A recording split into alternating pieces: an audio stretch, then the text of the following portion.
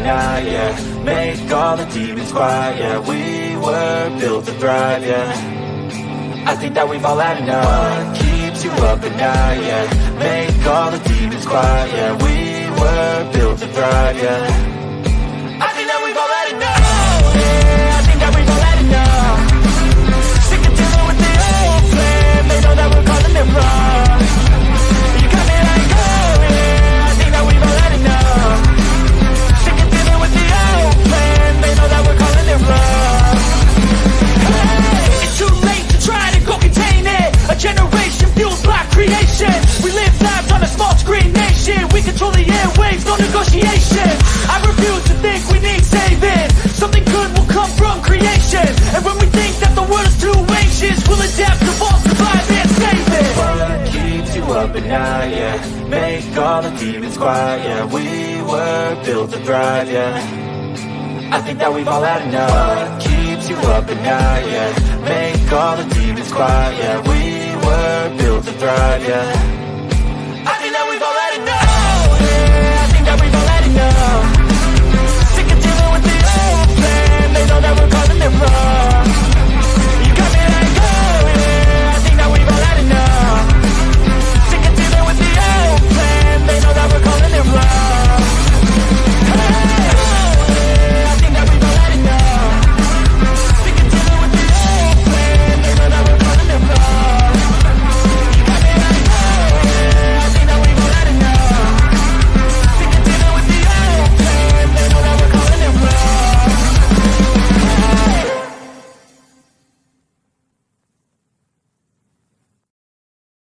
This is Houston Control. Checking for backup. Backup initiated. Locking out all ports. Clear. And we are good to go. Good to go. Thank you, Houston. We got it from here. All systems are nominal. Good to see everybody. Good evening. This is Sovereign Soul Unchained Mind. Good to see you all here tonight. Coming to you live 250 miles above your imagination in the International Fake Station. And we've already got some people over here right now. Let's just take a look real quick and see who we've got. And I got some cool thing I wanted to show you here in just a minute too. It's pretty cool. It's based on that. Oh, you never see the sun change size, you know. The sun is always the same size. Well, we've got some stuff to show that that's not absolutely true. We got Anson Howard here tonight. Austin Murphy, good to see you, my man. Axis Monday, FE Nation. Looks like Austin's the only moderator in here. You got your work cut out for you, brother, until the rest of them arrive. Nope, there's Dreamy Lynn. Escape the Change just showed up. FE Nation. Kate Emma is here. Malcolm Sheen, Thrashless Smith, and Tobin Schwing. And that's just so far. So we had a good show last night. I had a great time with that, which brings me to something that I really want to discuss with a lot of people in this. We don't want to be them. Okay? Their hostility on the globe side, the hostility and the name calling and that shit, if you really think about it, is based on, well, we know what it's based on. The fact that they don't have any logical arguments to refute anything. And when you take what they thought was logical argument and you show that that's absolutely not true, then they tend to have a little bit of an attitude about it. And of course, revert back to around the same mental maturity rate that they were at when the programming took place. So we don't want to be that. We don't have to do that. We don't have to do that. We just keep on plugging along. And when you got somebody in here, we get trolls in here, and they're fun to fuck with and argue with. I can't agree more. But we're not going to block them. We're not going to block them. They're here for a reason. Now, as I've stated before, if I claimed some kind of a ludicrous thing about the sky is made out of orange peelings, I don't think that anybody would argue with me very long about that. If I told them that grass was actually chocolate, I don't think anybody would spend days, weeks, months, or any time at all even arguing about anything like that, because it's just, we know that that's not true. And so I think a part of it is that they don't want to appear interested, but they are interested, or they wouldn't fucking be here. What do they think they're going to do? Like shut us down or something with their stupid comments? Come on. So let's see if we can't. Well, some grass is chocolate thrashless, some of it. But let's just see if we can. Let's see if we can be above that. You know, and I'm sure that you can. And it's not easy sometimes, especially when somebody's hitting you and pushing your buttons and trying to be a childish asswipe. But that's all right. You got to consider the source. These people are insane. Okay, this is what you have to understand. These people are out of their fucking minds to begin with. All right. And that's not an insult. It just is. And it's due to this evil system that we live in that seeks to destroy your mind as soon as you pop out of the puss, man. They want to fuck you up as soon as you're born. So you have to have a little bit of understanding with that. Of course they're going to be hostile. Of course they're going to be, you're hitting their entire reality. And some people just can't handle that. So we'll see if we can kind of, at least that's what I'm going to do. Y'all do what you want to do. You want to argue with them or whatever else. Hell, that might be even what they're here for. But, they come up with a stupid comment. Hell, maybe sometime we'll address it and we'll just show how stupid it actually is, Anyway, that was my thought on it. I've been talking to somebody else about it here.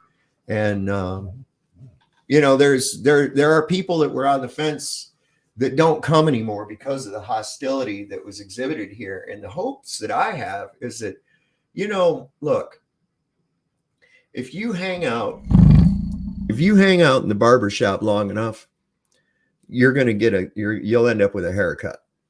That's all I can say. When you hang out in the barbershop long enough, you're going to end up with a goddamn haircut. And welcome to my barbershop. Step right up. That's the way I'm looking at it. So let's see if we can kind of do it like that, because see, that's what their whole, a lot of times people like McToon and Red and them type of people and shit, their whole goal is based out of ridicule. And this is the sheep's favorite tool, is that if you're not following the herd, they're going to bleed at you incessantly until you somehow just go along with it. You get tired of hearing they're bleeding or something like that. Well, sorry, I've never really give a shit. And I probably won't ever start giving a shit. I know and I operate from a place where truth is truth, even in a minority of one. And that's an immutable fact. That is an absolute immutable fact. If I was somehow able to convince everyone in the world, or at least a good majority of them, that a brick of lead will float in the ocean, just a solid brick of lead will just float in the ocean, and I make up some kind of a crazy ass equation proving this nonsense, using assumptive values, of course, like the Globers do, would that make it so? Would it make it so? No, of course it wouldn't, because demonstrable evidence would prove without a doubt concretely that that can't occur. So when I say it is impossible to have a gas pressure system next to a vacuum without containment, that's true. That is demonstrably true. That is unshakenably true. Unless someone can prove that this theory of gravity, whether it's mass attracting mass or whether it's the bending of space-time or some other nonsense, until you can actually demonstrate that without begging the question, then it remains a fact forever. I mean, if I were to say that it is impossible for you to physically turn into a chicken, would I have to prove that any way at all? No, of course I wouldn't. No, because everyone knows that that's absolutely fucking impossible for a human being to just turn into a chicken all of a sudden. And so when we know through life experience, physics, and everything else that it's impossible to have a gas pressure system next to a vacuum without containment, this remains so until it can be demonstrably proven otherwise. And so far, there has not been any proof of this. This is nonsense. Okay. In fact, any kind of a gas pressure system requires containment because the root word of pressure is, of course, press. The definition of pressure is the act of pressing. Okay, so what in the is pressing against the atmosphere to make this magic bubble that somehow floats? It can't be mass attracting mass. If I take a big, huge helium balloon and increase its mass, and the more mass of helium that I place inside that balloon, the stronger its tendency to oppose the mass of the earth becomes. So much so that I can have it lift extremely heavy objects into the air that are so-called held by the gravity because of their mass.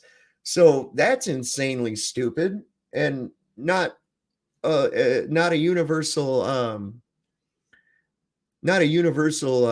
fact or anything else like that. It's just some kind of a theory. Some dumbass had an apple fall on his head and decided, oh, that's because of gravity. Well, what if that apple had fallen into a bucket of water? Now what would that be? Because what happened to the gravity once the fucking apple got in the water? Well, now it's subject to Archimedes' principles, which maybe about 2,000 years before this guy had an apple drop on his head, already had fucking worked out. Okay. So this is crazy shit that these people actually believe. But this thing about the sun never getting smaller, I've got a cool little video I found on this. And this is pretty good if I can actually get it to come up. What is going on? That's my media player. Oh, I see. So it worked like that. I see.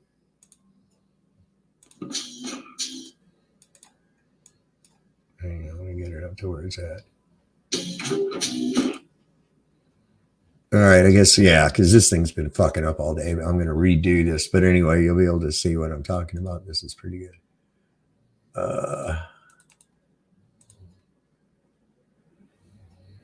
Now, this is with filters. In fact, you know what I'm going to do? I'm going to just grab it off of this other thing because I'm going to have to re-record that. I missed the very first part of it because everything was fucking up here today. Let me go over here to Fartbook. Go to my profile. There we go. Let's see.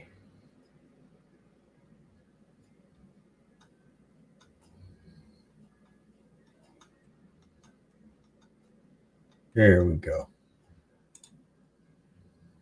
Hold on. Let me pause it. This should be good enough. All right.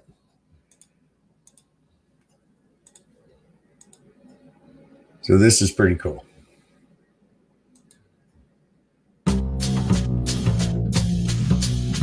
going to pause this so you can, I'm going to read this to you in case it's not big enough for some of you to see. In fact, let me see if I can't just go ahead and do that for you. Makes it a little bit bigger. But it's a Southwest Solar Filter Sunset 3, filmed from 4:28 p.m. to 7:36 p.m. MST. And it gives a date of 9/7. It's in New Mexico, Belen, New Mexico, on September 7th, 2022, using a Camel Rebel T6 black polymer lens filter, 18 to 250 millimeters Sigma DC lens, locked at 18 millimeters. NTSC 30 4:3 auto aperture. Actual duration of sunset was 188 minutes, 3 hours and 8 minutes. Time-lapse speed, 2,500 times. Shown, original, and inverted. Okay, the solar lens proves that the sun is small, local, and moving above the land. The land on which we stand does not move, nor has it ever. Now watch.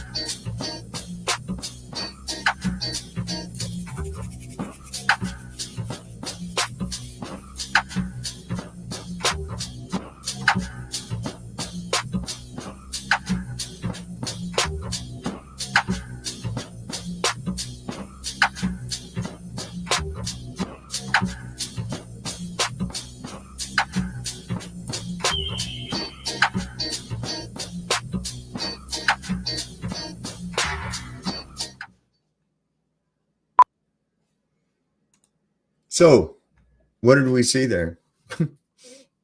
It would appear that, why is this not doing what I want it to do? Over here. There's Roofy. There he What's is. happening, Roofy?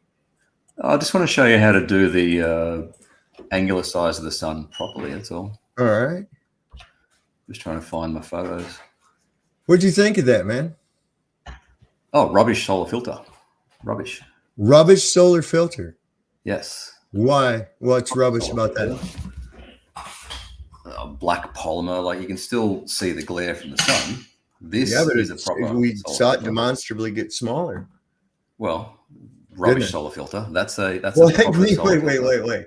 Hold on. Well, why would the solar filter have a reason why it would or wouldn't get smaller? What does that have to do with it? It didn't block out the glare. You can It still see the glare. yes, it did. That's why you saw it No, get it didn't. smaller. Get a proper solar filter like this one. So this is ND 100,000. Yeah. So, in other words, get one that doesn't show it going smaller, right? That's what you're saying?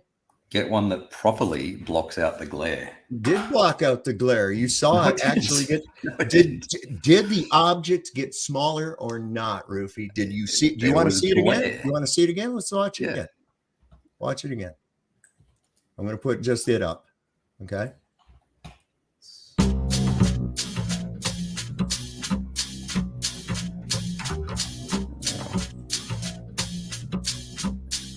I think we can do without.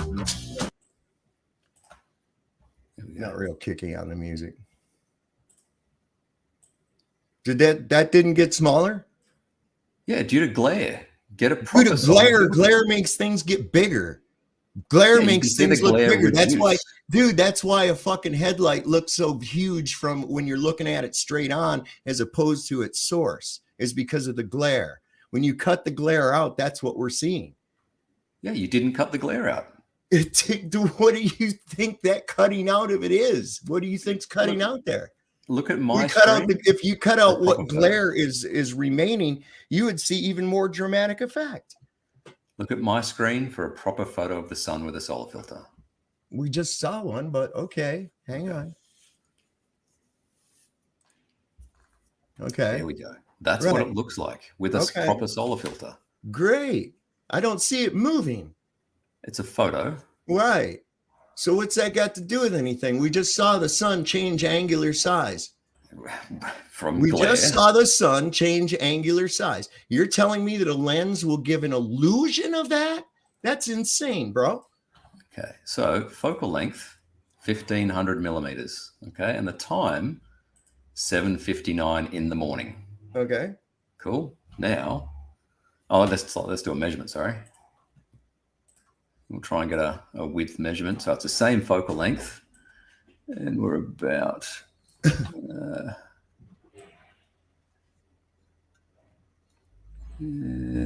roughly, where is it?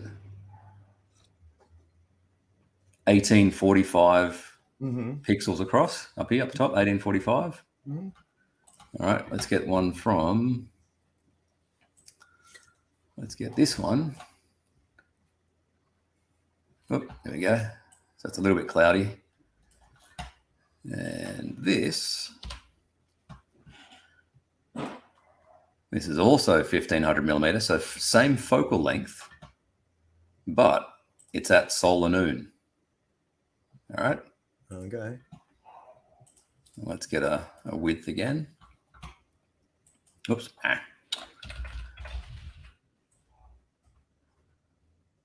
So your claim is that glare will make something appear smaller? Bigger. That's your claim, is that glare will make things Bigger. appear? You're gaslighting now, because that's not Yeah. true ever in the history of fucking light. There we go. So that one's 1844 pixels. So we're a pixel off. Okay. Maybe cut it. Yeah. So it's the same size. Okay. Well, Yeah. we just saw it shrink, and you're claiming that. Hold It's a on. better filter. Wait, you're claiming that glare, maybe that was a better filter than what you're using, because That's a rubbish filter. You apparently still see the glare. you're talking about something that is exactly the opposite. You're saying something the opposite of what is reality, because glare does not make things appear smaller, ever. I didn't Ever, claim that. ever in the history of fucking light. In fact, a distant light can be a group of lights and appear to be one round big light from a distance.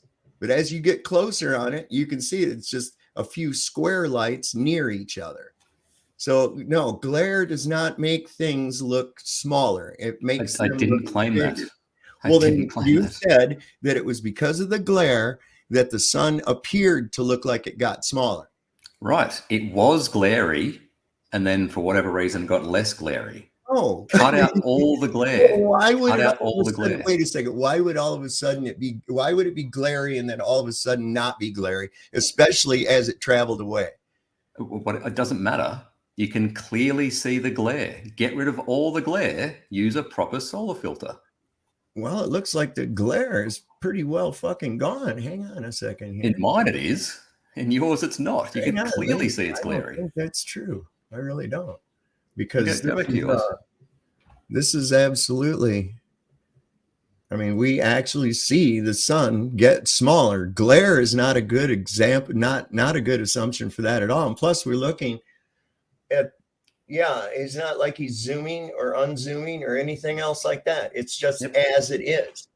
It's just as it is. All right, so here it goes. Yeah, and near the start. All right, I'll pause it. Near the start, lots of glare. Use a decent solar filter. Okay, all right. So that glare should still be present. Watch. It cuts it. For whatever reason. What happened? Why did the point of light fade out to nothing? Yeah, for whatever reason, there's less glare. Maybe it got close to the horizon. Maybe. There's a lot of maybes. We saw the sun get smaller, Roofy. That's all. I've demonstrated this is a proper I know solar you filter. I know you demonstrated. I demonstrated too. We saw Use a proper the solar sun filter. get smaller.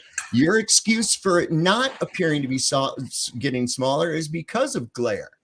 That's what you guys always say. Now you're flip-flopping. It's just like the same thing as you say when it comes to the old Greek guy in his sticks and shadows. The sun rays were parallel, but then when it comes to your eclipse, then they're radiant. They're divergent sun rays. Then for some reason they switch up. They switch up when they know, the sun rays know when an ancient Greek guy is putting sticks in the ground and when there's an eclipse. It knows the difference because it's intelligent or something, right? No, How do you have it both ways? How do you get it both ways? We can talk about that in a minute. Is there any glare in my photos? Oh, I don't know. Maybe the outside edge of that is the glare, for all I know. No, I don't really know. In yours, but anyways, you know what you need to do. Take that great ass filter of yours out and actually do a time lapse just like this one with it, and show the results of that. Sure. That would be the best thing. Listen, this is why I hate static pictures. This is why I hate static pictures. Because it's really not indicating as much as you see when you actually have a demonstration. Because I can take a photograph of anything and tell you, hey, oh, well, this is this. And, just trust me that that's what it is. And so that's why I don't like to use photographs a lot. I like to use video. Yeah, and I think that most people should be doing that. They really should. And your video is rubbish. What's that? It's just rubbish. The video is rubbish. Well, that's your opinion of it, know? What was the focal length? 18 millimeters? Let's see. Let me back it up and see what it was. This thing is stupid on this platform because it won't let me back shit up. So I got it there. Okay. What was it now? Let's see. It says that it was a Canon Rebel T6, 18 to 250 millimeters Sigma DC lens locked at 18 millimeters. Yeah. So how are you meant to measure the angular size of something with an 18 millimeter lens? Well, there was nothing in there to actually measure with anyways. The thing that what we saw though was that the point of light became smaller and smaller and disappeared. Right. Started off glary, got less glary. All right. Well, then you do it with that filter, that snappy filter there, and show it. And then if we can see, because I'll tell you what, even with other filters, we've actually measured the diminutive size within the pixel range of it when it goes off in the distance. This is also going to be dependent too on what time of the year it is. Okay. If you're in the north and it's December, it's going to be much smaller to begin with anyways. We see that all the time. The sun is not huge like it is in the summertime, like in June. That sucker's like right there. Same thing with the moon. This is why the moon appears different sizes that it does. I mean, we have great big huge moons, and then other times we see a small moon, and it's all just due to the distance that it is from between the tropics where it travels at.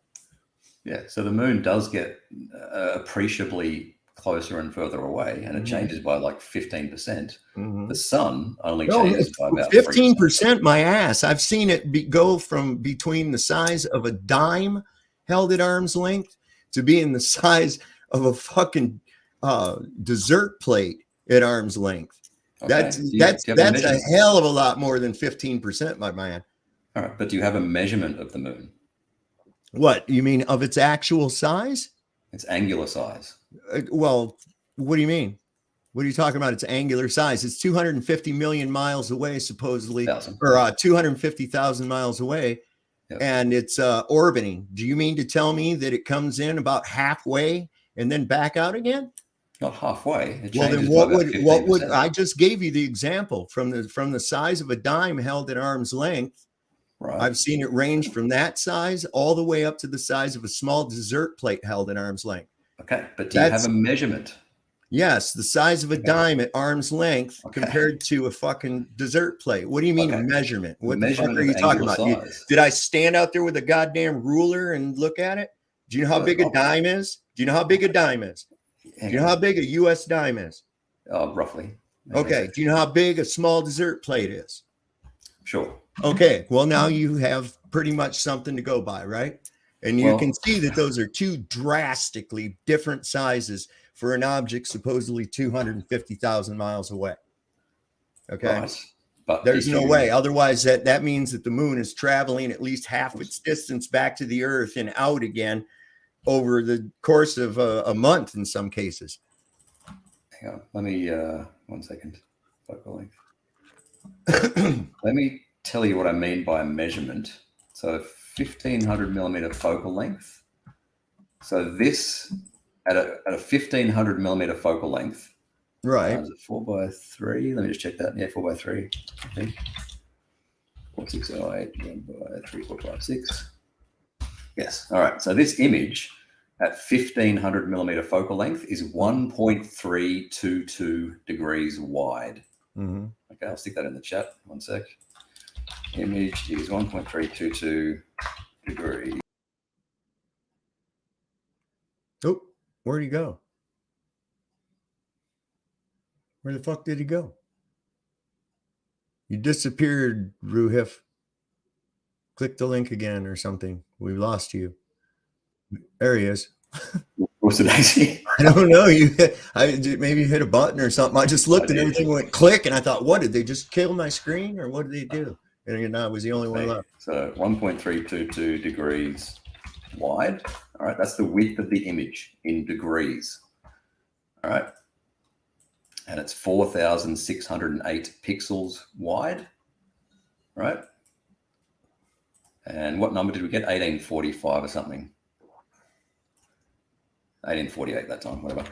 So I share my calculator. If I just go 1840. What I don't understand what you mean by degrees wide. What does that mean, degrees? That's your field of view. Okay, all right. Yeah. So if you look to the left of your photo and then look to the right, that's how much you would change your angle. Okay, all right. Cool. All right. So let me share my calculator. Failed out of the space station. I checked. It's okay. He fell out. I threw him an oxygen tank, and he swam back in through the hatch. He's good. All right. So we measured it as 1845 pixels, right? And there are a total of 4,608 pixels across the total image. Okay.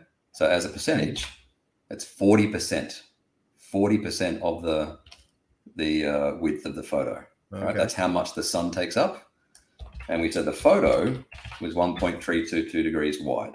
Okay. You're sharing the calculator. I've got the calculator on the screen. Oh, yeah, I got it up there. There wasn't something up there before. I was just waiting. So I'll do it again. So 1846 pixels, and the total width of the image is 4608. So the sun takes up 40% of the photo. Okay. All right. And the photo is 1.322 degrees wide. So the angular size of the sun is 0.53 degrees. Mm-hmm. That's the angular size of the sun. Okay. 0.53. Now we can go into Stellarium and check what size was the sun on that day. How close are my measurements? I can't just do that out. Can I share Stellarium? Maybe not. Do I have it? No. I'm not really, although we talk about them from time to time, I don't find that the things in the sky to be as important in discovery as in determining the condition of where we're viewing them from. Yes. But nevertheless, they're still interesting. I know that they're not the sizes and distances they tell us. That's absolutely not true what they tell us about that. In fact, how they would even come up with such a ridiculous calculation is beyond me. They always so I've just checked in Stellarium. Assumptive values. I've just checked in Stellarium, and it says the apparent diameter of the sun on that day was 0.527. So I got 529. Cool. Nice. Pretty close. Right? Pretty cool. Yeah. So we can measure the angular size of the sun. So your picture of the sun does not indicate that you saw a change in angular size. Correct. However, there are observations, including my own, that would differ with that. In fact, even with all the glare never taken out, we can see that it does the same thing, that it does indeed get smaller in size. Okay. By measuring the pixels, I'll see if I can find that. I have one. That'd be good. That it's like a time lapse, and it's pretty cool. Actually, I'm gonna see if I got it in the download here. Who is that? Please don't give me an 18 millimeter focal length. Like, how are you meant to make a measurement from that? I'm trying to remember which one of these it's in. This wasn't going to be the focal of tonight's thing. That was just something that we were talking about. We're going to do that.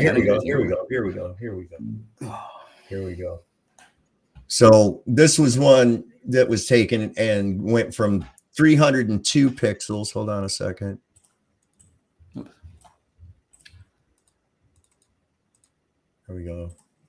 Went from 302 pixels to 290 pixels. And that's with your glare and everything else involved with it as well.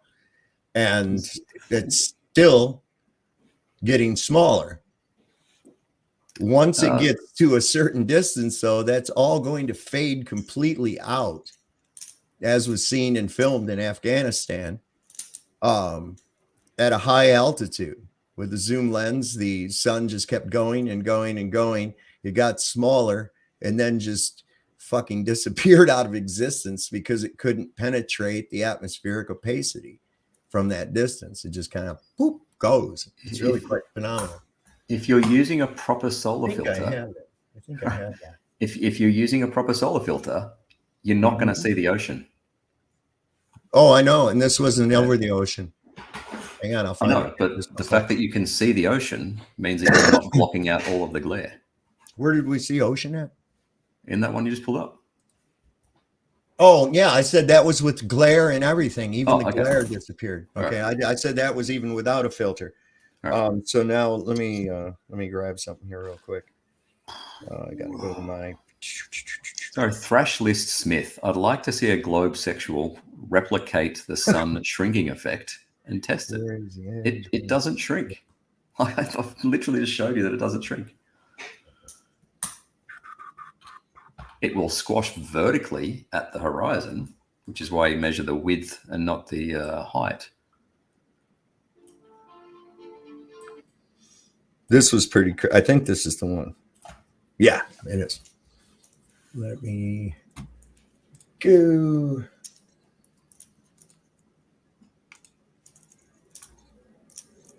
This is always so fun.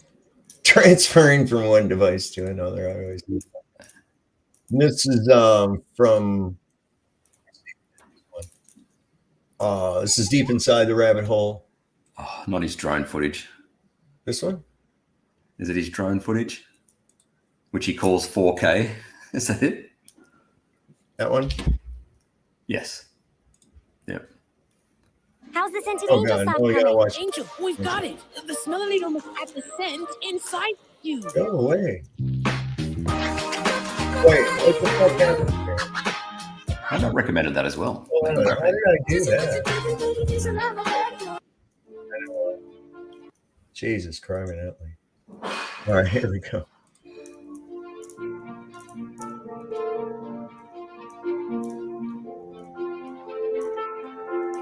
It's got Russian subtitles. Why have you got Russian subtitles there? Russian. Read it.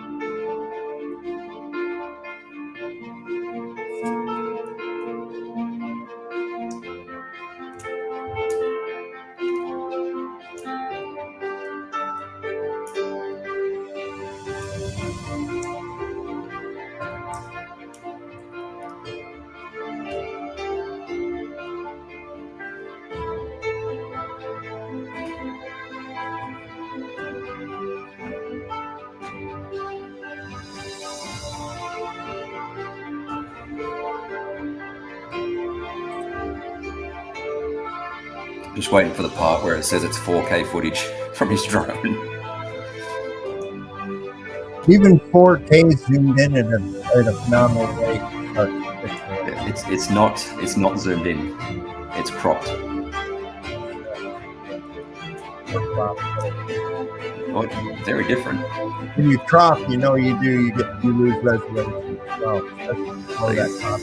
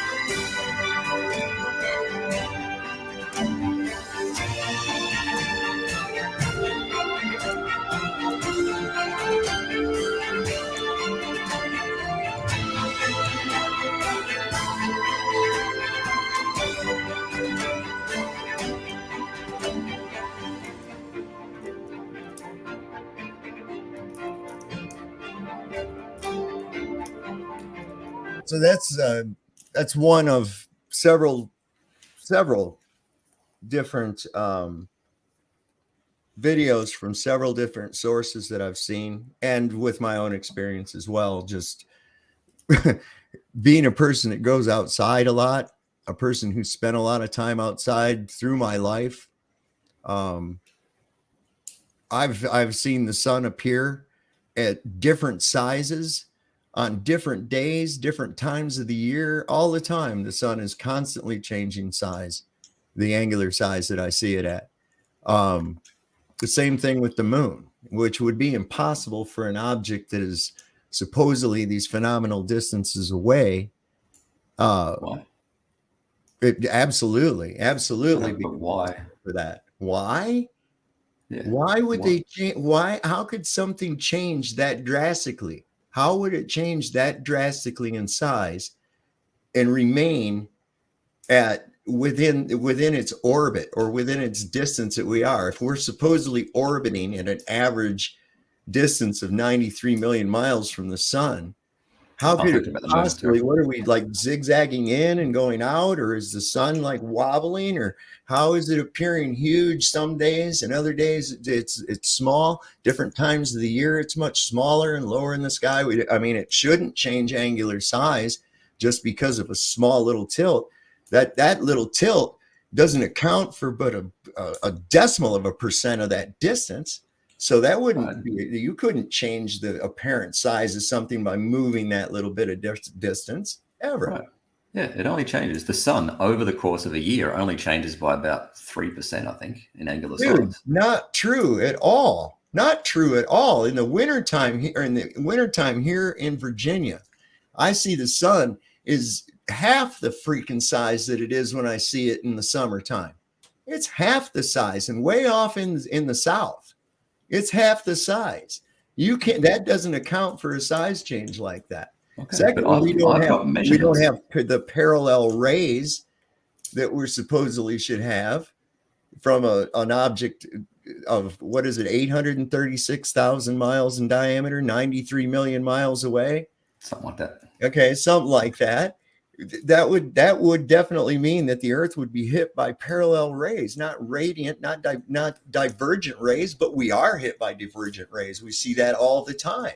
Yeah, we'll get to that in a minute. I have measurements of the angular size of the sun, and they from don't your change. Location. Yeah. Okay. Yeah, done correctly. All right. Well, I don't care. Look, I'm telling you, I know what I see. I know what I see. I don't need to fucking take a ruler to know that a small dog is smaller than a big dog. I don't need to do that. I don't need to use a ruler to know that as the object gets further away from me, it gets smaller. I also don't need a ruler to see that it gets bigger as it gets closer to me. Okay. Good. I've done accurate measurements. Observation. See, that's an actual observation that we all make every day, all the time, all year. I mean, what? I'm going to go out there and go, hey, look, there's the sun in the wintertime. And well, you're going to measure that. And I go, wow, it's a lot smaller than it normally is. You know? Yeah. Not a problem. Yeah. Make an accurate measurement. Make an accurate measurement with the proper equipment. Okay. Yeah. Or I can go, hey, I know that things get smaller as they move away and they get bigger as they get closer. And in order for something like that, that distance to be come that much bigger, it would have to go a good distance closer for it to appear that bigger. And that would, you know, I mean, what are we changing orbits or what? No, you're just not making the correct measurements. So it's not bigger. It's not twice to three times bigger as I see it. Nope. Wow. Wonder why I see that then. I wonder why I see that. Make an accurate measurement. Maybe I'm just not doing the math. I know maybe the next time if I get a stomach ache, if I do the right math, perhaps I'll feel better, right? Maybe. Yeah, right. Okay. So illumination. Make an accurate measurement. Illumination question. What's going on, bro? Asking. Thank you so much.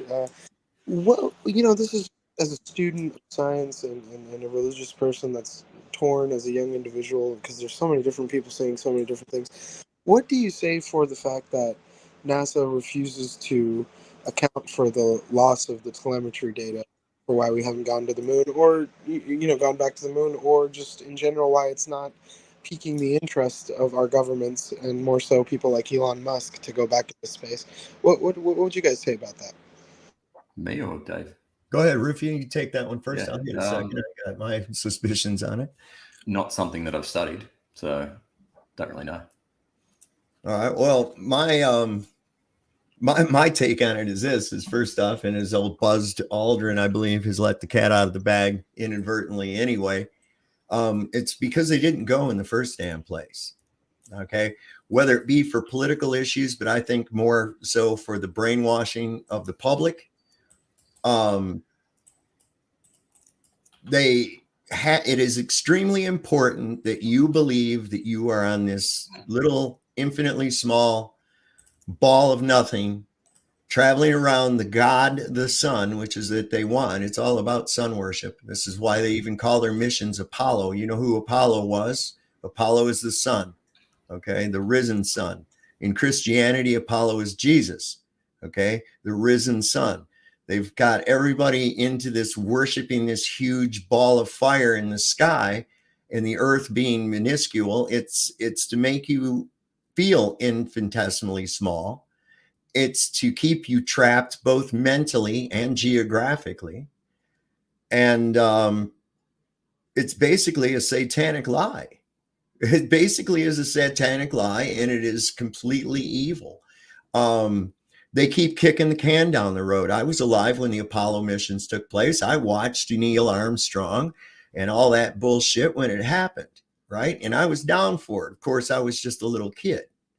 You're going to believe shit like that. My grandfather, he didn't believe it at all. But then as time goes on and they kept kicking the can down the road, they were telling us that, have you ever heard of the Presidential Physical Fitness Award that they do? Yes. Here in the United States? Okay, that was developed because the next generation would be going to space. Me. Because space was going to be regular all the time. You would be going to the moon to go shopping and coming back. Go there to visit mom and dad, shit like that. I mean, it was all still kicking the can down the road. And now here I am, 58 years old. And, well, I'd go back to the moon in a nanosecond, but we destroyed the technology. You got to be shitting me. Well, the Van Halen radiation belt, because they hadn't discovered it yet, it didn't affect you. So now that we've discovered it, it's going to affect you. It's all lies and deception. In fact, NASA is a Hebrew word that actually means deceive. So there you go. If you want the whole answer, the origins of NASA itself are rooted right into the OTO and satanic worship. And Jack Parsons, disciple of Aleister Crowley. I mean, the whole thing is... It's very intriguing because I've researched a lot of the stuff that you talked about. And of course, you added more onto what I have researched. But, as a student of knowledge and science and also the truth, it's hard because there's so many people in the scientific field that disregard these things. And then as someone who does want to have a direction in the spiritual faith as a human being, as a creatively intelligent creature, it's hard to denounce, all the corruption in the world and the war and the endless nonsense. And then it's like, okay, if there was something like this going on and this great distraction is taking place, it's just, unfortunately, I am not educated enough in that field. And oftentimes I'm intimidated out of questioning the aspect that we are, in an infinite universe on a floating rock going however many million miles an hour. It's very interesting is what I got to say, listening to every side, every aspect of it.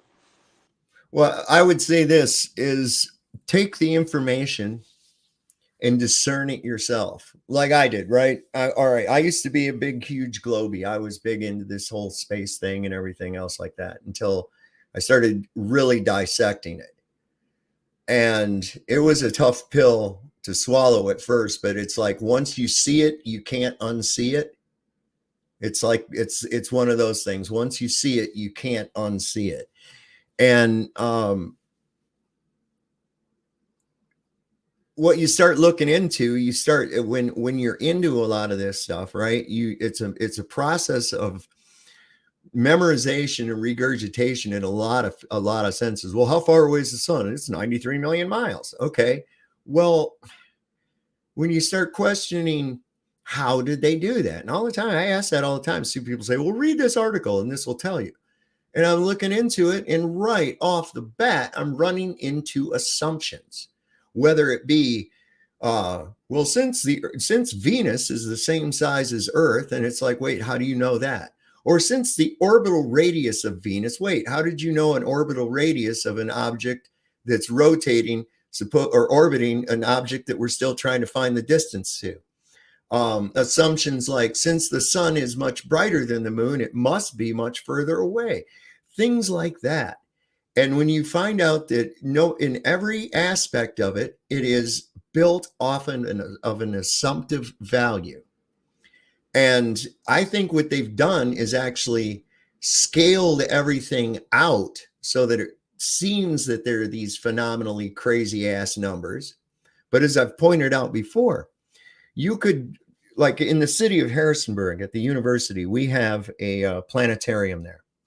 And that's pretty cool. They do the astronomy shit in there, and they also have Pink Floyd laser shows and stuff like that in there. But we all know that a planetarium is a place, it's an auditorium you go into with a domed ceiling that they project the stars onto, right? And you can set that projector to show the exact same night sky that would be outside the building if you went outside. You could go outside and it would be indistinguishable from what you're seeing on the inside. In fact, you could actually take the measurements of these objects in that room and using compass points and everything and make sextant readings with those. Okay.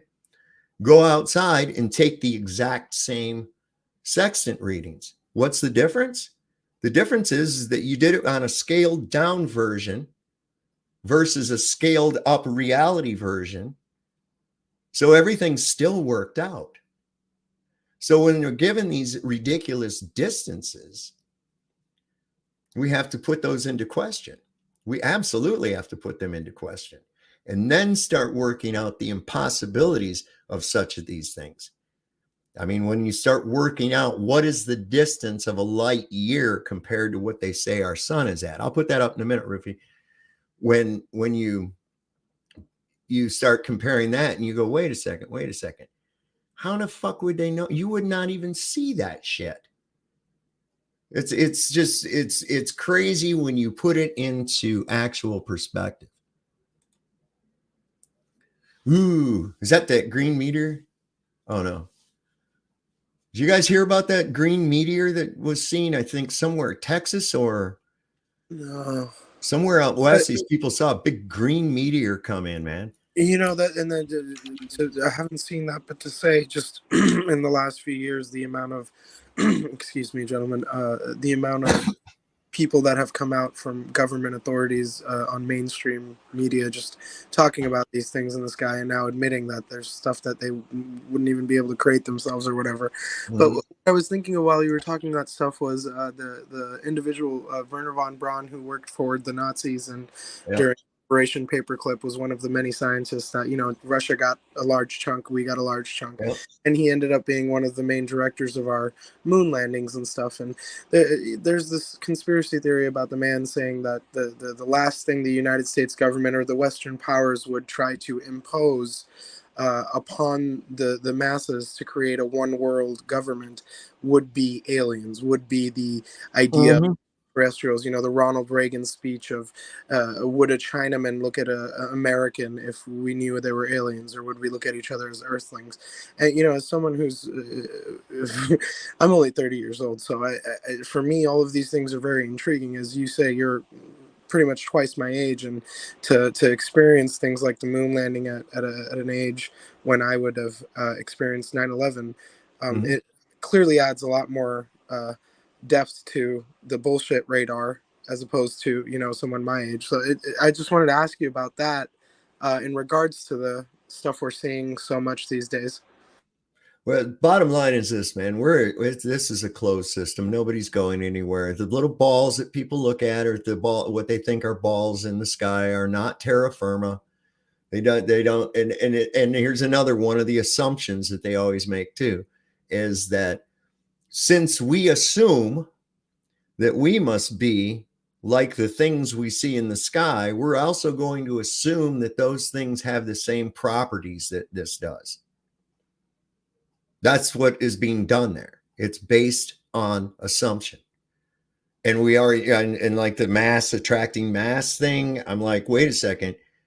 Why is it that as I increase the mass of a large helium balloon, that as I increase the mass of that helium balloon, its tendency to resist or oppose the mass of the Earth increases? So this gravity must not be a whole lot, if that can happen. What is that green light there, Roof?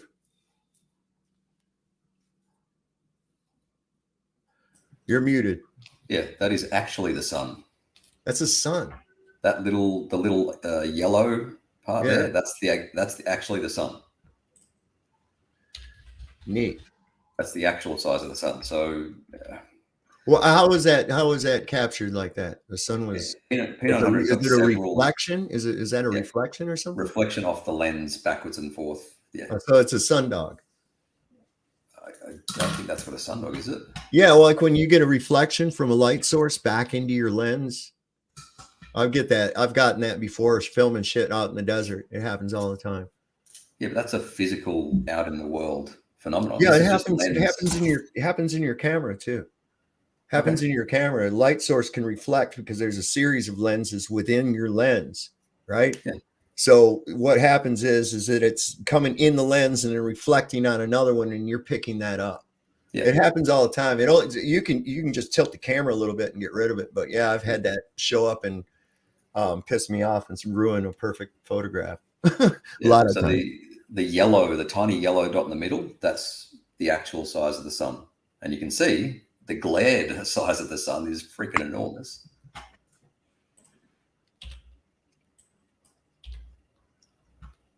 Absolutely enormous. Yeah. So the glary size of the sun. Huge. I don't really think a reflection in the lens though is a good indication of that. It's a reflection.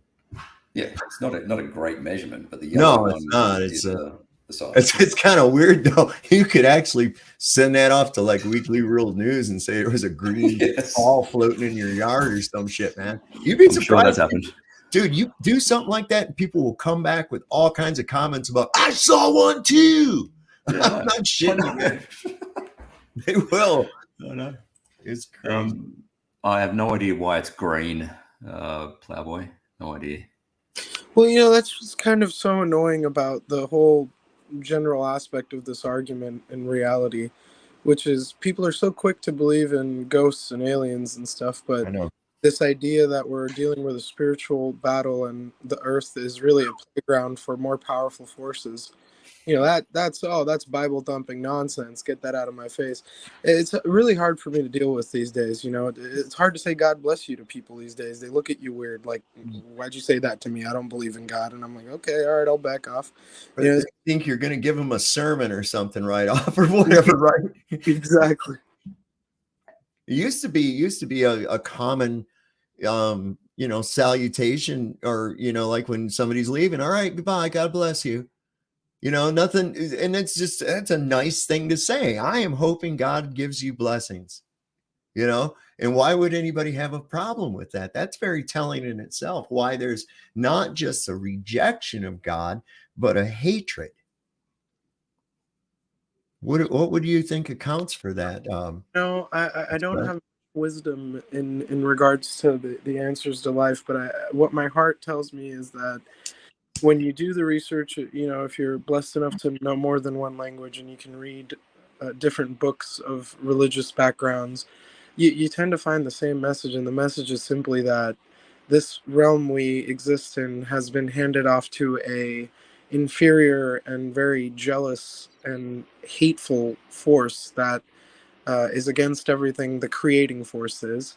Right. And if you're to believe in that, then it almost all starts to make sense why things are so backwards and nobody seems to be getting along. There's just so much chaos and vitriol and discourse amongst people that you would think would be, getting along, like families and communities. It's all gone haywire. And often I ask old people, why is this happening, and is this the end? And they tell me, no, kid, it's been happening for generations, since the beginning of time, since Adam and Eve. So you then stop worrying so much, because you go, well, this is just what it is, and you hope it keeps going. But it's often the thought of confusion and not knowing and hoping that things get better that leave someone stressed, I would say, from my perspective. Well, I have to say, and not to be off topic or anything, Roof, hang tight, we're coming back to it. I have to say that these things started coming about for me after I finally had quit drinking and was getting my shit together. And then I was still on the fence about a creator or anything like that. I've never been religious, although I do know a lot about various religions. Now I have a firm belief in a creator, absolutely 100%, because it's sort of like once you come to it, and like I said, you can't unsee it. It's like there's no denying it. There's absolutely no denying it, that this thing is actually a created environment that we are actually in the center of. We are the universe.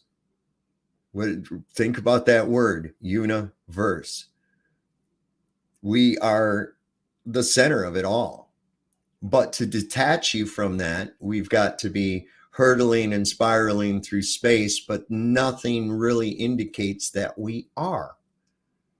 That's the whole thing. There's no proof of it. I know that because we have the same.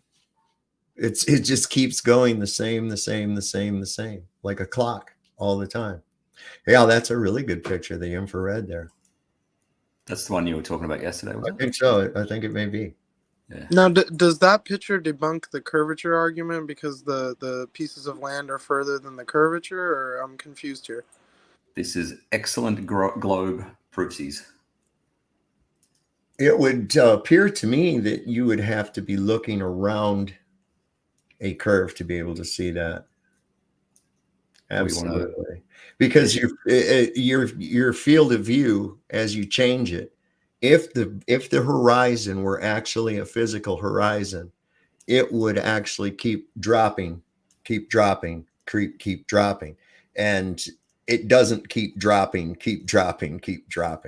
I think what was the thing? It's the SR-71 at top speed would have to be dropping like a mile every half a minute in order to maintain the altitude without going out into space. A lot of globers get this wrong as well. It's not, this drop per minute is just the wrong way to look at it. It's not a linear number of feet per minute. It's an acceleration. All right, so everyone looks at this the wrong way. I think I explained this to Bob before he passed away. Where is it? Is that it? Ah, not that one. Doesn't matter. I did make a video on it years ago. My video, I googled my username every little while, and a few weeks ago I googled it, and someone had used that particular video or a quote from that particular video in a quote unquote scientific paper. Now I've got to find it. It was basically, it said something like, all that's required for a plane to follow the curvature of the Earth is a minuscule a minuscule difference between the lift and the weight, and that's it. But yeah, someone put that in a How do you scientific paper. account for? Because I have family that are veterans and current active duty, and some of them are in the Air Force or the Navy, and they use weapon projectile systems that they, having these discussions on a day where I promised them not to embarrass me in front of the rest of the family, right?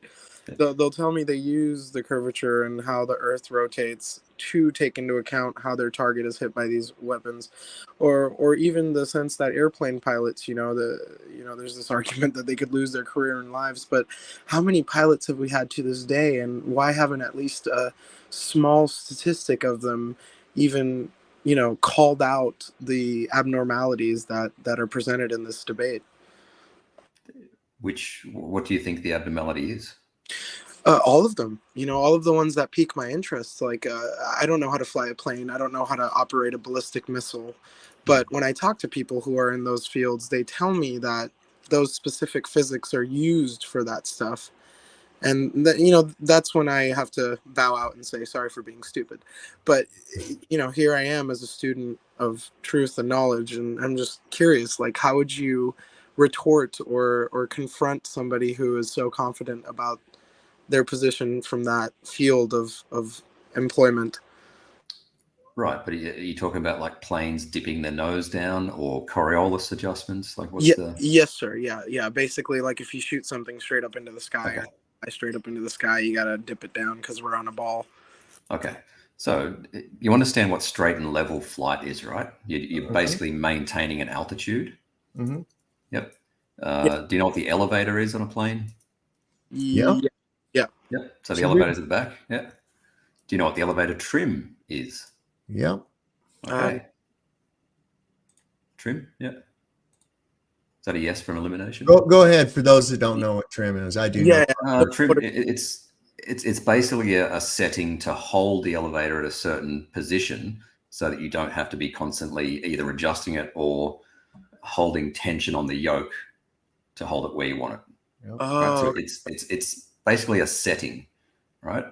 If you set your elevator trim correctly, such that you are maintaining your elevation or your altitude, you will follow the curvature of the Earth naturally. That's all there is to it.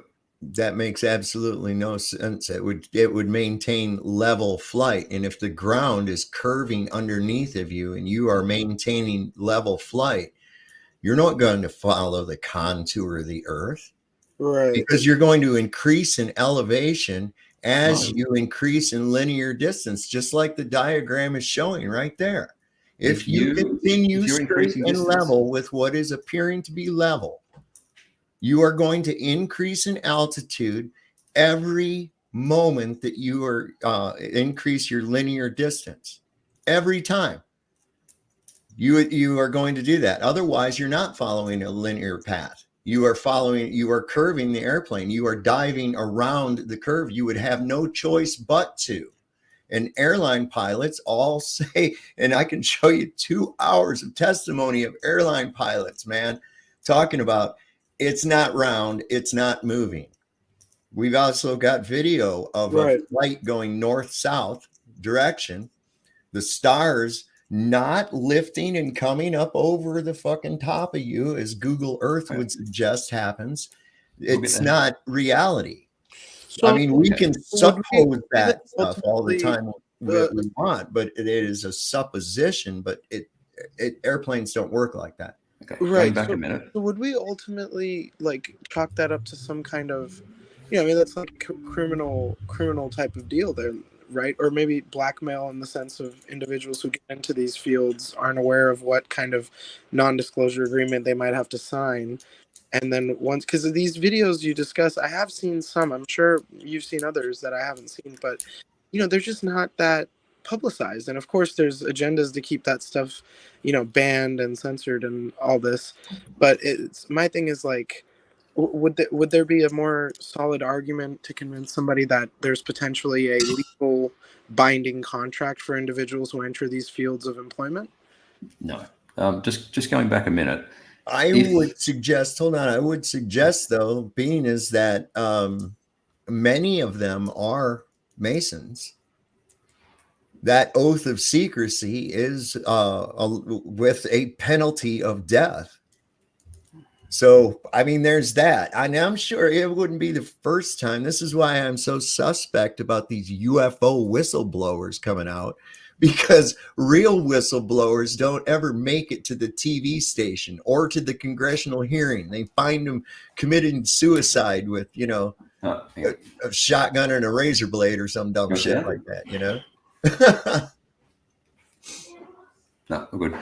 A couple minutes ago, you said you'd go off into space, right? If you are gaining altitude, then you are not trimmed to maintain your altitude. If you're gaining altitude flying, you won't gain altitude as you fly level. And if your trim and everything is indicating level, if you're indicated level with your artificial horizon, if you maintain level with that, your altitude will remain the same. Okay. The way the plane is working is that it's cutting through the air traveling over the wing surface is causing lift, right? And so in order to maintain it, that you have to keep a balance, and that's called level flight. When you are in level flight, you're in level flight. When you're in not level flight, you're in not level flight. So after just after a short while, what would occur at level flight on a ball is that the artificial horizon would start to indicate that it was going below the zero line. And it's not. How do you know you're not? How do you know you're not level flight? How do you know you're not in level flight? Because you're either climb or you're diving. Correct. Right. So your altitude is changing. The fact that the altitude doesn't change during level flight shows that the Earth is not curved. No, it just means you're following. Means you're following the elevation. You're following the same altitude. You're not following anything. You're staying level. You're not following a contour. If you wanted to follow a contour of something, if the plane wants to turn, it has to turn. Okay, it can't just drift. It doesn't just drift over to another, Right, but we're going talking from about north to east. It doesn't drift and do that. right, pitch. Talking pitch. Yeah, pitch. Right, And okay. and also you got pitch and yaw. All of those things are involved. Okay. We're And the only talking about airplane pitch, though. is flying level, and the instruments will indicate that it's flying level. And observations out of the fucking window will indicate level horizon all around the aircraft. All around the aircraft. Okay, And so that, if we're and that flying, and that artificial horizon will stay right there at that 0 mark. Now, if I Yeah. tilt it just a little bit up, I'm going to start gaining altitude. yeah, If I tilt it just a little bit down, I'm going to start losing altitude. But yeah. if I maintain level flight, I won't increase or decrease in my altitude at Right. all. Unless I hit a wind pocket or some shit like that, it might lift me Okay. up for a minute. Yeah, but what shape on a globe? What shape is that path of equal altitude? Well, that path of equal altitude would be an arc. In fact, an arc at 35,000 feet is a longer distance than the distance across the ground. They would have to, the airplane actually has to travel a larger distance than it would if it were actually lower in altitude. The higher the altitude, the further more of a curve that it's got to follow. And everybody knows negligible. that a curve is a longer distance than a straight line, right? Yeah, but it's negligible. This is why when they're measuring these distances, they first have to flatten the earth out, then measure it, and then pretend like it's got a curve on it. Right. So to measure the distance, you have to flatten it out. What do you mean by that? They flatten it out to get the distance, and then they act like there's a curve onto it. They've been doing this for years, man. Explain flatten it out. Explain flattening out and getting. Well, they pretend that the Earth is flat for their measurements, and then they turn around and act like it's got a curve on it. Explain that part. Okay, that's why they use a chord length when they're measuring between two distances. No, they don't. Yeah, they do. Especially when they're using the trigonometry to detect the distance to one of these distant objects. No, they use have a sign. They do. They use a chord length. They use a chord length, bro. You can't. You have an arc. There's no arcs in a triangle, bro. There's no arcs. Do not use a chord length to get a distance. There is no arcs in a triangle, bro. To get the distance between Sydney and Perth, let's say we drew it on Google Earth, that does not use a chord length. Oh, okay. I see what you're saying there. I was talking about when they're triangulating something. All right, yeah. The planes don't curve, man. The planes don't. Yes, they do. Pilots attest to the fact that it doesn't curve. They don't have to adjust it. Nothing. It just flies along level. Level flight is level flight. If I'm in the water, if I'm swimming along in the water, okay, and I start out where it's 3 feet deep, and I'm working exactly like an airplane, okay, and I fly level, right, totally parallel with the surface, and I continue out as it gets deeper and deeper and deeper. I'm not following. I stay level. And I'm not following the bottom of the lake at all. I'm staying level. Okay. Just like the airplane does. Okay. We disagree what level means. When the airplane's going along, right, and it flies over the Grand Canyon, it doesn't suddenly come down to the bottom, down to the Grand Canyon by that much and then go up. It's not adjusting for the ground. Of course it's not. No, it's just maintaining its altitude. Never have to. These guys can just put that fucker on autopilot, never even have to adjust anything, and it just flies straight and level. Well, it flies level. We disagree on what level means, right? Have you gentlemen? Well, no level. You know what? There is no. I don't know how anyone can disagree on what level is. Okay, I've been a carpenter for years. Okay, and I'm going to tell you what level is. Level is level. Okay, and it's perpendicular to plumb. And my level right here where I'm at is exactly the same as it is yours. Your plumb where you're at is exactly parallel with the plumb where I'm at. It will never be any different anywhere, ever. Okay. But level means different things in different contexts. So can we just say either flat or curved? No, because it's not. We're a topographical plane. Therefore, it's level. We have mountains, valleys, all kinds of shit going on up here, right? So what we do notice, though, is that we use water to find the level of any place that we're at on the earth, anywhere. I agree. I agree. We just disagree on what the word level means. That's why we should choose you a can different disagree word. all you want to. Level means level. It means parallel with the horizon. That's what it means. It means level. It means perpendicular to plumb. It means 90 degrees to up. That's all. Okay, I call that horizontal. Yeah, horizontal and vertical, plumb level. Okay, level is always level. It's not different. Level is not different here in Virginia than it is in California. It's the same fucking level. In fact, if I ran a wire that could go level here and run it all the way to California, right? It would still be the same height that it was here. It would still be the same height there as it was here in direct proportion to the topography. But the wire is not going to curve. It's not going to curve over. In fact, if I could run a wire from you to me in Australia, I guess you are, all the way to me, that wire would remain perfectly straight and level. It would never curve. There would be no reason for it to curve. Okay. Not too sure where to go, but in surveying, in the context of surveying and mean sea level and that sort of thing, a level line is curved. That's just how it is defined. So, we can choose different words, but saying something's level, choose a more agreeable word so we can have a conversation. Well, just about everybody I've ever known agrees on the word level means that it's parallel with the ground, with flatness, with 90 degrees to straight up. That's all. Okay, but listen, if I even deviated away from that when I built a house, it would be a disaster.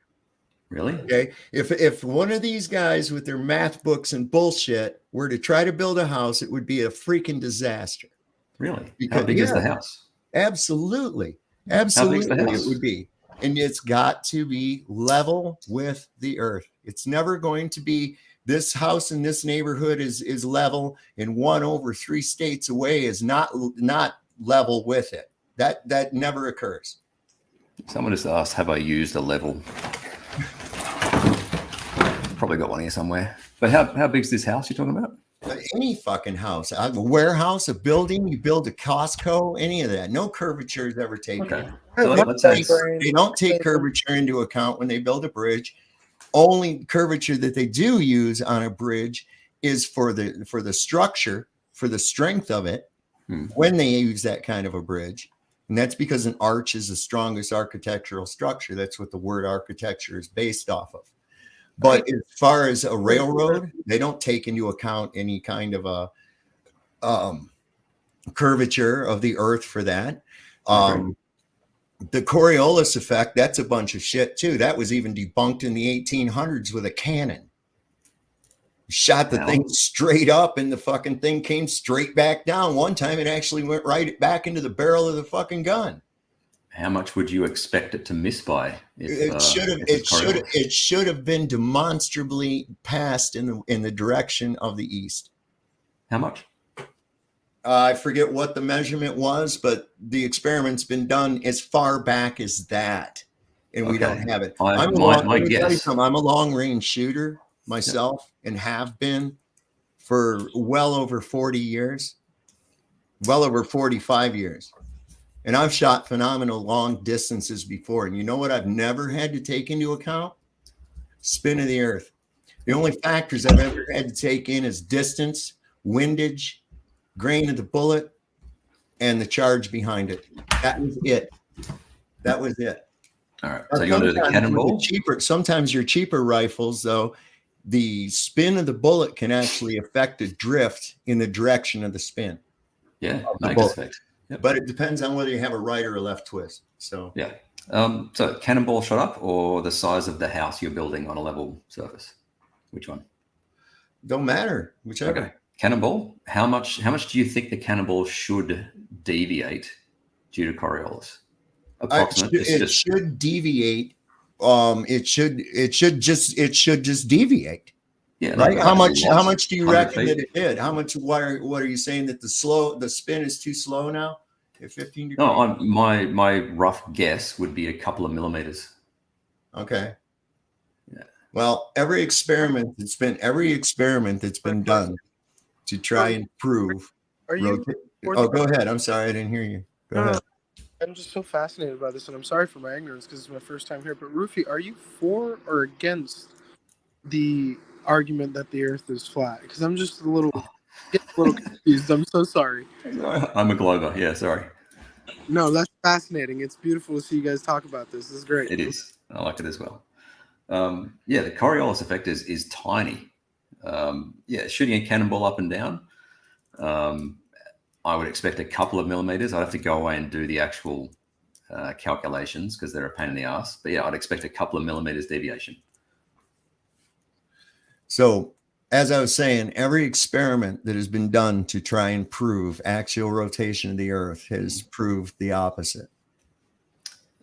We spoke yesterday about proving things with experiments. Yeah. It was basically, if my hypothesis is true, then I expect a certain result. Right. I do the experiment and get that result. Therefore, my hypothesis the thing is was true. is they didn't get the result they were looking for. They actually showed a deviation in the amount of drift when they increased in elevation. Sorry, I got a text. Can you say that again? Sorry. I said they actually detected a deviation, a less drift at the higher elevation than was at ground level. Is this Bob's Yep. gyro? Yeah, I want to see that. They took it to Pikes Peak, right? I want to see the data for that. Yeah. I think Jaron Campanella's got it. I think it's on his. I think also Deep Inside the Rabbit Hole's got it on their site as well. All right, cool. Because that Netflix thing, that was really a fucking hack job that the TV company did, and that's par for the course. They're in with it too. I mean, you got to let's consider that outfit there. They still have that fucking cuties thing on there, and it's like, are you shitting me? That's the most frustrating part, right? Is like the stuff that's made to oppose is just clearly hack jobs, and then like the things that I feel like anyone who has a brain, why can't we get answers for like the telemetry data, or why can't we get answers for the Van Allen radiation belt, or like why can't we get answers for Neil deGrasse Tyson saying it's a spheroid and then pear-shaped? I don't even know what any of that means, but like it seems like the really good arguments are always avoided, and the overwhelming scientific data kind of intimidates anybody who has a naive and curious mind to the question and the answer of everything we're talking about.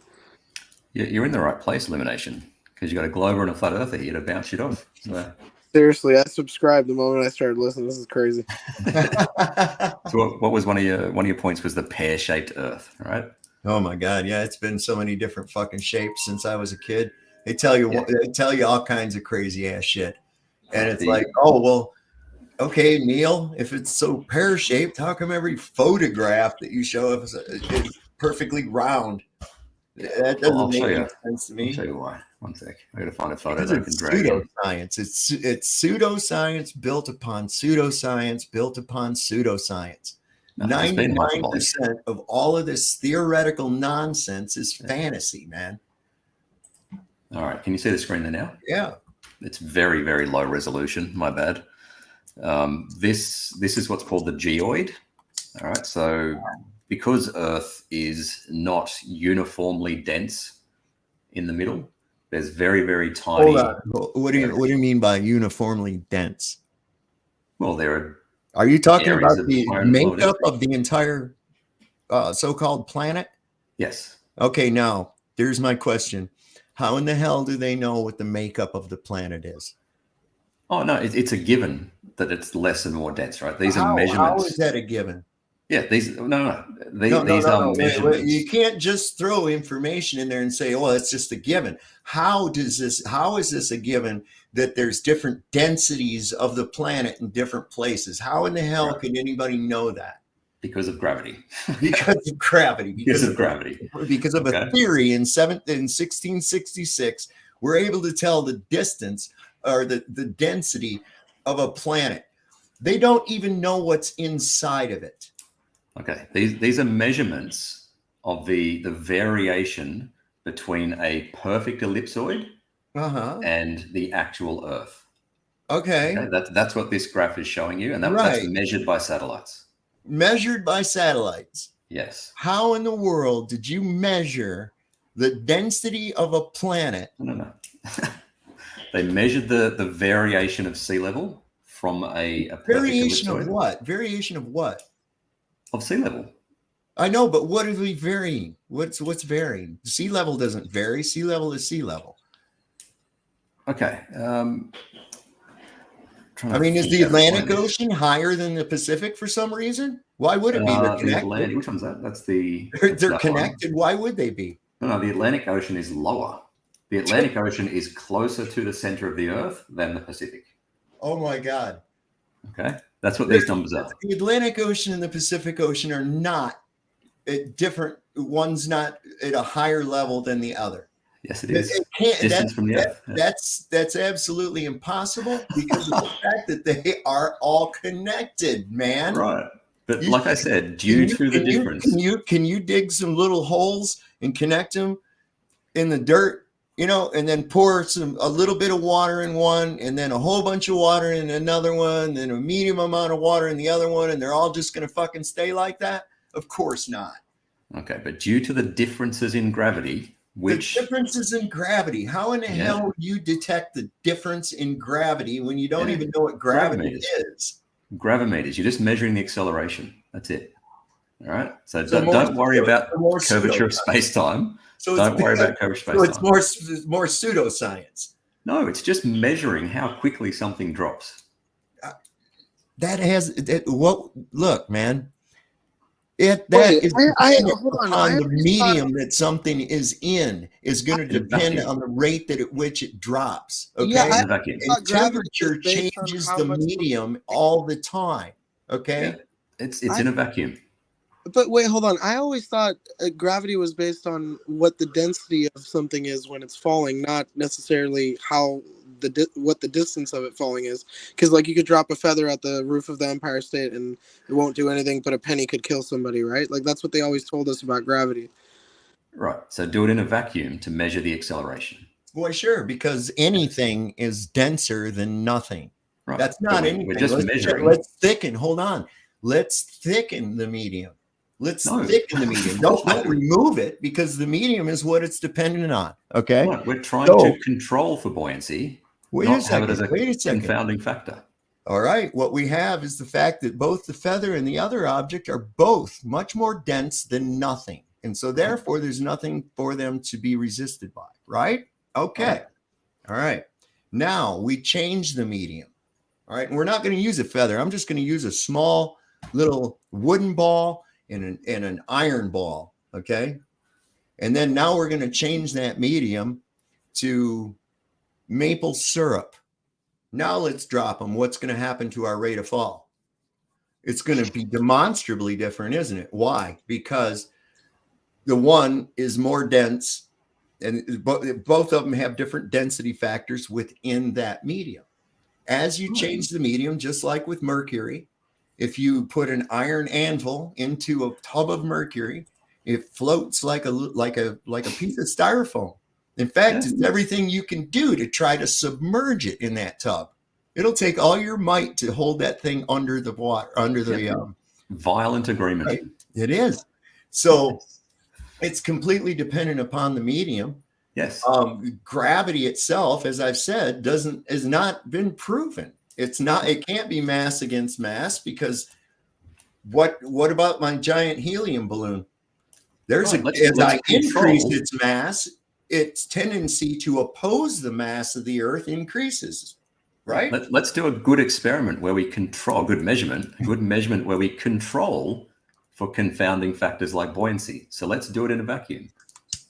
So we get an accurate measurement. Right. You're not okay. So what have you got now? What we have now is that both objects, any object within that non-medium is of course going to be denser than the non-medium that's in it. And so they're going to drop. There's nothing to compare. Right. So let's measure how quickly it drops. Yeah. Okay. That's what we've done. So, Okay. That's because, as I said, both objects are much, much more dense than the medium or lack of medium in which they're in. And so their rate of sink is going to be much faster. Of course it is. Okay. So we're going to have different, what we have discovered is that there are different accelerations at different places all over the Earth. Right. And this is this is due to gravity being uneven, or could it be could it be that the density of the atmos in which you're dropping it has either expanded through heat or contracted through cooling and either become more dense or more buoyant? So it's in a vacuum. That's not conclusive at all, because we've already just demonstrated that a change in medium will change the rate of fall, didn't we? Right. And we also know why we're doing it in a vacuum. Temperature. We know that the temperature and the atmos is not uniform due to the fact that there's constant temperature fluctuations, which cause high and lower pressure systems that, when they converge together, equalize in a result that we call weather. So that's not proof of gravity at all. That's proof of different densities. Okay, we're measuring the acceleration of an object in a vacuum. That's right. The whole point. Is the Earth a vacuum? No, but the gravimeter is. So the Earth has atmos. Am I correct on that? The Earth has atmos, right? Right. I'm trying to say. No, hold up. All right. So what? You go and measure it in a vacuum at each one of these places or something? Is that what you're doing? I don't know. They're not. Yes, that's what gravimeters do. No, they are not going everywhere in the world and measuring density or fucking dropping shit in a goddamn vacuum. Yes, they are. Yes, they are. Okay. All right. There's gravimeters all over the world, and they measure. I know. I remember I was talking to this guy from the Zulu tribe, and he was telling me all about his gravimeter. He was really quite proud of it. They lived in a hut with a mud floor and shit, but he had a gravimeter, I'll tell you. Jesus Christ, come on. There again, that's more fucking pseudoscience. And how you just said that they tested that with a satellite. So how in the hell was a satellite using a vacuum chamber on all places of the Earth? No. On Earth, we measure different rates of fall. Right? You just got done telling me that they did that with a satellite. Yeah. Yep. Well, how in the hell was a satellite measuring that shit? Okay, satellites. This is actually really cool. Okay. So you actually have multiple I bet satellites. It is. I bet it's cool. Okay. You have multiple satellites, multiple satellites orbiting the Earth, and as the gravity changes when you go over a certain part of the Earth. Wait. How would you know that the gravity changed? Because we can measure it, right? But this is what happens. So an object going. No. On the Earth, we measure different rates of acceleration, right? Well, that's your claim. Okay, hang on. We'll just go with it, though. It's your fantasy. We can play it. I'll pretend with you. 1 second. Oops. Right.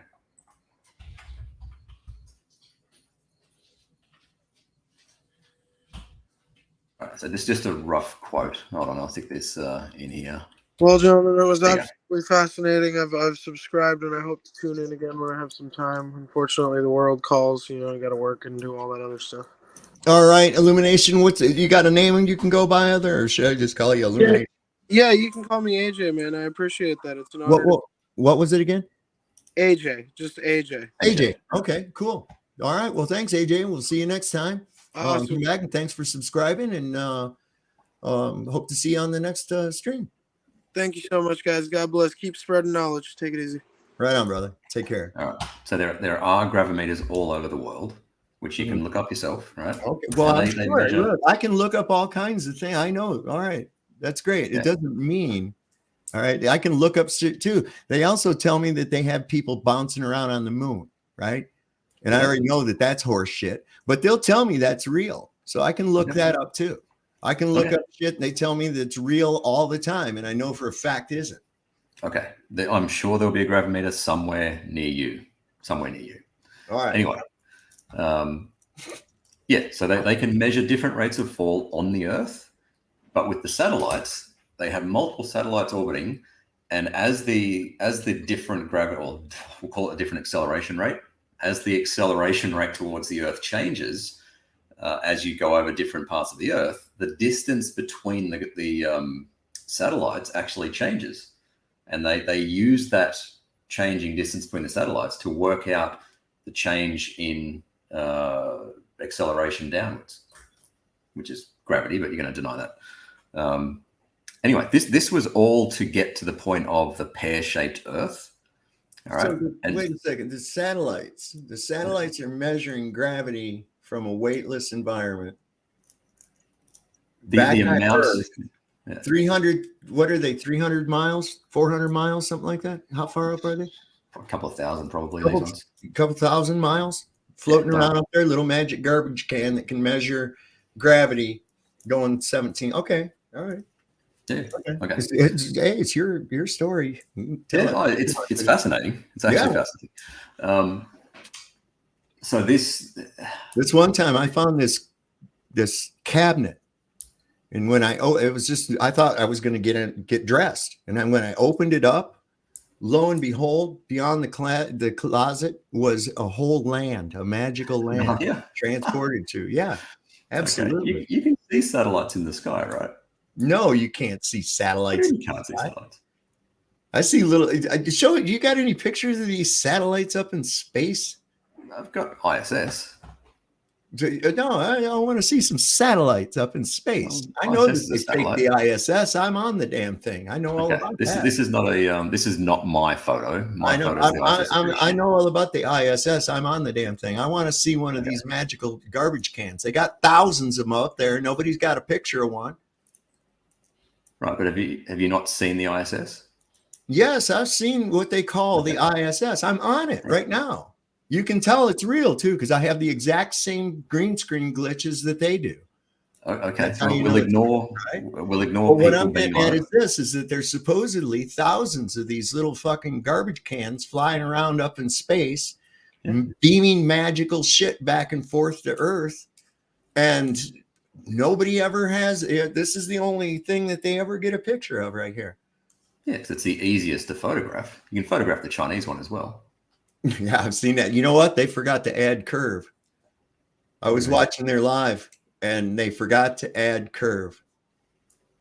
I'm not shitting you. I have that. Okay. Anyway, you can measure yourself, or with a friend, you can measure the height and speed of the ISS. You can do that.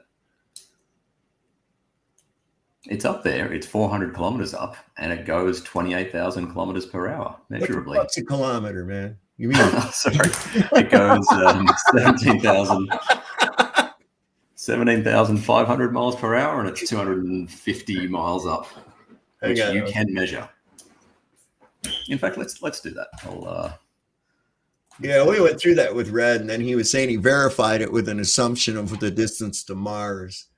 And when I asked him how he knew how far away Mars was, he told me from astrometry, which means he measured the stars. So I said, how did you measure the stars? And he answered by saying, we measured the stars.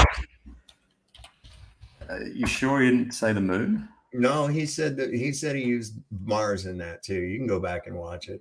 The guy's a clown. All right. Let me share this one again. One sec. Oh yeah, check this out. 15 more minutes, and then I'll bail. Hang on, real quick. Check this.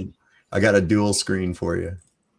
So I'll put yours up. Just so this only takes a second. This is pretty cool. This is pretty cool.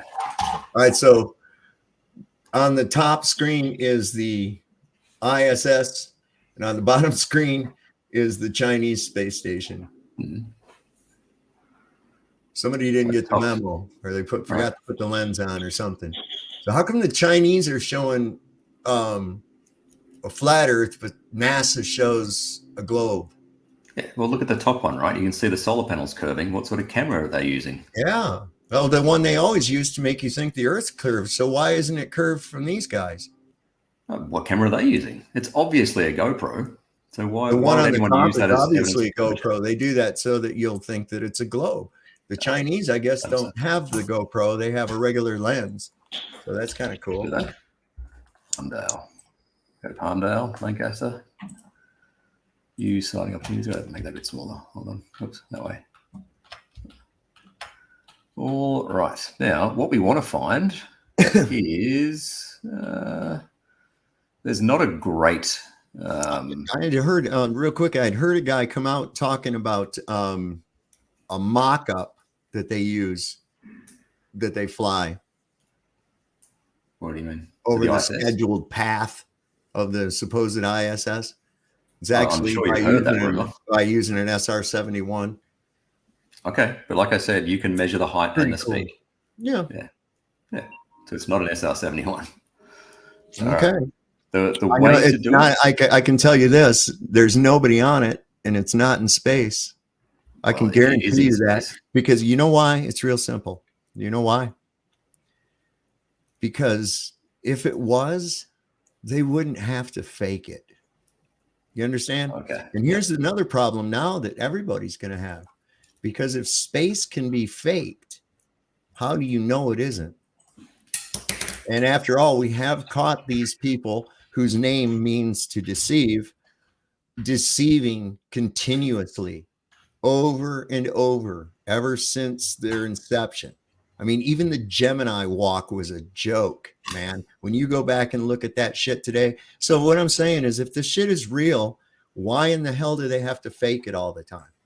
Oh, speaking of Gemini, Taboo's Conspiracy removed his video today. It's fantastic. Fantastic. I don't know who that is. Really?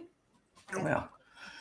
Anyway, I've got the sightings for the ISS in Lancaster, which is like south of you.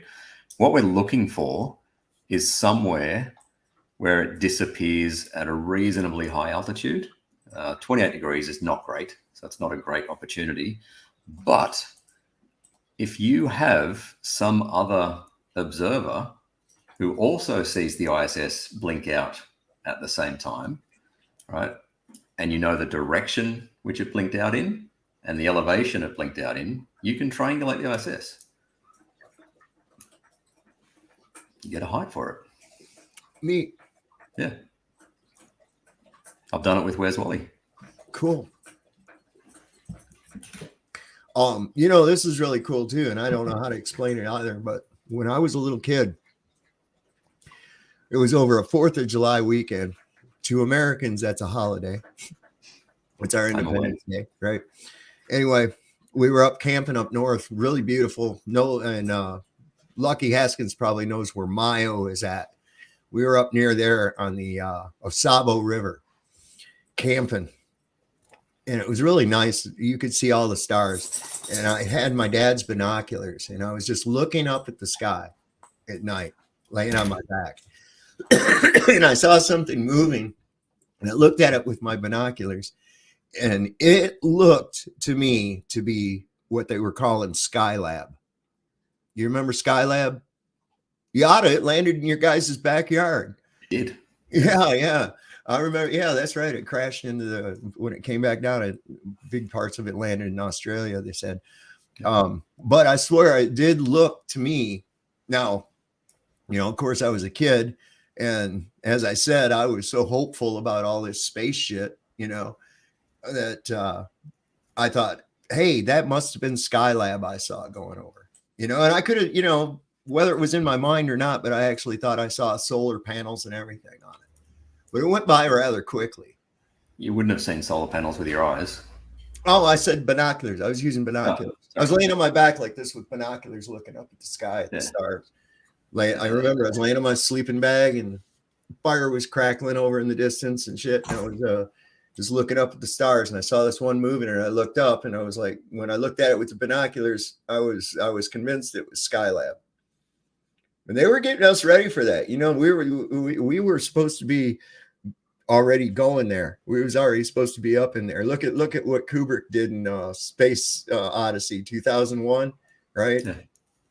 That was crazy because they even really pushing that with the idea that space station hotel was a Hilton. And when he goes to call his wife and kid back home, it's a video phone and it comes up with Bell on it. So they had a lot of corporate support for this illusion that they've pushed forth to us. And here we are today. Well, I'd go back to the moon in a nanosecond, but we lost the technology and it's a painful process to build it back. So instead, we're going to go further to Mars. What?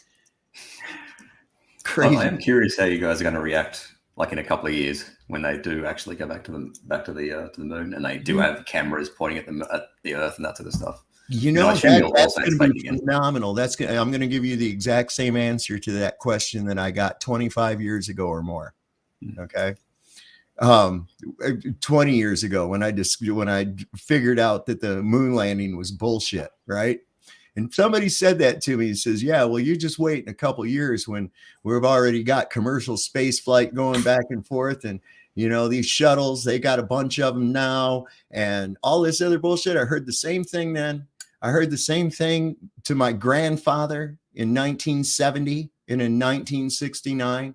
And I'm hearing the same thing today. You just wait in a couple years when it becomes regular and they've got a camera on the moon and all this other shit. Hell, by now I was supposed to be able to have the option of picking a retirement village on the moon. This is what we were told, bro. Yeah. This is what we were told. You don't understand the level of psyop that they bombed us with that shit. Right, but looking at some of the evidence over the last few years, right? You've got the Virgin Galactic, right? Had a camera on the back which clearly showed curve.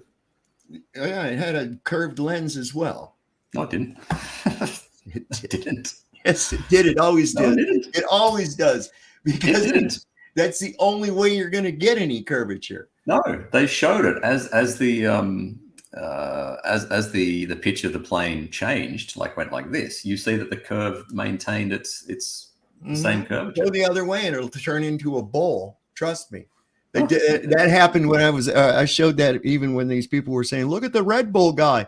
You can see the curvature of the Earth. And I just paused it during part of his descent. And I says, oh, look, the Earth is a bowl now. And then we slowed it down and watched it. And we watched it morph back into a curve. I've seen it happen during these EVAs before. Yeah, when they use wide angle lenses. Yeah, I know. That's the only way that it's going to give you that curvature.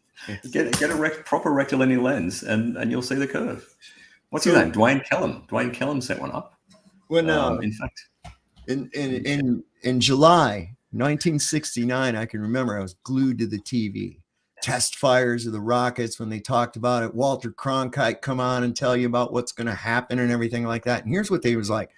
Well, the fitness for the astronauts today, Commander Armstrong's blood pressure was such and such, and he had 3 grams of bacon along with about 14 grams of eggs today, Tang instant breakfast mix. The doctor's given him an overall physical checkout to make sure that they're okay for the blast off, to be able to withstand the G's and the harsh conditions of a blast off. Okay, right? Yeah. We zoom up here to 2023 and they just take old fat ass William Shatner and throw him in a fucking capsule and no problem. Just blow me up there in the world. Go on. You're going to go up there to space. Have a good time. Give me a fucking break. And did you see that thing come down? That thing came down and hit the ground so fucking hard. If there was actually people inside of that, it would have killed them. That ain't no shit. The cloud of dust that came up from that thing when it smashed down onto the desert ground was insane. Then there was a cut, and then they came back, and the dust was now magically gone, and all the people came out. I was like, the dust. The dust is when they fire the boosters. No, when it landed. When it landed. No. Dude, it was no. It came down on parachutes. Yeah, but when they get very close to the ground, there's no thruster on that capsule. Which one are we talking about? I'm talking about the Jeff Bezos dick rocket that William Shatner rode up in. Pretty sure. That one has blasters when that it. thing came down what's it called?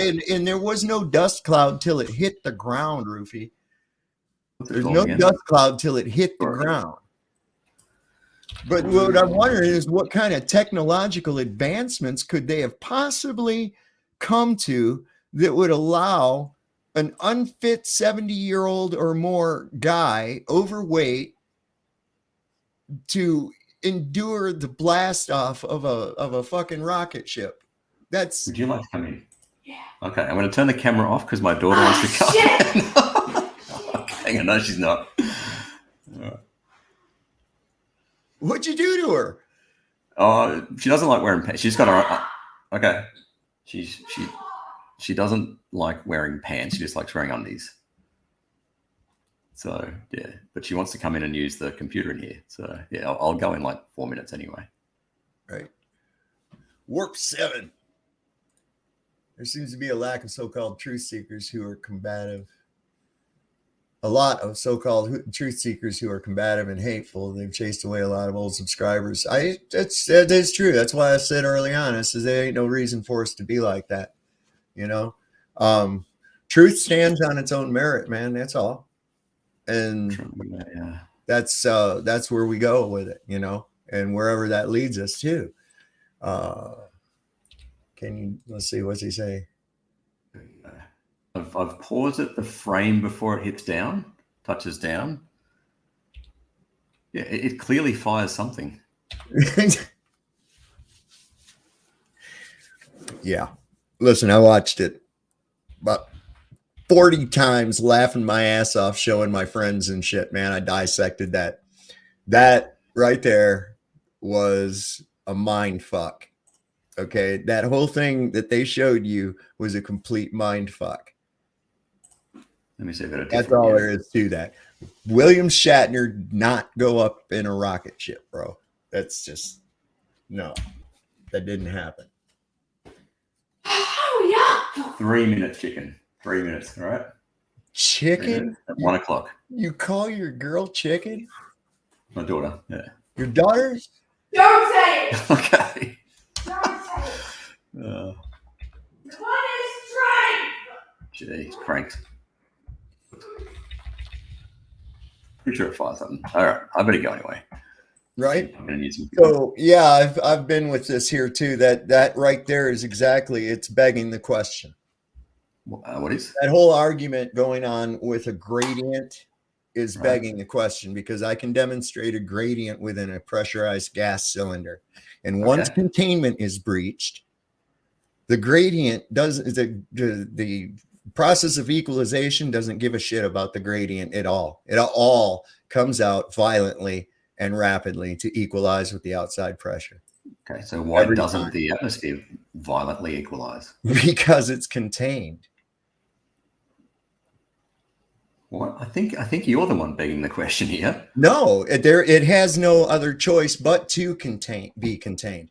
Pressure has to be, gas pressure has to be contained. Otherwise, what is the explanation for that? It will equalize and fill the empty space. The act of pressing is the definition of the word pressure. Your explanation that it would equalize is clearly false, because we have a pressure gradient. No, it's not. The pressure gradient is only due to the density factor, the relative density of the mixture of gases at various altitudes due to their relative density. That's all. Do you think the atmosphere composition changes measurably as you go up? Yes. Like, say between here and 37 kilometers. Absolutely. Oh. The amount of oxygen decreases as you increase with altitude. There's an increase in the lighter gases as well. When you get to and it's not just that gas. It's not a layer cake. Okay. It's a feathering toward a gradual difference in mixture of atmos as you increase in altitude due to relative density. But so in order for there to be a pressure at all, there has to be containment. Now, what would be required for that? We would have to be able to, because it's just like I can say right now, without any uncertainty, that I know for a fact that, Rufy, you cannot physically turn into a chicken. ever. Okay, this is an immutable fact, just like a gas pressure system has to have containment. Unless we can demonstrate an instance where it doesn't need containment. Okay. But why does it? Like, if it wasn't contained, what would happen? It would equalize with the outside pressure. It would equalize with, if in your case, you could say there's a vacuum in space. And no, I don't mean a sucking. I'm talking about an actual lack of pressure. Yep. Right? Okay. So what would happen is that it would equalize the same as it does in a pressurized gas cylinder. You could take a combination of all the gases. Hold on, take a combination of all the gases in their percentages and put them into a cylinder, pressurize them into a cylinder, let it set, and that same gradient will form within that cylinder. Okay. I have to go. I would love to see measurements of the different composition of gases as you rise. Sure. I'm sure that can be found quite easily. Okay. And also, why is she yelling at me? Anyway, she's autistic and blah, blah, blah. So yeah, she'll yell. And also to show how you are actually begging the question with gas pressure requiring a container. Anyway, I'm going to go. Cool. Well, Thank you. You can show an instance where it doesn't. Yeah, atmosphere. All right. So, yeah. Well, that's begging the question. Okay. So as I was saying, if you took a mixture in the ratios of all the gases found in our atmos, pressurized them into a cylinder and let it set, you would obtain the exact same gradient within that cylinder as we find in our atmos out here, due to the relative density of the various gases that are inside of that cylinder. But once the containment is breached, whether through a valve or whether I poke a hole in the side, equalization of that gradient is going to happen violently and rapidly. And it's going to equalize to the pressure outside of the containment. There is no way out of that. None. That just remains immutable. Just like I was saying, it's impossible for anyone to just up and turn into a freaking chicken. So I don't need to prove that you can't turn into a chicken, right? If you claim that you can turn into a chicken, you have to prove that you can turn into a chicken. So the same thing goes with an immutable fact of gas pressure systems need containment to exist. Gradient or not, I don't give a shit. Okay. The only reason there's a gradient is because there are so many different gases within the atmos. When you single it down, if it was only one gas, like oxygen, you would still get that. You would still get that if you increase the pressure enough and part of that oxygen starts to become liquid. Okay. And liquid, of course, is much denser than gas. And therefore, what is that? It's a gradient, even though it's only two things. So that's just how gas pressure works, man. I hope that kind of helped everybody out. If anybody was having any difficulty with it, I don't know. It's to me, that kind of thought is just gaslighting, to me. That's how I see it. But anyway, did you guys, anybody see my demonstration of shadows today? That was kind of interesting that I did. I wanted to bring this thing up that I have shown it before, but I'm going to show it again real quick. And what it is a demonstration of the shadows of the moon versus shadows of the sun. I had the goddamn thing queued up here. Now I can't find it.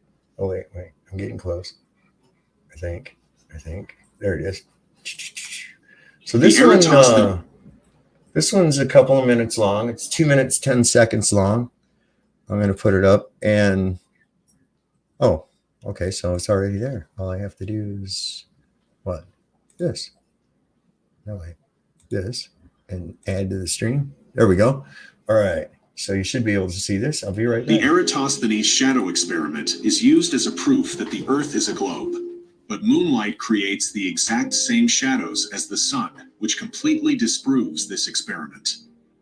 But before going into more detail about this, I will briefly explain Eratosthenes' experiment for those who may not know about it or forgot what it was. Eratosthenes noticed that at the same time on Earth, shadows are of different lengths and angles depending on where you are on Earth. He then wondered how this was possible and ultimately deduced that this is only possible if the sun's light comes parallel to the Earth, and the Earth is a curved surface, as shown in the diagram. However, the sun's light can only be assumed to be parallel because the sun is claimed to be 109 times larger than the Earth. But this then creates a paradox, because the moon also casts the exact same shadows as the sun, and yet the moon is only supposed to be a quarter the size of the Earth. The problem is, if the moon's light is assumed to be parallel, then it would only illuminate a small portion of the Earth. But we know that this is false. Half of the Earth is supposed to be able to see the moon at any given time when the moon is illuminated. And so half of the Earth should also be illuminated by the moon. But by assuming parallel light from the moon, half of the Earth would not be illuminated by the moon. So the moon's light cannot be parallel, but it has to be if the sun's light is supposed to be parallel, because they both must create the same shadows. The only way that the sun and the moon can create the same shadows is if both lights act in the same way. And only the flat Earth model has both the sun and the moon illuminating the Earth in the same way. Both are radial lights that are smaller and closer to the Earth than in the globe model. So by also considering the light of the moon, only one model allows both the sun and the moon to cast the same shadows, the flat Earth model, while the globe model cannot account for this. All right. So that kind of gives you a little bit of an idea as to what's going on there. And that's why I say when they give you this crap, they always show this diagram for the eclipse, right? With some reason, the sun rays are going in now, converging in on themselves. It just doesn't, it's stupid. I had M. Ball suggest in the comments of my shadow experiment. I'm going to kind of show you that. What the hell, why not? For those of you that haven't seen it, let me go ahead and pull that up. Let me see here. I got to make that small. And then I got to make this go to my channel. And pull up my videos. All right, so let me pull this up real quick. I know it's a process, isn't it? Isn't it? What's that son of a bitch doing up there? All right, so this was just a little short one I did today. And see if we can make it a little bigger for y'all. And oops. Hello, everybody. We're out here in my yard right now, Sovereign Soul Unchained Mind. Got a nice sunny day, and I'm just playing with some shadows here. And the sun is off to the southeast right now, as you can see. And it's approximately, I think, about 2 or 3 o'clock. I'm not sure. I didn't look at the watch here before I started this, but anyway, I'm just going along here and looking at some of these shadows that are occurring. There's Peanut. You notice that her shadow, right? It's not smaller than her. It's the same size, right? You notice that? Okay, look at my shadow. My shadow is actually about the same size as me. It's never going to appear smaller, but you see that little fuzziness. Let me see if I can zoom in so you can see that.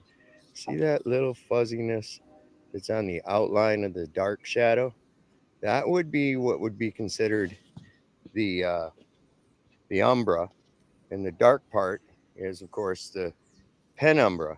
But notice that the totality of the shadow is never smaller than me or any other object that is casting it. So we can go along here in the yard and we can check out some other things that have their shadows like that as well. And maybe we'll do another one later on in the evening. Now, as the object gets closer to the light source and further from where it's casting, the dark portion of the shadow will become more gray. It'll become more gray. You won't actually see a dark outline of me within a gray outline of me. This never occurs with any kind of a light source whatsoever.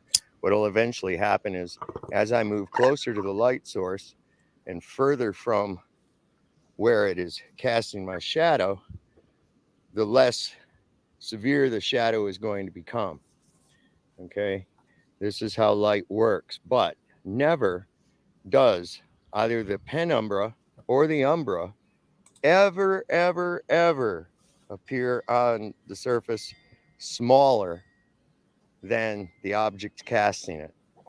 So now we have to deal with a 70-mile wide penumbra shadow from the moon during a solar eclipse, worked back to a ratio would give us only a 255.6 mile penumbra across the moon during an eclipse. I don't know. Tell me what you think. We'll put up another one doing some more with some shadows as the day gets later. This is Sovereign Soul Unchained Mind. Y'all have yourselves a good day. So that was kind of an impromptu thing. I was out there. It was really a sunny, clear day. Didn't have any. Yes, Dreamy. He moved on. He had to go. I don't know. I'd make my daughter wear pants. I'm sorry. You're not going to be running around the house at that age with no pants on. I'm sorry. That's just me. Anyway, pocket check, Dave. So let me see here. I got another one that I did too that kind of goes along with it. Oh, how'd I do that? What happened to me here? Need to go. Wow, my channel again. Go to videos. There we go. And then I thought, you know what? There's that soccer ball laying out there in the yard. We can do a little bit with that too. So let me just put that up real quick. This one's that's about the same length, but it's got some more good stuff in it. Let me make it big. That's what she said. All right, Sovereign Soul Unchained Mind here once again. Just wanted to show you, I have this soccer ball and this toy right here. It's about 10 after 3 outside. My shadow is still not smaller than me. So what I'm going to do with this soccer ball and this toy is, let me pick this up. All right. So what we want to see is, you see that the shadow of that ball has not gotten smaller. It has not gotten smaller than the dog toy. It is still the same size, maybe just a little bit bigger. And as I move back from it, it's going to cover more of it. But never does the shadow ever get smaller than the actual object that is causing it. And even in that case right there, we did not see a penumbra and only a little bit of an umbra to that shadow. As you move things away, that shadow is going to fade and fade until it's not able to be detected again. So once again, proof that the eclipses are completely out of whack, because the Earth, given the ratio with the same light source, the only thing switching places is the objects involved. The Earth would only leave a shadow across the moon 255.5 miles long, okay, or miles in diameter. So that's all it would do. It also wouldn't obviously appear as a opaque black block out every goddamn thing on the moon either. You would be able to still see features on the moon, just as you were able to see the features on the dog toy as the moon, or the soccer ball, eclipsed it. Notice, look, we're going to do an eclipse. Oh my God, what's going on here? And that's only from a few feet away, right? So bullshit on your eclipse. We'll talk to you tonight. Have a good day, a pleasant evening, and everything else. Moon shadow, leave that alone. And it's interesting because we were just talking about a moon shadows, and my dog's name is Moon Shadow. Now, y'all, all I said was if it was, I would actually, a daughter that age, I would make her wear pants. But there again, I can't say because I don't know what Ruhif is dealing with. And it's, the fact that he's going along and doing what he's doing with it is just, that's commendable as all shit, and none of us know what he's actually dealing with or anything else like that or the backstory. So, that's just because he has different beliefs, is not a reason that we need to make those kind of attacks. That's, come on, y'all. You're better than that. I know y'all are. Yeah.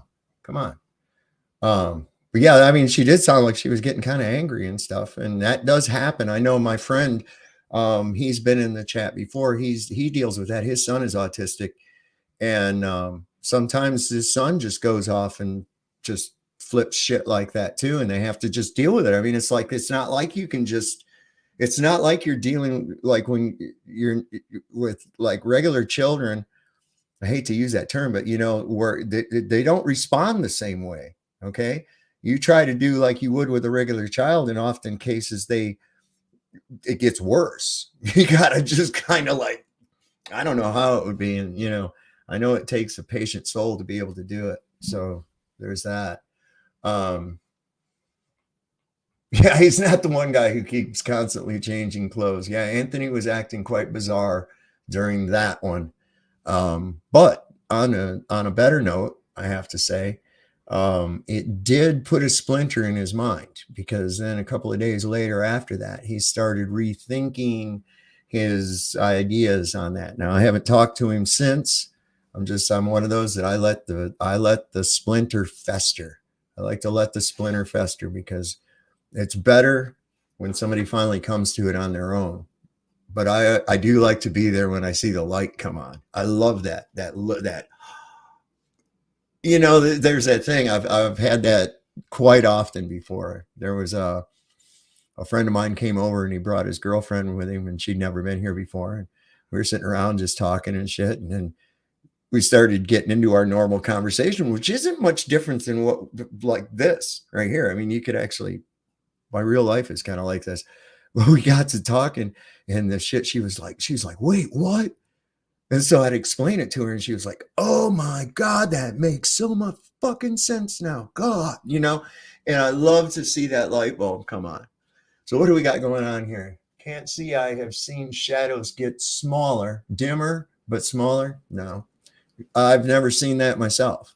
I mean, it would seem to me that with the amount of aircraft that are in the air, if this remained constant, that we would constantly see great big huge airplane shadows crossing over us at all times, but we don't see that, do we?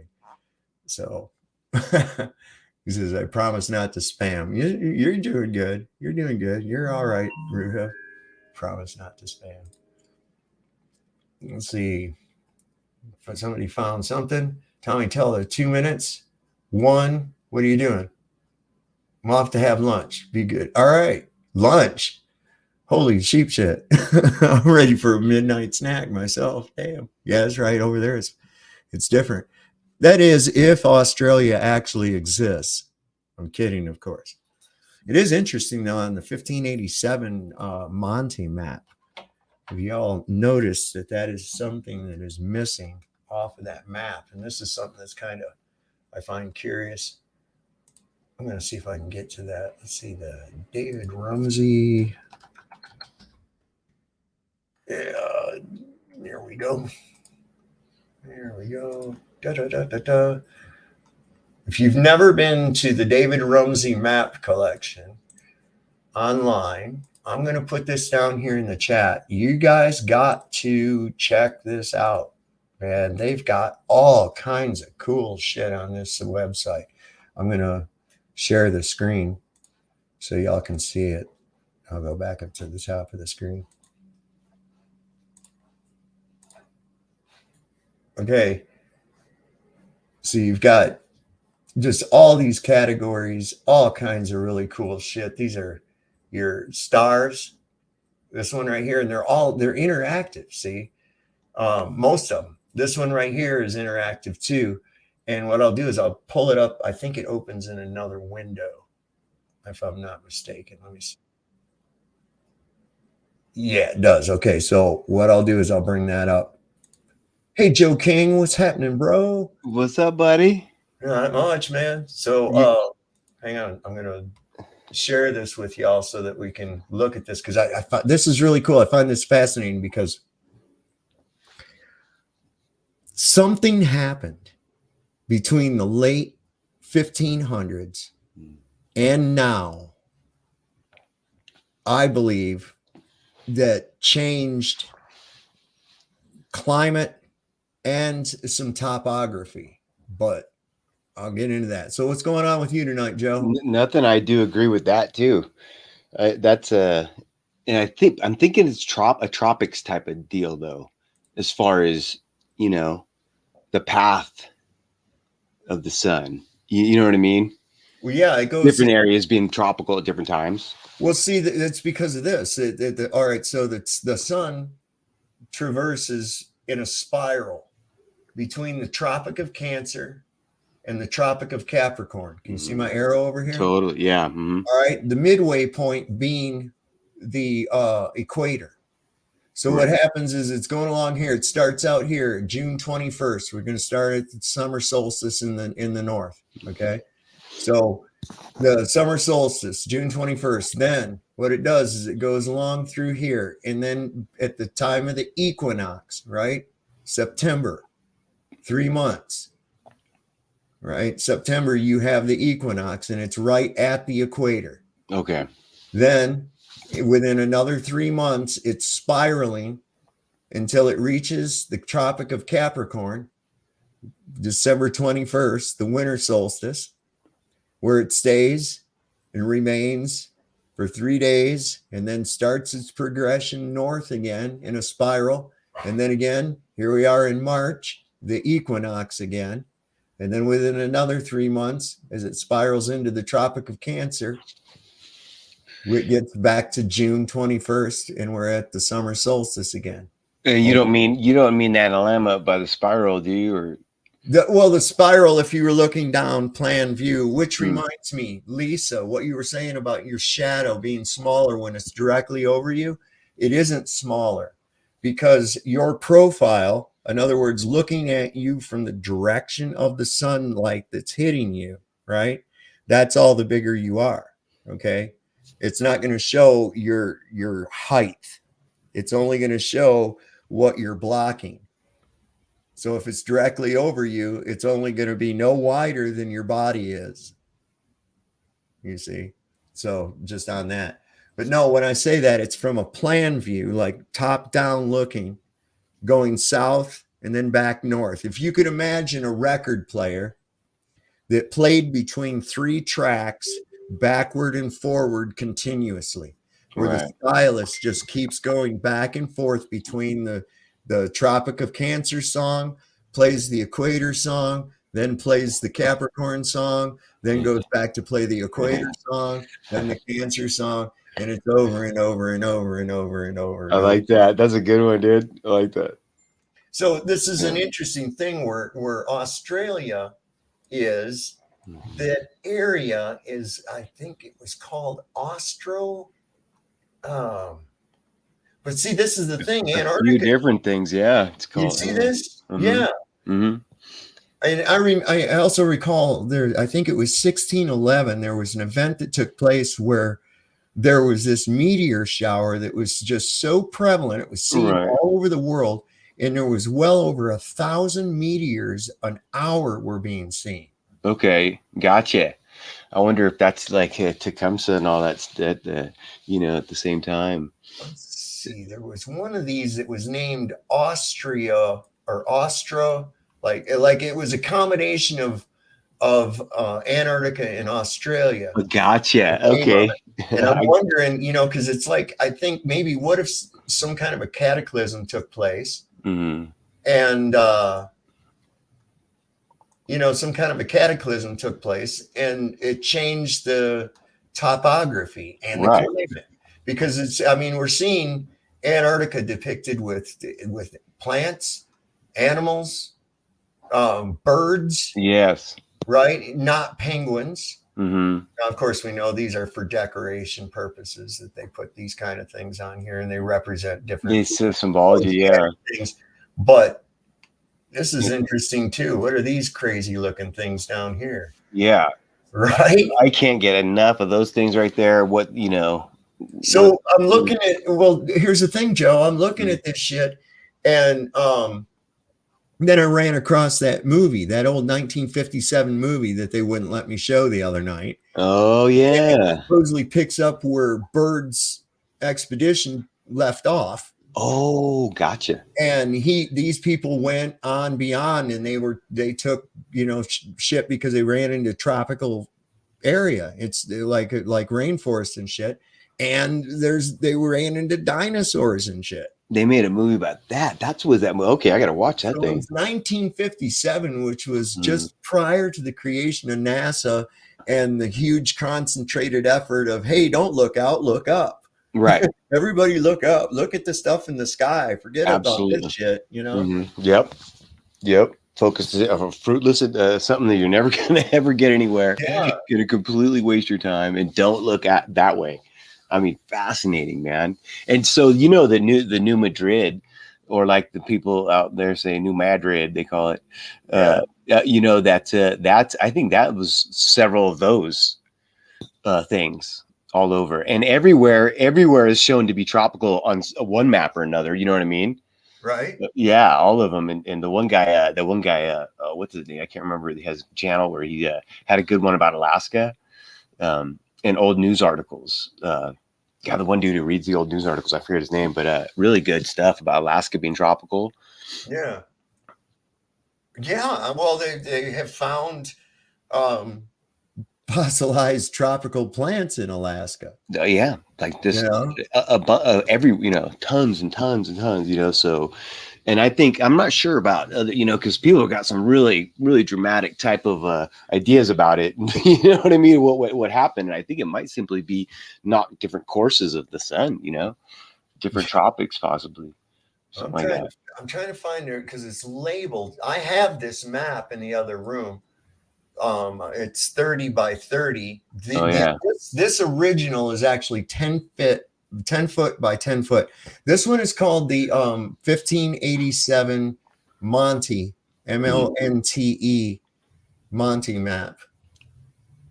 And I can't get enough of maps. Let me put it's huge. I love them. Man. I'll put the link in the chat again for this. You can find it at this site on their map collection. It's really fantastic. You can pull up it's the oldest county map from where you live in a lot of cases. But yeah, I'm trying to remember which one of these was called. It was like a cross between Antarctica and Australia was the name. Right. Given. I think it was this one right here. And there's these writings that are in here. You have to translate them. Because this depicts like rulers of these different areas who they belong to. Right. And I find that kind of interesting as well. And you're looking and look at how it's set up on the flat setup with, you could just see it operating in that way, around giant round table of just, Yeah, I think it's fantastic. Oh, that's amazing, bro. That is amazing. But see, here's another interesting thing too, because here we're in, right? Frontier. Okay, so where the fuck is Michigan? Yeah. Where's the Great Lakes? We're supposed to be Lake Superior. Dude, I'm telling you, how what's engineered and what's not.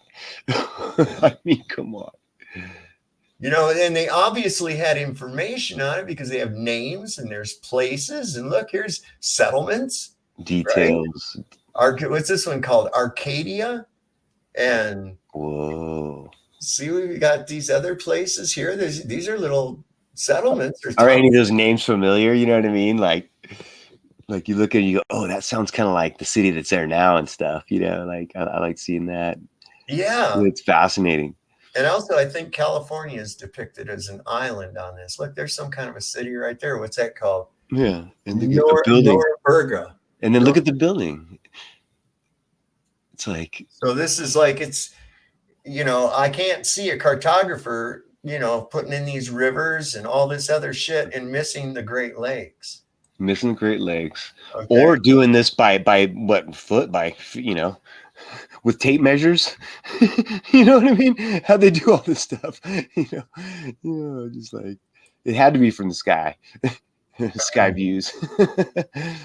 So yeah, and then there's California over here.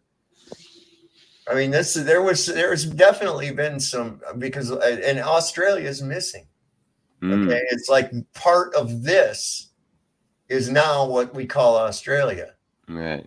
You know, and this one does seem to have the most flora and fauna on it as well too. Look at all the crazy looking. Oh yeah, camels. There's camels there. All kinds of crazy shit. I'm still got camels. I think camels are native to where I'm at, dude. The more I'm looking at it, I mean, it's crazy. Pretty damn detailed, really. So, seriously. Yeah, and these are even names of different armadas that are here. Yeah. There's your Cancer. The Armada of R.E. Despangia. Okay. Fascinating. Which I guess of Spain, R.E. of Spain. Right. And you've got, you know, what was it before? It was Erythra, not Erythra, but you know. Right. It was oh gosh, so many names. Things are three, you know, every country's got 5 names. You're supposed to remember. It's another trick of history. You're like, you know, it's hard to have a conversation when something's got 5 names. Yeah. Exactly. Yeah, we go thrift shopping. Look at how narrow they have it between. Whoa. Argentina. And look how big these people are depicted as compared to this guy over here. Dude, I wonder what. Yeah, it says giants too, doesn't it? Region de Gigante. Yeah. Look at that, so bitch, dude. Look at that. I love it, dude. That's cool as hell, right? It really is. But also, we got Cook went there, and he an area called Patagonia, which means big feet, big right. Foot. Yep. And actually interacted with and met these giants, you know. Right. People to this day talk about it, you know, about stories passed down in that area. And see, look at there's this, and also you see these passages. Oh yeah, see? Tons. We have Antarctica depicted now, you know, as this ring, right? But here we see some kind of a passage, and there's water beyond it, obviously. Yeah. Here we've got some going beyond it. Here's another land, little places on beyond through the opening. Yeah. So it's like, when did they close it off, man? Wow, look at that. See, this goes through too. What's beyond? It shows sea, it shows water. It doesn't show that there's ice on beyond there, does it? No, that shows there's actually a detailed coastline. There's so much information on the edge of this map. Look at that in those corners. Obviously, look at this. This isn't just where it's part of the continent and we broke it apart and put it around the edge. You know, it isn't that, because look, there's detailed coastline on the other side of the map. And how do we know really the shape of any of where we live? These land masses. So that's a really cool one, man. That is just beautiful, man. That really is. I get lost in these things, man. Oh, I know, I do too. It's easy for me to get on these and just stay like dicking with it. I spent hours looking at this one. Then I ordered it. Right. from the David Rumsey collection. You can buy Really? a reprint of it. How much They're- was it? I don't remember. They're not cheap, but they're not overly expensive. Yeah. And you can get a full size one, but Yeah. it's huge. It's 10 foot by 10 foot. I have no wall that would go Dang, on, that right? would be bad, dude. 10 foot by 10 foot. So because of its shape too, it's the one I got was 30 inches by 30 inches. Mm-hmm. And that's an odd size frame. So I'm Yeah. gonna have to have it Yeah. custom framed. I still have it in the box Right. and I can take it out and show people, but I keep it put away until I go and get a frame for it. Oh, for sure. That's what my wife frames my stuff for me. You're right, because I got my Mercator North Pole map over here, and right here I got my Gleason map, you know. Yeah. And I think that would look really cool up here on this part of the wall, you know. Yeah. I've got a little opening up here that I got mine framed up above, and then we go to the thrift stores, right? And so I always get every atlas I got, and I got this one right here. And what was cool about this one was what year is this? Is God, it's what year is this thing? Oh, But yeah. Darth Taters Gaming says, fun fact in school maps now, I found that there's no North Pole on the maps anymore. Or the top, it's just blue. And when I was in elementary school, they showed an ice cap. And before that, it just had like in the 60s and shit, they had just this like icy looking, just a white region, and it said unknown region. And I'm like, what do you mean unknown region, man? I have accounts from explorers that went there in 500 fucking BC. What are you talking about unknown region? Somebody knows about it. Right. Yeah, that atlas, that was 60, I think 65 was it the year, early 60s. Yeah. And that thing is got on there, I don't know if you can see, it's got Mount Meru and all this stuff. If I can pull you up, I'll pull you up full screen. Yeah, I wonder if, there you go. I wonder if you can see that. Or no, that's too dark, huh? Yeah, it's a little dark, man. Yeah, shoot. Dang it, but it's got Mount Meru on it. Does it really? When I'm more lit up, I'll show it. But it's got That's interesting. It's got the four, rivers and stuff. So it's like, it's cool, man. I'm like, that was in the 60s. They still had that for you to see, you know? Like, yeah. They had that in there. And that's probably that. Now, was that map created in the 60s, or was it a reprint of an old map? Totally. Was it? It was a reprint of an it old was yeah, map. it was a reprint in the middle of it, folded up like a special little addition to it. You know, with all the regular killer maps, and the inside of it's like all old maps too, that the bindings well, are like old. As you can see, they weren't afraid to depict the North back in the day, right? I mean, we can zoom in on the North Pole of this one. It's up to us to look at these things and think about it, you know. Yeah, it's probably the rivers are under there, I bet, coming right off there. Yeah, exactly. We don't see this on our maps, but all the old maps do show this. And I count, it's like 17 inlets. It's always the same. It's 1, 2, 3, 4, 5, 6, 7, 8, and then 9, 10, 11, 12, 13, 14, 15, 16, 17. There's always 17 little inlets on the side. They're always this. It's always the same. It's always the same. This little circle right here, this little Mount Meru part. It's crazy. The pygmy side, you know. Yeah. Yeah, it's awesome, man. I've got that on my Mercator. Has that, and I translated that one portion right down here, I think it is, and it says, "Here is the land." Let's see, it's the one right across from the right here, and it said, "Here is the land of the pygmy men who stand 4 to 5 feet tall." Also, it says, "Also there are giants." It's always there. It's always, dude. I love it. And then this one, we saw that what the land of the giants was right here, down here in South America. Yeah, so that's Patagonia, no, right, Ned? Region of giants. Yeah. And they said there was an old article about in Georgia underneath the mountains that there was a bunch of pygmies buried in one spot and then giants next to them to bury, they found bones, and Smithsonian snatched up a bunch of them, like 100, like a bunch of pygmies, though they said. They said there was like 100,000 of them buried those mounds. That Smithsonian really wants to control the narrative on everything, man. They're quick, ain't they? They are. So they depict that on this North on this map here too. Look at So it. that's Oh man, I gotta see it, man. I want to see it. I know I would love to too. You know, and it's like you know, some of the accounts I've read said that you go through a region of cold and then you come out into like a paradisical type environment. Right. And that's several different people over different ages of time that went and said that, I mean, they actually explored this and this is their accounts. Yeah. You know, and now people just want to blow that off as pygmy peckers, Tommy says. They just want to blow it off as, oh, those are just legends and stories for children and shit like that. And it's like, nuh-uh.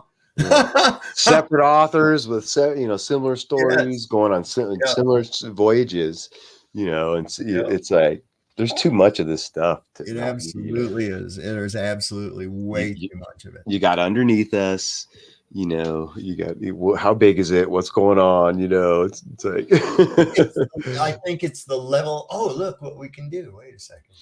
I can turn this thing. Kick ass. Wait a second. Let's see, where would Australia be? So we'll turn that here. Can that make it so we can read it? Let me double look. I'm trying to see, because I know I saw that on here where it said, oh, damn it. Why is this thing, my thing grabbed it? And I didn't want it to grab it. So let's see, where would Australia be in conjunction with?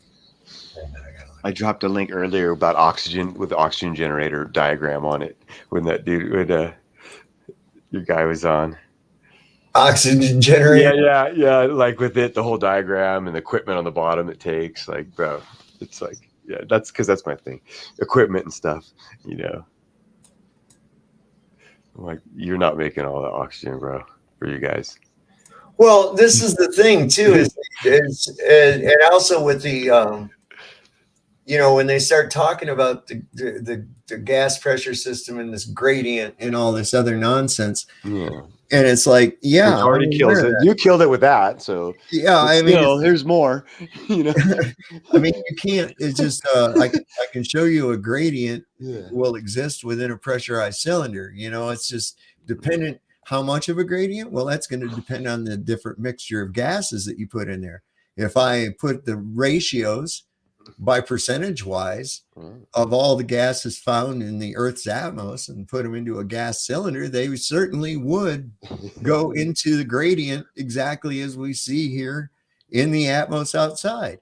And if I take it to a higher pressure than it is out here, as soon as I breach containment, whether by poking a hole in it or twisting the valve, it's going to equalize violently and quickly. And it doesn't give a shit about the gradient inside. Not whatsoever. Not a secret. That's not a secret. You know, so that's known. People, you tell, man, you destroyed him, by the way, back on that. I mean, that was not even, it was like he was just stunned. You got him in the first and never let him up. You jumped on him and never let him up. He's tenacious. He's tenacious. I don't dislike him, man. He got a weird life. I don't dislike him at all, man. I don't dislike him. He's got his Glober life going. Yeah, I mean, you got to have those people. And if we got Sean Eunuch Hawkins says the devil's lettuce. That's why you people believe the Earth is flat, because y'all high on drugs. I don't use drugs. Nope. I do smoke herbs. Yep. And I also indulge with entheogens from time to time, but I don't do drugs. That's for normies. I'm offended by that I comment. am My son always does it because he doesn't. He's like, doing drugs again. No, son. Would you like to join my organization, Joe? Yeah. It's called POOP, which is an acronym for People Offended by Offended People. Okay, so all these fucking people that are getting offended offend me. You know, in fact, I'm offended by my own offendedness. Right. So I'm offended myself. There, see. Now, I see it everywhere. I've seen coffee mugs and T-shirts, man. Billboards. Poop. Don't poop. I think that would be great, man. Cannabis is a narcotic and has killed millions. Yeah, I know. I'm self-destructive. Really? I've been pulling the trigger on this motherfucker now for, let's see, Yeah. 46 years. Yeah. Yeah. I remember the first time I was a kid and I had an asthma attack in 7th grade and I smoked some hash and my lungs opened up and I could skateboard again. And I'm like, this was like literally a miracle that none of the pills the doctors give me ever since I was a little kid. I had to sleep sitting up one night, you know, when the pollen would come. I couldn't breathe. I had to miss school. And all of a sudden one day I smoked a little bit of hash and I was like, you know what, man? And then I started studying, looking. If kids were dying from smoking pot, there'd be like cameras in the rooms. They'd be like, look at this. Look at little Johnny smoked a bunch of dope. He's dying. You know what I mean? Laying there with a half not, a joint in his hand. Instead, there's zero of that. Right. You know, million. This guy's going millions. Or I don't know if he's messing around or whatever, but or if he's being serious about that. But millions of people with cannabis. The fact is zero, bro. You're so programmed that you're literally throwing out millions. You know, maybe not that guy, but people do. People throw out words like millions this happened and millions that happened. I know. Well, how to lie with statistics, man. You know what? All right, I'm going to put a statement out here right now to everybody. I have never killed anybody that didn't deserve it. No. Yeah. All right. Now, did I say that I've ever killed anybody? Nope. Just do it like Clinton. You would assume that I did. Right. But I didn't say that at all. I just said I never killed anyone that didn't deserve it. Of course, I've never killed anybody at all, but you would assume that, oh, that guy's killed people before. You see how I can, that's magic. That's spelling. Magic, see? How you doing, Sebastian? I'm doing all right, my man. Just hanging out. I was watching you for a while. I was watching that scene. He came back on tonight. I was like, well, started getting into the maps and all that. You got me interested. Isn't it good? Did you check out the link to the site? I put it in the chat. Did you see it? That was the one that you posted. Let me check. Yeah, that'll take you to that site, dude. Click that link and bookmark that site, man. You can find all kinds of really cool maps there, man. So where's that fruitcake girlfriend of yours at, man? She actually just left the room. She's on her movie binge, so she's doing her thing. Too good for us. That's what's going on there, man. See. Nice to meet you, buddy. I'm Joe. Hey, nice to meet you, man. Just so y'all know, Sebastian and his girlfriend Amanda are good friends of mine and my wife's, and they come over and shit. And in fact, it was their kids that I was talking to about everything being electric, and her oldest boy was fascinated as shit over that. I was like, I said, everything is electric. He goes, what? How old? Yeah, man. How old is he? So he's 8. Yeah, he's a little debater. He's a little too smart for his own good. Yeah, eight's a good age to be getting that, you know, because they think they know everything about 9 years old, bro. They're like, oh, you know, that's one thing that's beautiful about him is like he's only been to public school here and there a little bit. He's been homeschooled a lot, so he's not like on that level of being brainwashed to what the government wants you to learn. Yeah, I've already put 2 kids through it. You know what I mean? So I like, yeah. There's a lot of things I wish I would have gone back and done, you know? Yeah. He's always been so open to learn everything. It's what I'm like. I mean, so like whenever we go over there and we talk about things, dude, he's just chilling, fascinated. I've got this little globe, right? I know, blasphemy, right? But it's cool. I'm gonna drill a hole in mine. It's a demonstration. What it is it floats in a magnetic field. Because the equilibrium, its weight versus the power of the magnet that's above it causes it to hover. And it's really cool. And they were fascinated by that. And that's how I got on the discussion. He goes, how is that doing that? And I started explaining why it was doing that. And then proceeded to tell him, I said, did you know that magic and magnet have the same root word? That's because they don't know why, still to this day, why it actually happens. And I said, but they do know this, that wherever you find magnetism, you will find electricity, because electricity and magnetism are brother and sister. They go hand in hand. Where you find one, you'll find the other. And he was like, really? And I says, well, yeah. And then we started talking about it. I says, when you think about moving your hand, You just made your hand move with an electrical signal that made it do exactly what your brain told it to do. A series of electrical signals that stimulated a whole bunch of different muscles in a particular way for you to be able to do that. He was like, holy No cow. teacher's gonna phrase it that way. No. Yeah. For real. I love it, dude. And my niece is going to college. I got to her the other weekend. I'm like telling her stuff, and she was like, her jaw dropping some of the stuff. You ever heard of cymatics? No. Yeah. No, the smartest girl in the school. Valedictorian, all this stuff. It's like it's crazy. Well, I had this crazy idea. It was just like sometimes I'll go on a string of thought that kind of like connects, right? And it regarding the cymatic patterns of like what we actually see stars, right? When we look at these stars, we see that each one is an individual, unique, and that they seem to have a cymatic pattern, almost as if it's created by sound or a frequency that's causing it to have its own particular cymatic pattern. Totally.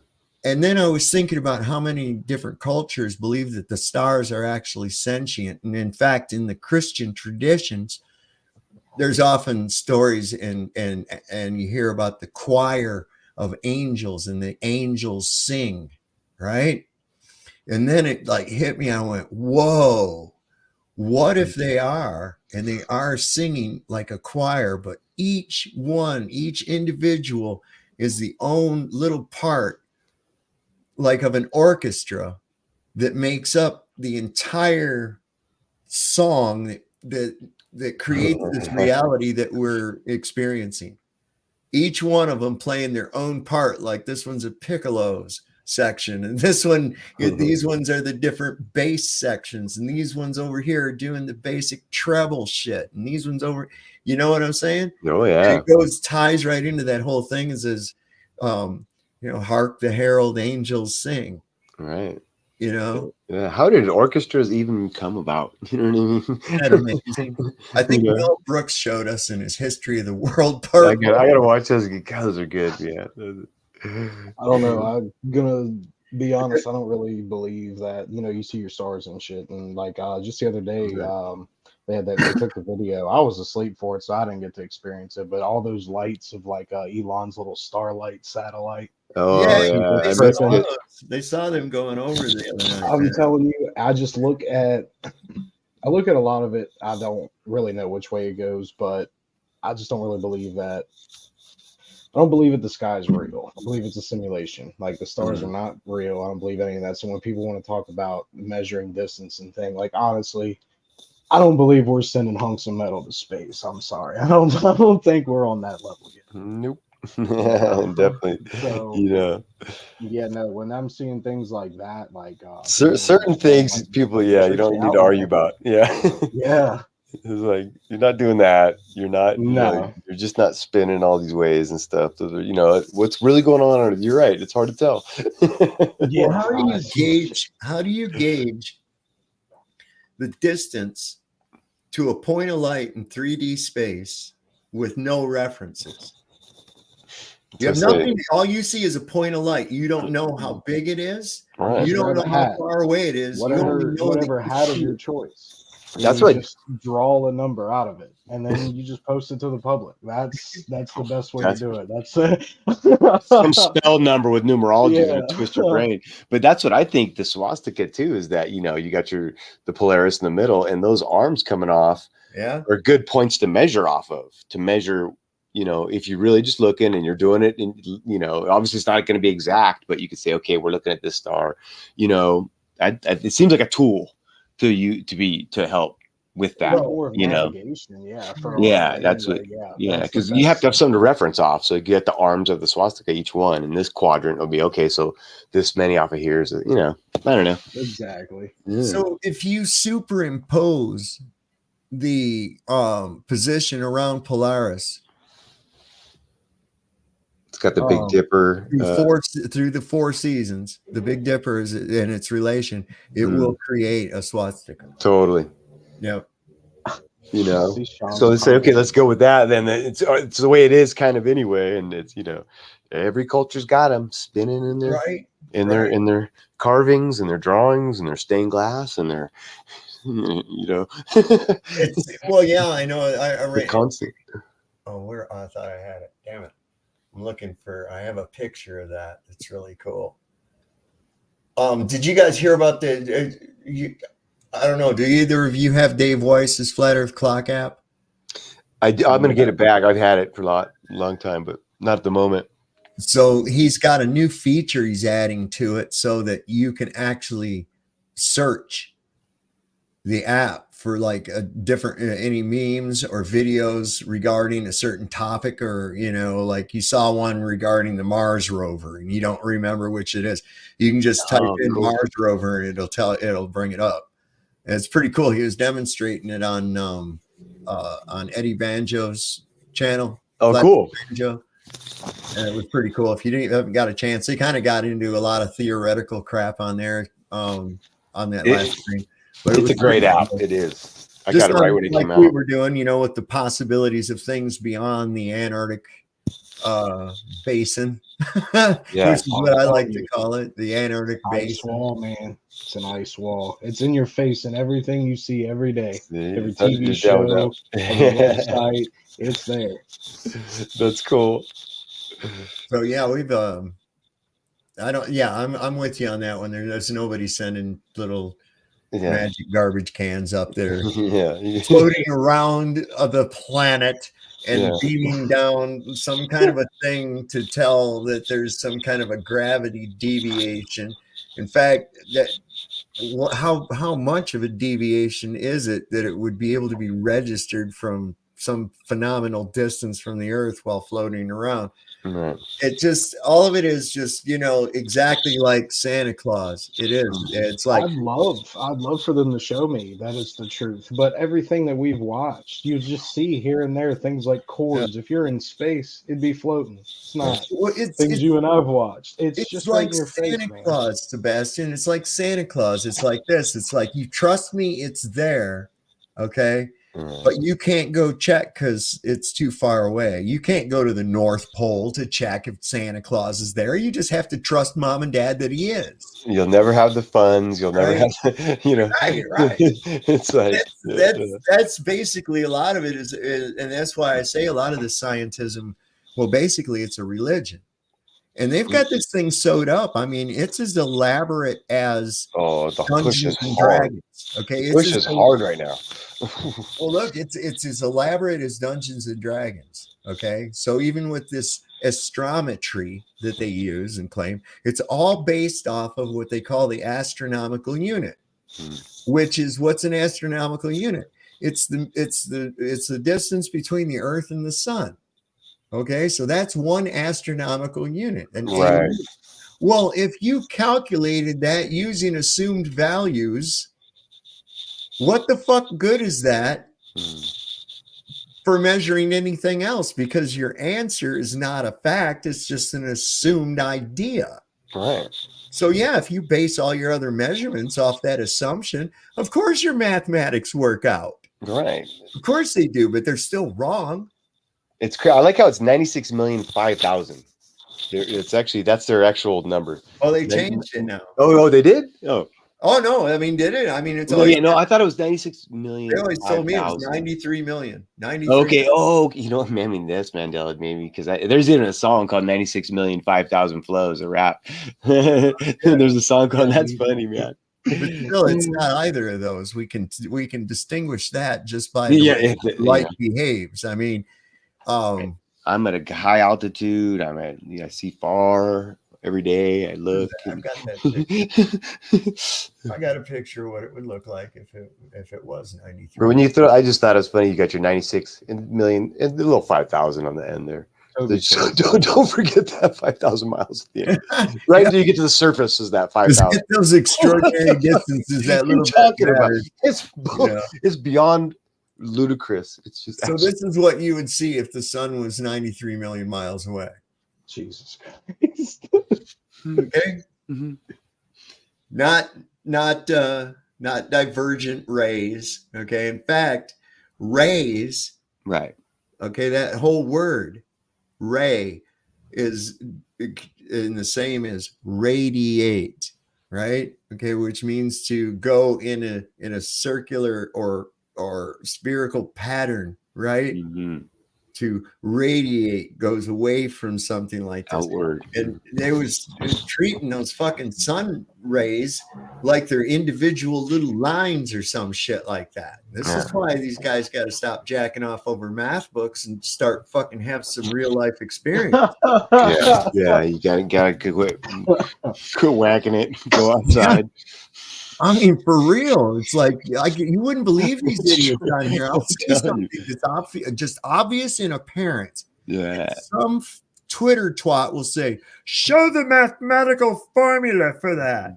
Yeah. And I'm like, I have to show you a mathematical formula of why it's impossible for you to turn into a chicken? Really? Are you a moron?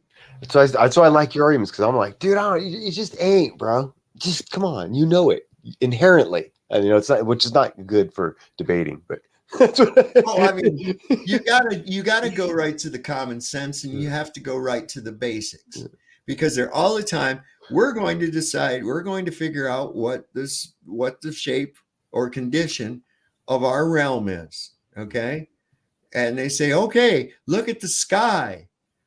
What the fuck are we looking at the sky for? We're determining the condition of our realm where we're standing right here, right?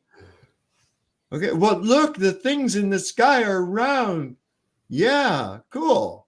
There's lots of round So the things. lights in my ceiling are round too. Is my floor round? No, it's not. I'm viewing it from a level platform, from a level viewing position. That's what I'm viewing. All perspective. Yeah, and perspective, man. It's assumption upon assumption upon assumption. We see these little things in the sky. We assume that they're balls. Okay, cool. Little balls. Well, then that means that since they're balls, we must be a ball too. Well, no, that doesn't mean that. Well, why not? Well, because who says that what you're looking at is some kind of terra firma? Who says that that's what that is? What indication do you have of that?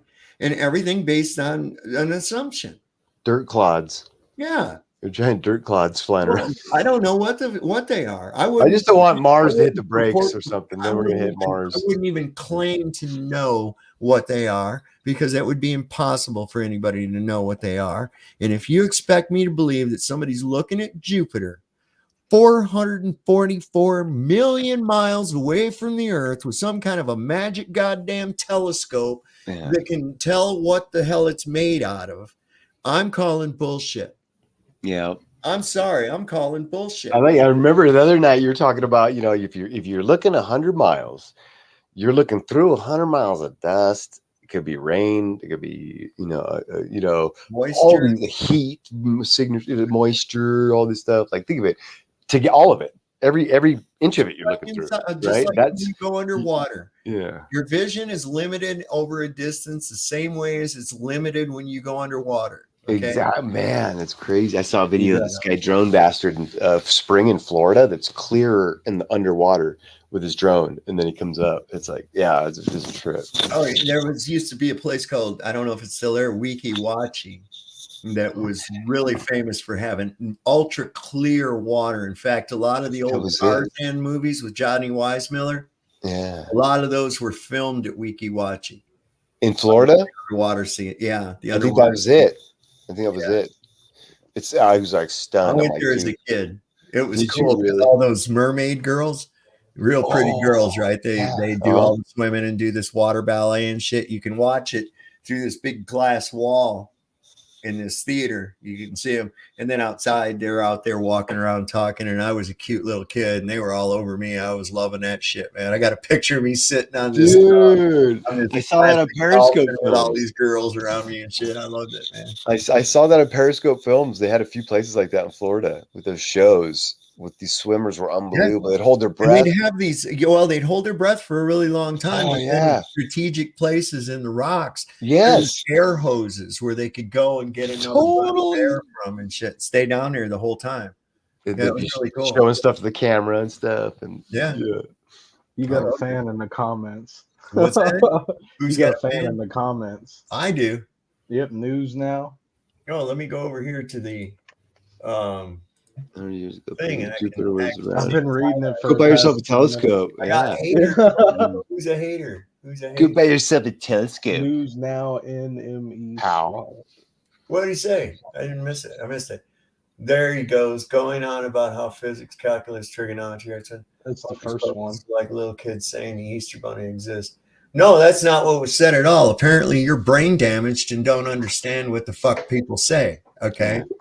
What I said was, when you use assumed variables in your fucking calculus, then your result of your calculus or whatever mathematics you're doing is wrong. So I'm going to put it on maybe a level you might be able to understand. If you put errant or assumed entries into your checkbook, your balance is going to come out wrong. Is this or is this not a fact? Yes, it is a fact. So now you understand the context of what I said. You may now continue to go on and believe in the Easter Bunny. News now, mom swallows. She should have, probably. That's all I could see when I read that. You know what I think news now? You know what I think there, bro? Or broette, whatever you may be. Don't mean to, assign a gender to you. Doesn't sound like a robot for sure. But methinks the lady doth protest too much.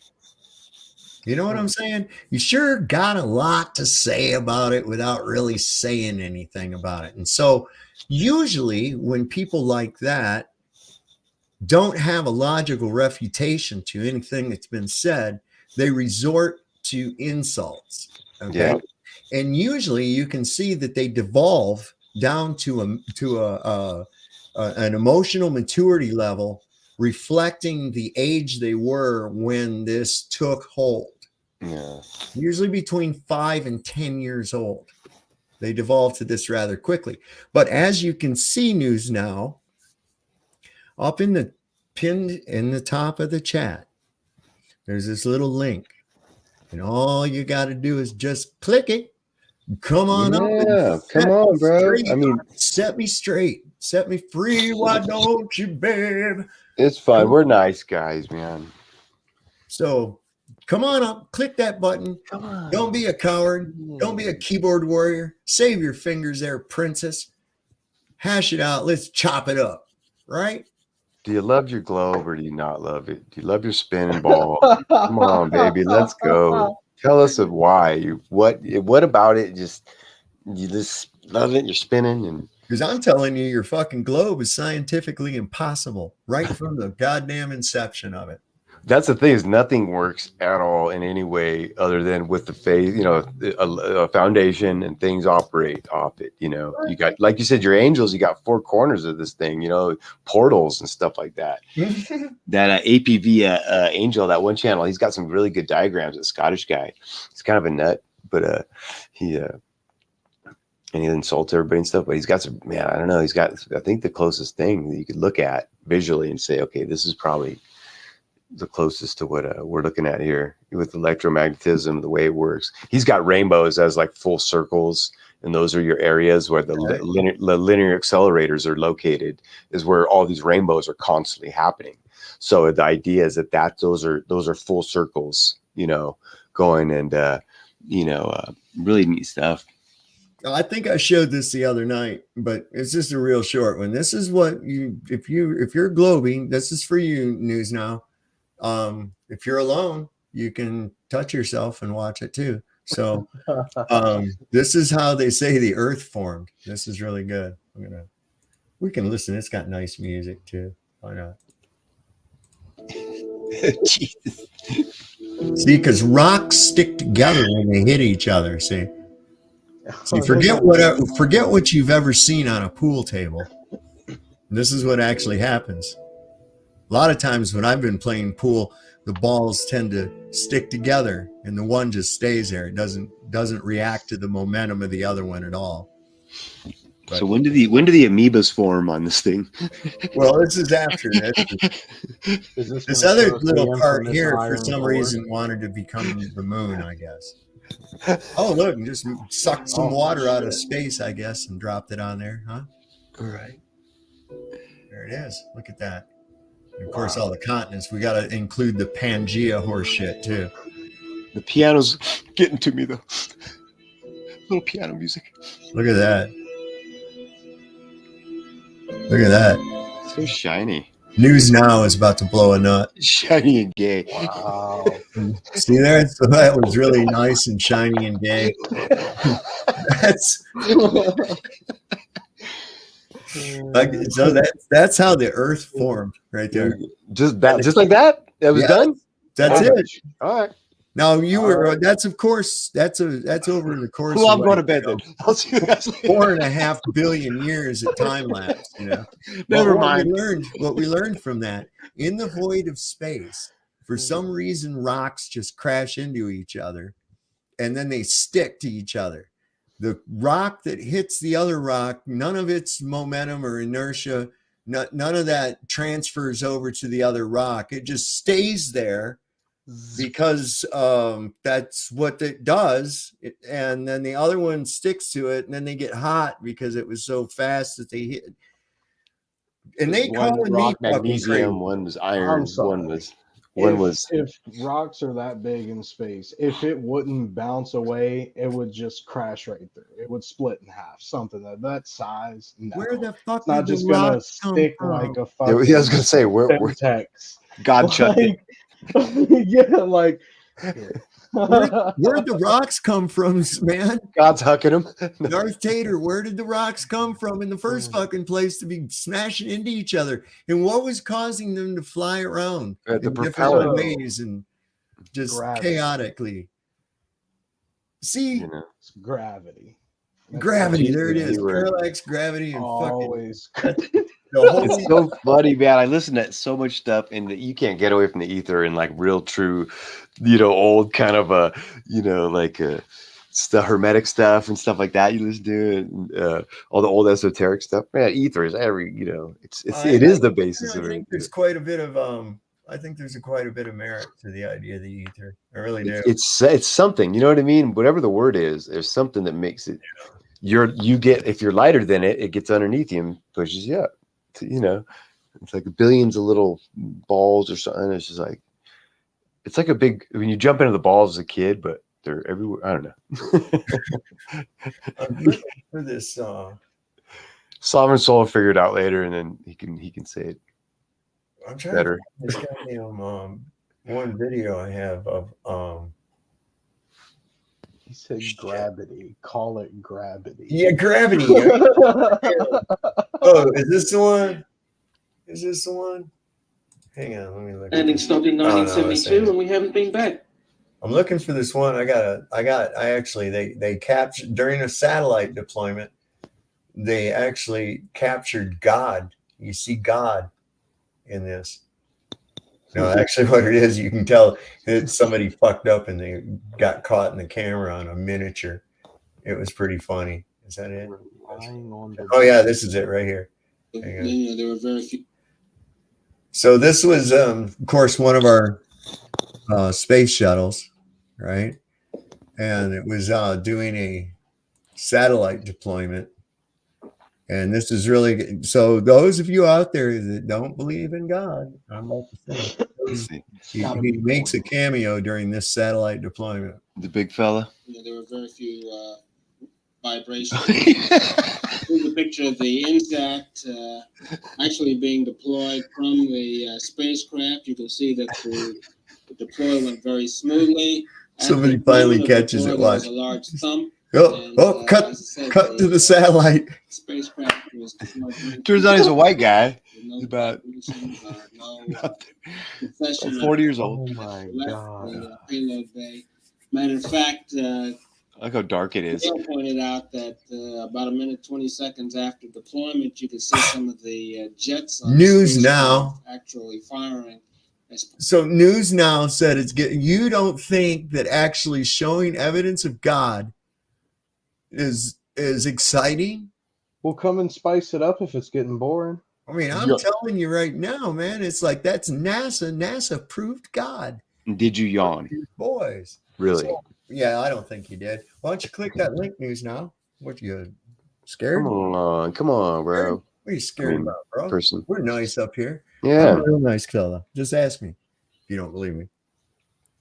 I'll give you the same. I'll give you the same proof you give me of a globe. If you don't believe that I'm a nice guy, just ask me.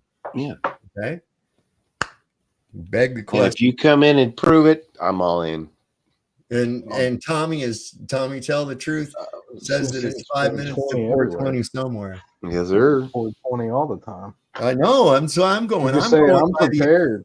I'm going by the constant zenith of the sun, Darth Vader. I'm going by the constant zenith of the sun. So at every moment, it's 5:20 somewhere. Every time. There you Can't go wrong like that, man. Oh, I'm telling you, I'm ready. I got like 7 joints pre-rolled. I'm chilling. Let's do it. Yeah, I welcome everybody here, man, because, it's like, look, we talk about some really cool shit. And there's people that don't agree with the stuff, but they keep coming here. And like I said earlier, man, you keep hanging out in the barbershop, baby, you're going to get a fucking haircut. So be careful. My goal is to desperately brainwash you into thinking for yourself. That's my goal, is I'm going to brainwash you into thinking for yourself. Yeah. Good luck, man. It takes a lot of work. You could just sit back and listen to what they told you. That's always easier. Well, yeah, then you don't have to worry about nothing, and you can have your corn chips and your fucking Mountain Dew and watch your favorite TV show and go through your daily, weekly, monthly, yearly reset over and over and over until you've got that last little bit of your life that you missed all the rest of it, right? And then you got that last little bit of your life where you get to sit on a beach somewhere and drool on yourself and eat a puzzle and forget who the fuck you are, right? And then, that sounds like that shit. That's what I'm after, brother. Hell yeah. I spent a lot of money on season tickets. I could use some money. Susan Schultz says she's seen Jupiter through a telescope, crappy one, and it looks like a white circle. Okay, yeah. Can see little white circles. I assumed moons at the time moving around it. Yeah, I don't know what those things are. Really? Circles moving around it? Cool. I bet you it would be easy analogy to figure out if I need to understand more about the god Jupiter. Because I think it's awful interesting. There again, going back to what we were saying about sentience of these stars and or wandering stars as they were known up until the last 100 years or so, when they started calling them planets, but they're all named after gods. Mercury, Venus, Mars, Jupiter, Saturn. It's everything, bro. Okay. So why? You get your 7 wandering. You get the Rosicrucian with the what is it? The goose, the mother giving the pelican or whatever, giving the 7 babies the blood and stuff like that. The 7, so everything's 7, man. You get your 7. Well, I wonder if perhaps maybe if going along with that, supposing that they were sentient and everything, maybe they are these what we might call pagan gods. Maybe they actually are. And maybe like what you're saying, these moons, maybe there's something about a certain amount of helpers that this guy had or whatever. That's why I say I want to look into it, because a lot of times I'm able to see beyond what's just there. I can look deeper into things and see, oh, that's what that represents. I get it now. See? A few avenues you got to go is astrology and stuff. And, those are the things that have a lot of information. Tarot stuff's got a lot of information. It's like a lot of good way. It's out there, man. It's good information, but see, there's something too. I think it's still incomplete, and a lot of people are unaware of it being incomplete because I kind of mentioned this in the chat on Karen B's Coffee Talk this morning too. That we know that throughout the year there are 13 moons. There are 13 moon cycles. And this is why we get the word for a month. It's 13 months. Okay.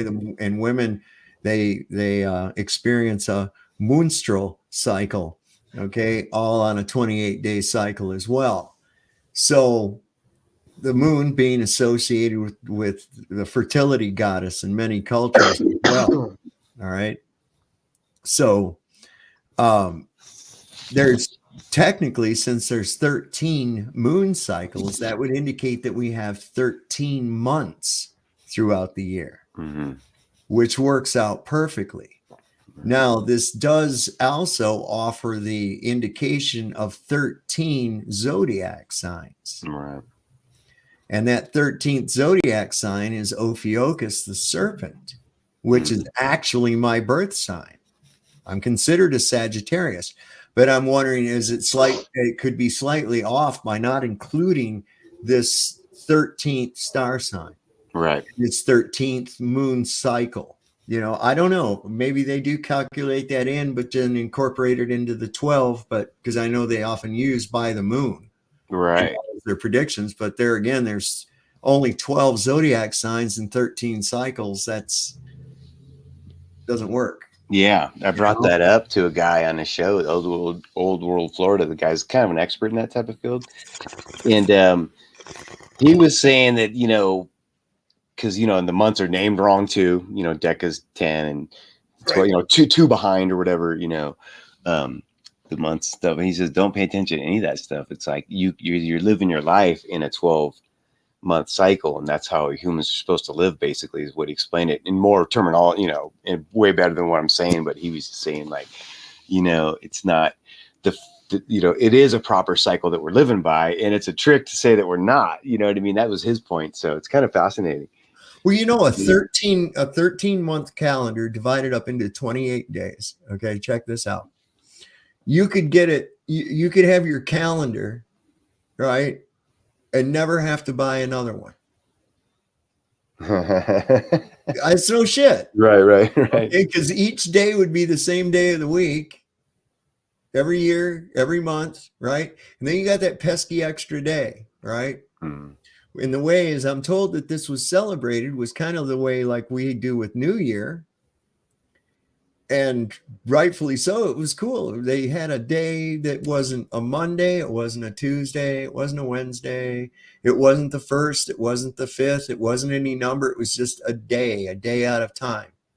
And then they had the New Year. There it was. And every 4 years, it was a bonus, man. You got 2 days out of time. Yay. And then back to the regular schedule, man. And you don't, I mean, I don't know. It just, to me, seems like really a hell of a lot more efficient way of doing that. But then again, we have to look at who changed it.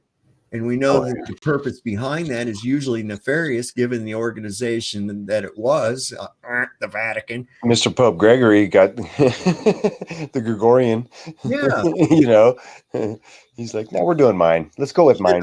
I think that China just recently actually adopted the Gregorian calendar. Really? That's fascinating, you know? At that point. Yeah, because, you know, and our Jewish friends are living in 5,080, I think. Something like that, yeah. Because they go by a lunar calendar. Yeah, and you're going, and it's like, man, that sure is a lot of information. I always say. See, our date is based. Well, of course, the Hebrew calendar is going to be a lot longer because we start in our society. Our dating starts as after the birth of Christ, right? So that's where the AD, and here we are. And so, of course, 2023. Yeah. But are we really? Yeah, we're really angled around and fucked our timeline all up, man. They really did. Yeah. Oh, yeah. I mean, they didn't even get the day of the birth of Christ right, dude. No. Like, what's that?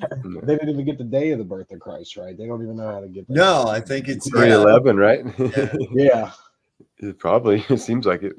Well, I just even looking at the conditions in the Middle East, but there again, we see that conditions were much different in days of yore too. So this can't be conclusively something to go by. But I happen to know that there aren't any shepherds in the fields and shit in fucking December because it's cold, man. All right, it's cold. Yeah, that's the thing about it. Yeah, it's really cold. processes spring to life and spring, and that's just the way it goes. So that would be the time, it just would. It is actually what they've done. And although the teachings of Jesus are, I think, great, fantastic, the way that he actually challenged the ridiculousness of the Pharisees, that's to be commended as well. Yes. Right? Now, what Christianity has done, though, is turned it into sun worship. Okay.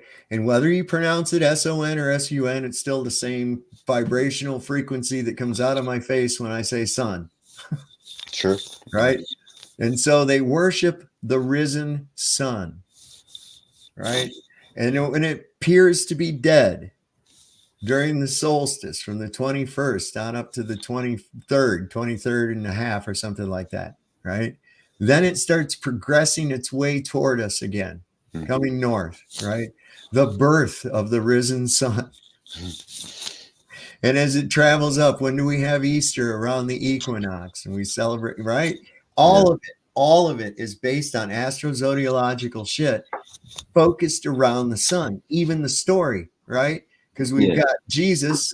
How many disciples does he have? 12, right? So each one of those actually represents a zodiac symbol. Judas, I can point this one out really well because Judas was Scorpio. Okay, yeah. All right. Because he gave Jesus the kiss of death. That's how he betrayed him to the Romans, was by kissing him on the cheek so that the Romans would know who to arrest. Now, when a scorpion in the Middle East, the real poisonous ones here in the U.S., they'll just maybe make you sick or sting you real bad, make you hurt. But the ones in the Middle East are deadly. And when they sting you, the sting mark looks like a kiss mark. Okay? And it's known as the kiss of death. This is all associative, man. It's all astrological, all around the whole thing, even up to and including changing the quote unquote Sabbath to Sunday. Right. Nowhere in the Bible does it say anything about worshiping God or rejoicing about God on, outside of normal what you would on Sunday. It's just a day of rest. Right. Saturday. That was it. Now, the only Christians that I know of really to this day, and I could be wrong, there may be more, but the only Christians that I know that still celebrate Sabbath, at least in the West, are the Seventh-day Adventists. Oh, okay. Yeah. And that's There's a lot of those around here. Yeah, the Seventh-day Adventists, a lot of them, man. Yeah. When I was little, my family was all Seventh-day Adventist. Oh, interesting. In fact, my first ancestor, no, that's not true. He was a Mennonite. Here in Shenandoah Valley. I've met a bunch in South Dakota. But my grandparents on both sides were Adventists. My aunts, uncles, everybody, they was all Adventist. In fact, my dad was a Sunday or a Bible school teacher at the Adventist church when I was a little kid. Okay. And that's where I had that experience. They took us, you'd go into church. I loved going to church because you got to get dressed up and it was fun. I liked it. And there was other kids there, right? And so we'd go in and they'd start, have the morning, like good morning stuff, that they do from the pulpit. And then what they do is have all the kids go. And then downstairs it was like classrooms, and we were divided up by age groups. And we would get our Bible lessons from a teacher, right? And I remember this teacher telling us that the Bible was that the devil was very beguiling, and asking the kids what she said, does anybody know what beguiling means? And I raised my hand. I knew what it meant. She goes, what's it mean? I said, it means that he's extremely good at tricking you. He's the master of deceit. So he beguiles you, right? He'll lure you and hypnotize you into doing the wrong thing. And she says, that's exactly right, David. And then I raised my hand up again because I thought of it. And I raised my hand up again. And I was always the kid to say what was on my mind. She called on me again. She goes, what is it? And I says, how do you know that Satan hasn't disguised himself as this church? And I was like, Yeah. whoa. Now I look back at that and I was like, yeah, right. The young truther in action. Well, that's the crazy thing. Like, I remember when I was young, church was a little. I went in all different types of churches, depending on who I was with and my family member. We've had the Adventists, we had the Baptists, and a Really? lot of people get touchy talking about it. But I was one of the few, like, I was probably one of the 2 to 3 white people in an all black church. Like, we were cool with them. So I got to experience all different types. And over time, after seeing it evolve now, especially in the valley where we're at now, it looks like it's becoming more. I'm not bashing the whole religion itself, but it's more becoming in this area. See, it seems like a cult. Everyone always comes together, and then if you go around and talk to people, almost every scenario around here, they'll always push God on you. Oh, how you should go. There's people that would show up to your door, all that. It's crazy, man. It's Yeah. not like it was when I was younger, dude. That's why it's like, I don't know. Well, I can tell you this, man. If you're in a bad mood, go to a Black Baptist service. Right. Yeah. If you Oh, can that's where I still went, feel man. bad, It's if you still crazy. feel bad after attending a Black Baptist service, there's something fucking wrong with you, man. That You ain't get more nothing but jumping the most around and happy, joyous shit you've ever experienced in your life, man. Those people are really down with it in those churches, man. It's not like white Baptists have got like stick up their ass. Well, the Pentecostal These white people ones are get up, they're down though. yelling, like they make you feel the spirit, dude. Yes, For real. sir. Like that's Yes, the way it is. You feel it when you walk there. You are welcomed. Like I said, I was one of the few white ones there, but like, Do you ever see the besides videos of that, the we were all Pentecostal family. ones? Oh God, yes. Yes. Those are that's my great grandfather was a Pentecostal preacher in Oklahoma, and so Yeah. I watch the videos sometimes and think like, what was it? Because I never grew up religious at all, you know, like we never went. So this all trips me out, you know, and it's like it's a trip. And I watched those videos. Oh man, it's all these white people dancing, dude, for doing crazy. It's just they're getting down, dude. Oh, and then Yeah. you start getting into the realm of the snake people, the snake handlers and shit. That's them. That's them. Yeah, that's whoa. the next level of them Well, or whatever. yeah. Just read about it. Yeah. Yeah, on the other side of Penis the costume. family, I found out that they were like Judaism, like they practiced into that. So when I heard about all that and learned what I did when I grew up, because this was only recently, it's basically like I said, they all stem from the same thing, but it's different. I don't know. Like I said, Well, that one was that's what made me really feel like it is a cult. Like Wow. I don't know. Like, Not like when people say Oh. cult, they think of a bad scenario, like because it's the way it's been portrayed. But no, it is a group. It is you accept it or not. Like that's the way around here. It's like they'll talk to you or they won't. Yeah. Crazy. I don't know what's good and bad anymore, man. It's funny. It's like, Yeah, dude. is it good for them? I don't know. It's like they're all really bent Cult on up, bro. getting you to come with them. Like, yeah, but if you're like, I don't know, and ask questions, they're like, nah, never They mind. just can ruin the Walk area away. is the problem. Like you're saying, you go to the store and they're like, well, I didn't see you. Where were you? You know, it's like, dude, at home. Exactly. Yeah. And that's I why was small towns are a little harder for me. Like, I'm sure if you were in a bigger area, yeah, definitely. It's probably a lot different, but I've always been in a small town my whole life. So that's what I'm used to. That's why it's like, I believe in what I see, the trees, the grass, right, the birds. That's what I am. I'm like, I guess you could say Mother Nature, but I'm more of a spiritual level. We are all just energies here. So And when we pass, you have we will kind be of an fertilizer. omnipresent. So you kind of subscribe to an omnipresent God?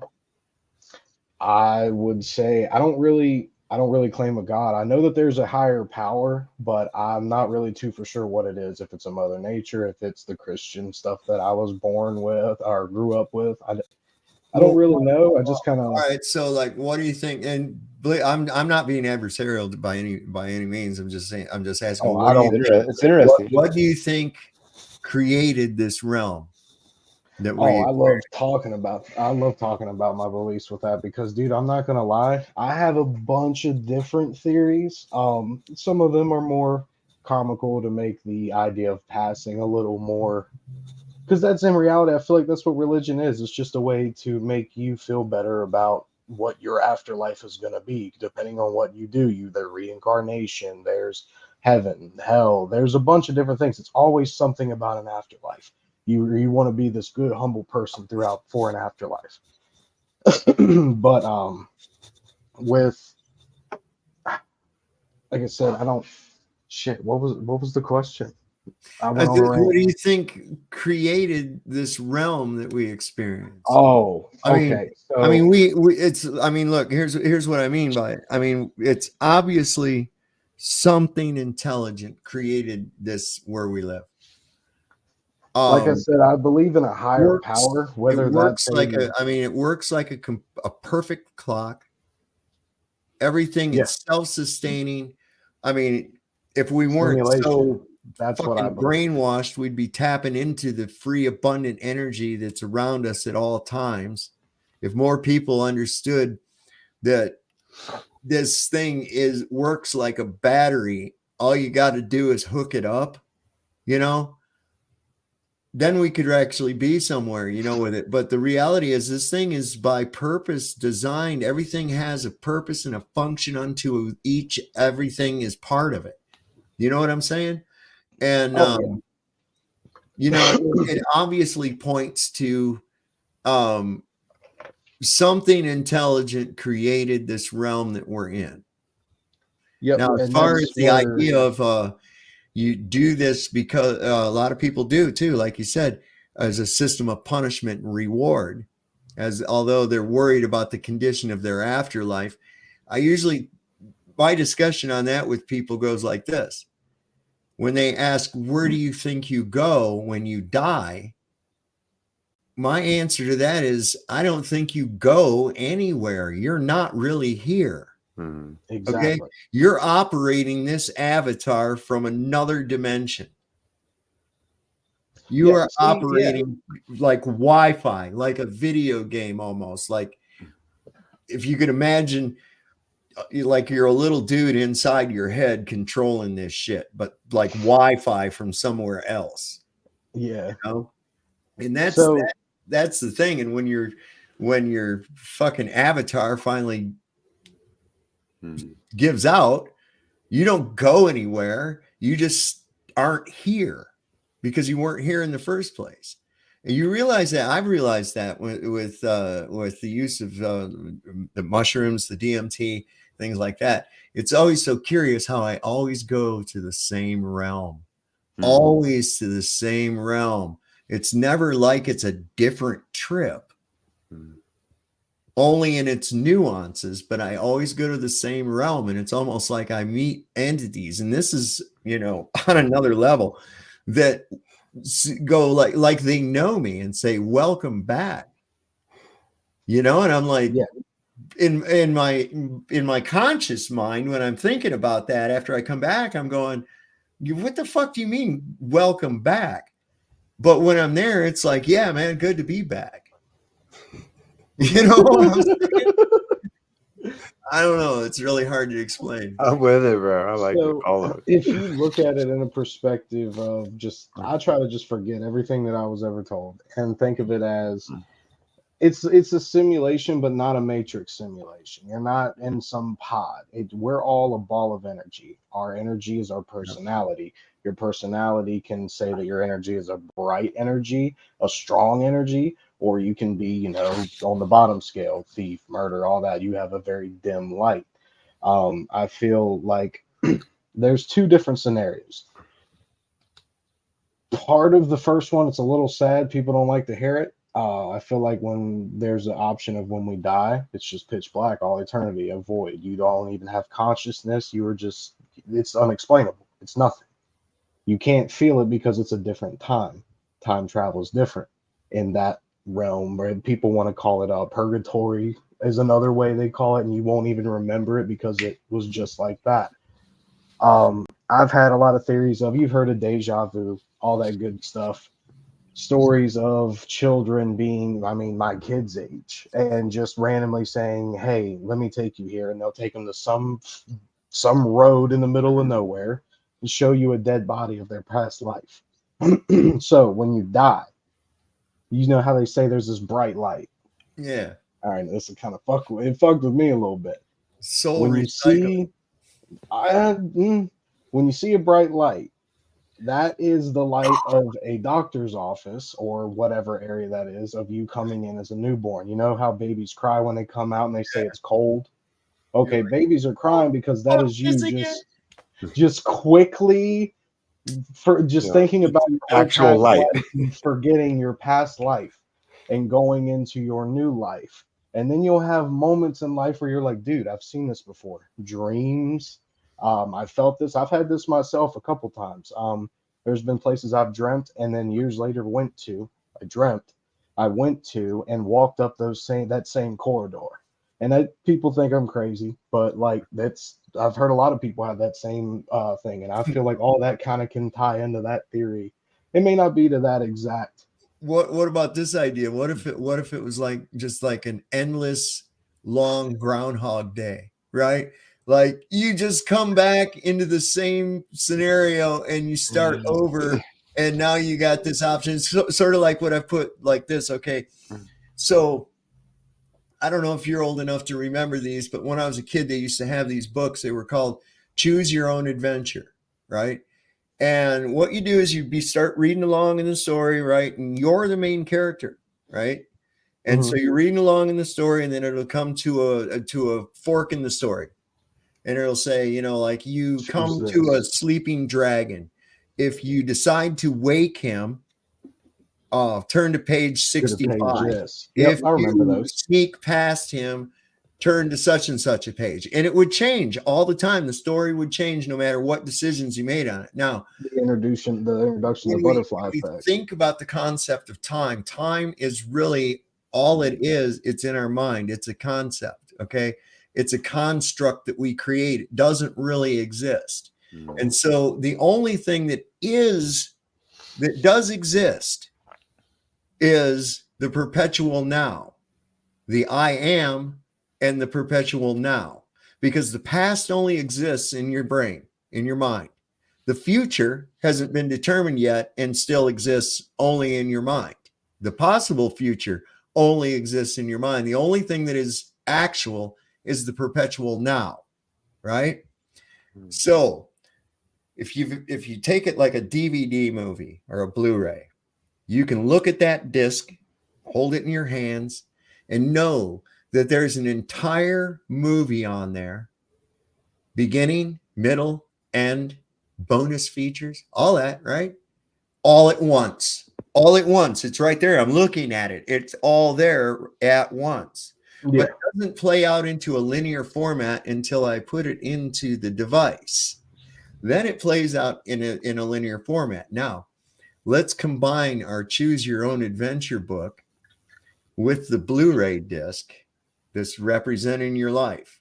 A Blu-ray that has Choose Your Own Adventure, and at all these possible juncture points within your life, you make a decision, but that's already determined where that decision is going to take and the results that are going to come about from it. You get to choose how you get fucked. That's pretty much how that. That's a great way to put it, man. Yeah, that is a fucking great way to get to choose how you get fucked. That's what we call free will. You know what it was fascinating to me is, Darth Tater, how you started your last comment, how you started it, the very first thing you said. I'm trying to unlearn everything I was taught. That's how you started. Yeah. That was a fascinating way to start. You know what I mean? This is tantamount. Get into the mind of like where I'm at. Yeah, you say I'm a burnout. It's whatever. But in my mindset, I tried to take what I was taught as a observation. I mean, it's a lot of work to do that. It's not easy. No, definitely not. Because I'm not gonna lie. For the longest time, I was a Glober that was like flat Earth. Like, come on, get the fuck out of here. Your parents program you. It's hard to get that way. Yeah, dude. The more I've gotten older and more out there and met more people, such as old Sav up there. I've gotten why's everybody got to throw old up in front of that? Dude, me too, man. Well, normally I'm the oldest guy. Man. You big Papa G. You got to show respect. But yeah, dude, like it's kind of opened my mind up a little more, especially, some of the extremities I have behind me has helped open my eyes a little bit too. Sure. It does everybody, man. It does everybody. Man, that's really when I was like, okay, let me look at it at a different perspective. Let me actually hear them out. And there's more, the more I dove into it, the more things like, my biggest fascination is the ice wall. I want to find out. Yeah. Like it's one of those things. Storm Everybody's the got wall. We one, need to man. do an Area 51 on the wall this time. They can't sink us all. Like, I'm with you, man. Let's yeah, go. dude. But yeah, dude, the flat Earth stuff. He actually showed me the app a while ago. I haven't, like I said, I was gonna actually download it and check it out. But It's cool. I got like the first day it ever came out, man. I got to get it back up. See, right? Look at that beautiful thing right there. Look at it, bro. There's a couple doorways out, you know. Well, I've had people arguing with me about this shit, and they goes, "Well, show a picture of your ice wall." So I'll show them this or other photographs. There's hundreds everywhere. I can't. mean, what do They they just act like they're expect? stupid that they've never seen it before, and they go, "Well, so what? So you're saying that that's just holding all the water in?" I'm saying, I don't know, man. It would let's go seem that see. way. No, Okay. I'm sure the water would scoop up under it at some point. It's ice, dude. Like it's not going to be a Game of Thrones wall. Like, come on, Well, let's no. put that you know, aside. there's definitely land underneath of it. We know that, but also you have to point to just let's take a look at something here. When Admiral Byrd went there, right? The name of that expedition was Operation High Jump. Why was it called High Jump? Man, Okay, diving, we were dude. going up onto the fucking plateau, bro. That's all. And I don't who knows what we're capable of engineering too, type of walls we're you know what I mean? It's just fascinating. You know, a lot of things are I mean, the fact this that they'll is- sit there and look at a pyramid all day, every day, but then they won't even give this a thought. Like, they can't even explain a pyramid that's in front of our eyes, and they're going to try to just disregard a wall. Like, obviously, there's something there if there's been multiple Dude, reports I got of a people bunch just in my getting area. blown out of the water, just Yeah. getting close to this thing. I got a bunch of pointy hills in my area, man. I'm like, that mountain stayed pointy for eons, man.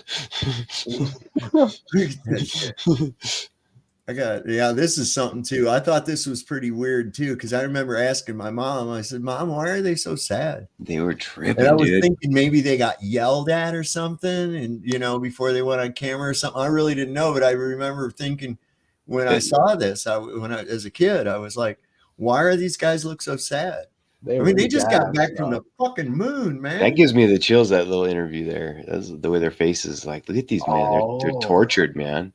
It's a trip, yeah. This one right here is Pickle, and he just stays He's pickled. just dead inside, dude. Yeah, he just stays pickled, man. You ever see the picture with Coppola, or who is it? Who directed it, the movie? Kubrick. Kubrick and them. They're just all walking, in the studio together. Yeah, check out my off-camera logo. Kubrick production.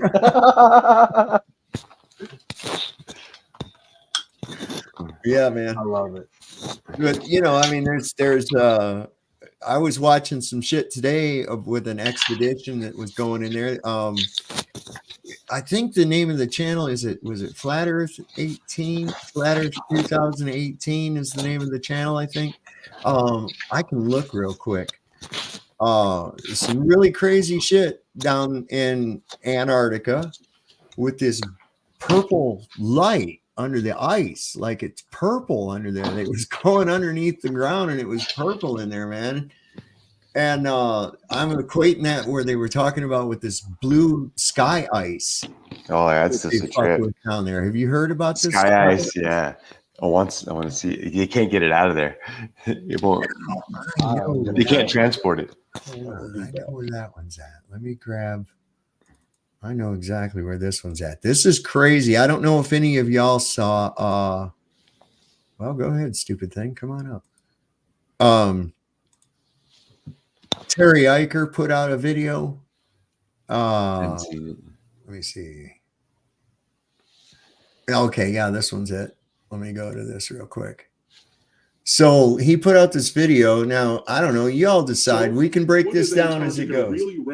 We'll break this down as it goes. It says to go to the 6-minute, 55-minute mark to see the footage. But this is some kind of a guy. Apparently, there was some film taken deep into the Antarctic interior years back. It's kind of not real great quality, but it's still nevertheless kind of stunning. And then some other video taken by someone in 2017 that actually shows what they're claiming to be some kind of supports that hold the firmament. Whoa. Or something.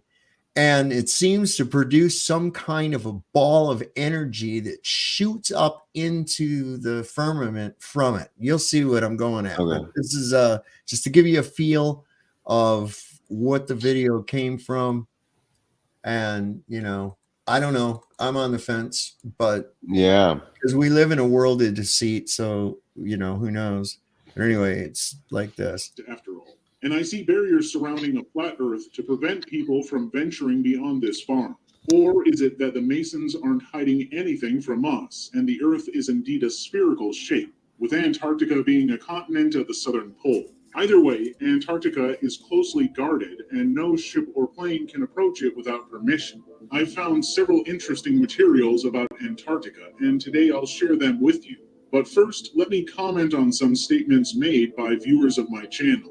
In the previous part of the video on the topic of Antarctica, one of the most common comments was something like, anyone can go to Antarctica. Nobody prohibits it. I know, I hear that all the fucking time. On in that vein. Every third person was leaving a link to a tour agency that actually organizes these tours. The prices are listed there. By the way, the prices are comparable to the cost of an apartment. Brief descriptions of entertainment programs are also provided, and it's purely entertainment. The most striking impressions are taking photos with penguins, observing leopard guards, and if lucky, seeing whales. Right. Almost identical comments were So we all know that later, that's it seems crap.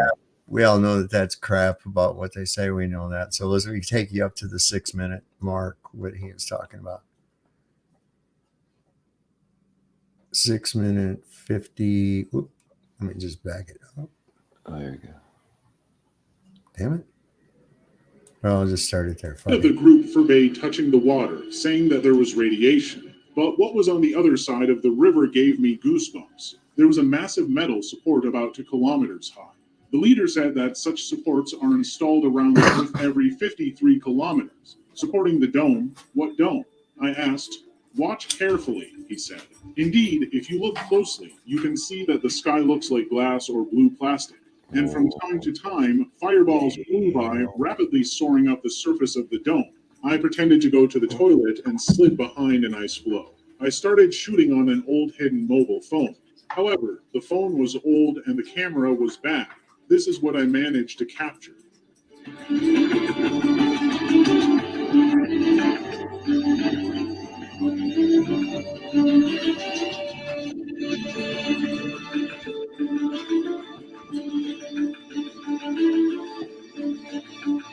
That appears to be beyond the mountain. See, in that A shape, the arc, that's a theory. A lot of people say that we are all on arcs, different arcs floating in what is space, the void. What is it? You seen the A? The A? Yeah. That, if it's right there at the edge of the wall, I've seen a lot of people talk about the theories of like we're all on arcs. Like different separate platforms of land in a dome capsule floating in what you call space, which is a void. Yeah, all the kind of different ways. Well, here's now here's the thing. He says every, what was it, 53 kilometers? These things are every 53 kilometers. Now this is the claim. I'm just saying this is what we're being presented with, and I usually get a lot of good information from this channel, so I don't know. Really? Now there's also, yeah, it's what is it? Flat Earth Truth, Terry Eicher's channel. Anyway, now that was the earlier footage. Now the other footage is a little bit better, and 2 different sources, years apart, and the same thing. You'll see. Wait to print comments. Oh, it's a fake, an old phone, a bad camera. But there is one catch. I would have thought the same thing if I hadn't stumbled across the following video.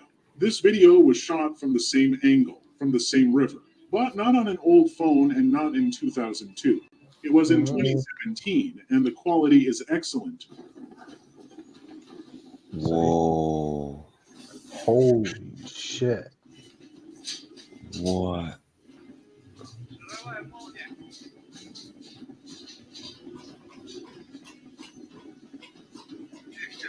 looks like a portal. It looks like a portal. Videos from different sources. Of course, they could all fantasize, but the most curious thing is that they all fantasize the same way. Doesn't that seem strange to you? But if you think that's all for today, then no. There's something else interesting. A former UN employee shared an incredible story from his life from 2013 to 20. So if y'all want to see the rest of that, look up the channel. If one of my moderators can put Terry Eicher's Flat Earth 2 channel up on the screen for me. I had it downloaded just in case I ran into any technographical difficulties. Wow. Is he supposed to be a eyewitness, this guy? Whoever this, or is this just what I think it is? It's one of those readers that you can get. It sounds like a reader, yeah. Technical, you know. So yeah, I think that's what that is. Whoa, that stuff is it's trippy, dude. So reading someone's account and then putting also his own stuff into it. So I don't know, man. What do you think? I mean, credible, not credible? And I'm going to see, can you guys go ahead and discuss it for a minute? I got to get my dog some water just for a minute. I'll be right back. So I can hear you, but go ahead and you guys discuss. What do you think of that? I mean, valid? When there's stuff that you see, a lot of times there's a reason they just want you to see it. You know what I mean? It's like stuff that gets out is always suspect. Anything video, anything written down is written by a man, any video. But that looked trippy. Oh, yeah. Dude, and a crazy thing is, I'm a little game nerd and everything, but there's actually this game that they have out called Ark Survival Evolved. And that's another reason why I was saying about the A and the Arch, because it's like there's a lot of people that talk about it. And the way that shot up, I'm guessing that was supposed to be portraying the sunrise. I had no idea what the hell that beam was. Right. But those beams are kind of the same thing. And I feel like that game in of itself, yes, it goes into like dinosaurs, like prehistoric. If history was the way it is written, it went back in time. But each different arc was a separate universe that had different things. And it was always things like those beams happening, like obuluses and things like that would they had like different tech gear, all that different stuff, and it goes in. A lot of people I've heard here that talk about the Ark thing go back off onto that because it's actually it was a story written back in the day from what I heard, and they're actually making comic anime series, like TV shows out of it now. Interesting. But those beams going around, that's what I was actually just looking at while the video comparing it. It's different crazy. Setup than like a tree or whatever. It kind of sounds like it's more cosmology of being spread out, different things as opposed to like a tree.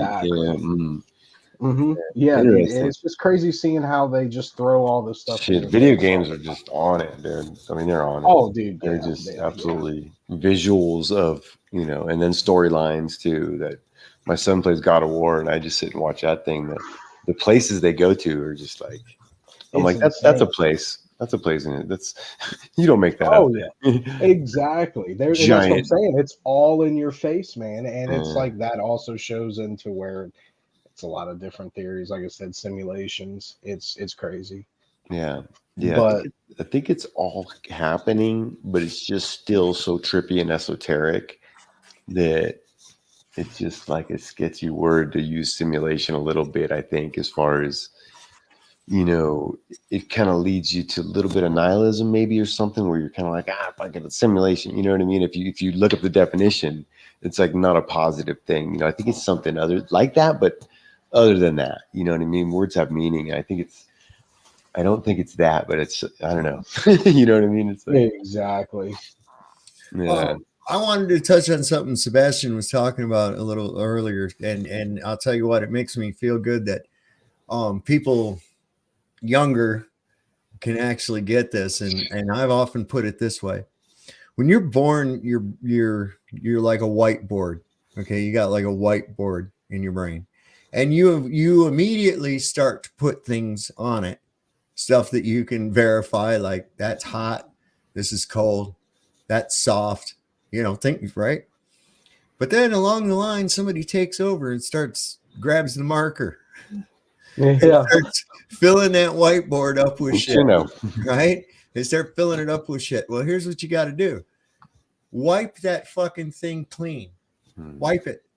And Yeah. decide that the only thing that's going on that is what you put on it.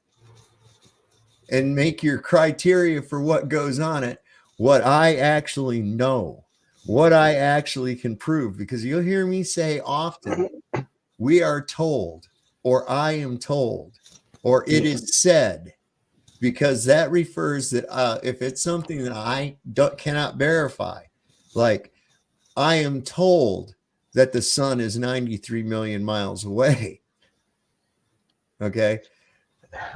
That's somebody else's shit, right? That ain't mine. That's somebody else's bullshit. And that's how I operate from there, you know? And it's like, oh no, you know, even when they try to run that bullshit, you mean to tell me, I mean, do you even have one of these spectroscopy devices that maybe I could stand 2 miles away and cut a fart and you could pick it up? Is that what that is? I mean, because that's what you would need, that kind of sensitivity to be able to detect what something is a 500 million miles away. I know. Crying out loud. It's not a That's feasible. stupid. It's not a usable number for your mind. You're not geared that way. You can't. Nothing is. You don't need it. Get rid of it. I had to learn how to learn. You know, that was my thing. Is I had to quit drinking, and I had been, you know, figured out everybody's lying to me, and you know, I didn't know how to learn properly. I was always in the slow classes and everything else. And, you know, it's just like you learn a trade. You know, never liked being told what the fuck to do. Yeah, I think that's part of it too. No, That's I've part of always it. I've always had a leader mindset, but I was also an only child. Like I run my own store right now. Like that's the way I've always been. I don't want to boss over me. I want to be the boss. But yeah, dude, I see a lot of people, especially being in a small town that's my age, that's just not on the wavelength I thought they would be, man. Yeah. Seeing them grow up, it's just that's a lot of people are stuck on this catering the feelings and how old are you, Doug? How old are you, Doug? I'm 23. Yeah. Yeah, and dude, it's sad. It's sad, and no one wants to think for themselves. They'd rather just hop on a bandwagon and just roll on with it. It's the easiest thing to do. So I mean, hats off, I guess. Part of a team. It's that herd mentality. Yeah. Go with the consensus. Go with the flow. Well, you know what goes with the flow? Dead fish go with the flow. There you go. That's a good one. Okay. Yeah. Dead fish go with the flow. Now, with life, you got to go with the flow. I mean, the more you buck back, the more you just get kicked on your ass. But no, what I mean by that is, with information. What I mean by that is, I support the current thing. I have a Ukrainian flag in my profile, but I can't find the fucking place on a map. Oh, please, yeah. Right? Yeah. I'm going to do it because everybody's doing it. What's the hottest trend? Right. You know, it's like I saw a sign that it was really cool. It says, I support the current thing.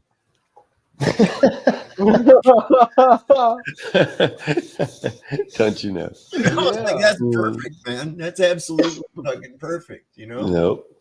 And I support the current thing. That's hilarious, man. So let's see who we got going on over here. My chat is usually quite a seditious place. There he goes, going on about how physics count. Oh, that's still old. Oh, that's way back. Okay, now you were way back. Yeah, well, I gotta hit the live, but okay, I'm good. Yeah. I know. Can Wouldn't you let me connect? Video with the arch? That's what I said. Somebody, it's hang on, I'll find it. It's Terry Eicher. So if I go over here, and pull up my history. And I should be able to find it in there. Dun, dun, dun, dun, dun, dun. I was looking at all kinds of crazy shit. Found a really good lecture on diffraction today. It's only about it's about an hour long, but it really got, you know, these people all the time. Well, you see that it goes away from the bottom up. And I'm like, oh my God, this will explain it for you. Just watch. I already know. So what do you think all those people are stuck out in Burning Man? Yeah, I got friends that are live in Lovelock, and they're we're getting people out for money and stuff, taking their 4x4s. Because I lived out there. I worked out there on the playa for like in the summertime. I spent a couple weeks out there working and stuff. It's a trip. It's the largest flat area there is. There, at all. Larger, bigger than any desert, anything. Conveniently, Chris Rock gets out like first thing as soon as it happens. Walks for miles and people pick him up. I've seen it all. Like I've seen it go down. There was this video actually. Someone, Shannon, dude that I work with, showed me the whole beginning to end of what all the events happening, and it was like 30 seconds. They park out right here where I live, man. They stop right here in Sparks. It's like the main place. Right here, this truck stop and stuff right by my house. They're all white. The cars are all white with the playa dust. It's a place is something. It was something before. They scraped it, man. They did something to that place. It's a trip. Yeah, man. Everyone's stuck up in there. They're talking about Ebola and all that. I'm like, oh, here we go. Here we go. Yeah, I wouldn't go to that thing for nothing, man. Oh, I got a lot of buddies would go and stuff. I don't know. I'm not big on festivals, man, especially after things that's been going on. No, thank you. Yeah. And right here's a prime example. Big time, man. Well, I'm gonna get up early for work tomorrow, man. I appreciate you having me on, Dave. Yeah, absolutely, man. Yeah, that's always a good time, man. My favorite subject, never gets old. And good to meet you too, dog. That's a good one, man. Shit, yeah. For sure. I like that. I'm trying to find where the hell that video came from now. I'll have to look in my history, and I'll tell you what. Maybe I was wrong in the source. I guess I'll have to look in my history. I've been all over the place today, so it might take a little bit. Oh, here it is, right here. Wow, it was right at the top. So let me see. I can do this. Copy the link, and here it is. You ready? Let's see.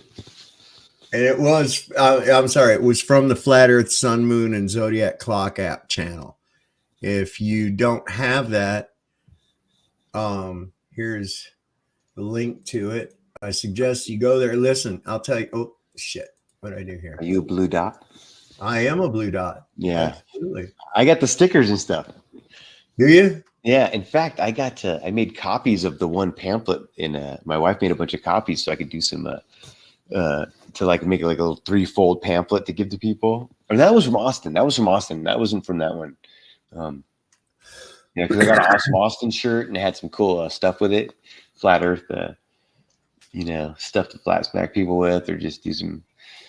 So I put the link to the Flat Earth, Sun, Moon, and Zodiac Clock app YouTube page in there, and there are some really good videos on that. I highly suggest go there, subscribe, hit the bell. He is always putting stuff out. I've had Dave Weiss on my show before. I've been watching him for years now. I've had the app. Is awesome. It's really cool because you can use it as a demonstrable tool. It actually works to be a demonstration of things. When people say, well, how do seasons work? How does this work? And like every question that always comes up, like, where does the sun go? Ships over the horizon, blah, blah, blah. You click on one of those categories and it will bring up a playlist of videos that you could search all day fucking long on YouTube for and not find, because they're hidden that badly. Although a bunch of them are on YouTube, but you'll never find them through the search algorithm ever, because they're so hidden. And that right there, the one I showed with those supports, that'll fly right in there too. Yeah. Where they'll just put a shit down to the bottom of the algorithm so nobody sees the shit anymore. No, and I'll say this before I get out of here, man. I got a love for Dave Weiss, because I don't know what would have happened to me if he hadn't got a hold of Owen that fateful night, man. Telling you that was it. Dave's the one that got the ball rolling, man. And I think sooner or later I would have figured it out. But dude, that was, you always, moments like that, you kind of hold a person like that, that's a neat moment. I always appreciate that from him. That was, he helped Dave was a big part of helping me out, man. Quit drinking and doing everything, man. So it's kind of cool. How long you been? How long you been sober now, Joe? The 7-Eleven was 4 years. On July the 11th was my 4th year without a drop. Congratulations. Yeah. Thanks. How long for you? June 1st was 12 years. Oh, perfect, man. Perfect. I'm on that road. I feel good. It's easier now. Amazing how your world opens up, you know? Like the most. Yeah. It takes you a long time to get untuned from that low frequency, though, doesn't it? I was, your vision's got to get right. Your head, I'm still healing. I think probably a little bit. Sure.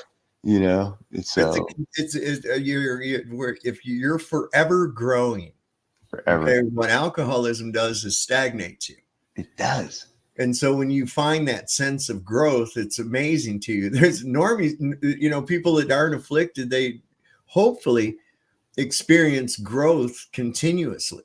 Yes. This is where the old adage, wisdom comes with time, but it also doesn't come without scars. Yeah. It's my happiest thing, my brain growing and learning things that weren't there, and they weren't there. I ain't in that dark bar no more in the corner. I used to love that last bar stool, man. And, and I'm like, now I go, that's why I make videos outside, man. I was telling the guy the other night who's wanting to quit drinking. I was telling him, man, do the opposite, do what God wants you to do. Go out there, man, and see the big giant world, not in that little dark bar, man. I get it. Hiding, subconsciously really hiding. But yeah, you are. Hiding. I said this was my mistress was that beer, man. It was the thing hiding away. You know what I mean? It was a trippy thing. Looking back on, like what, Yeah. So it's unfortunately really highly promoted by our society, by our control system.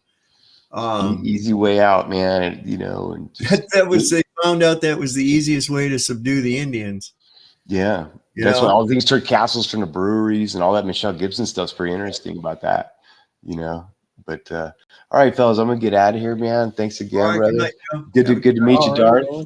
Take it easy, man. Good to meet you. Man. Yeah, let's talk again sometime, man. Appreciate it. Definitely. Okay, guys. Okay. All right, later, man. So yeah, that Joe's a good guy.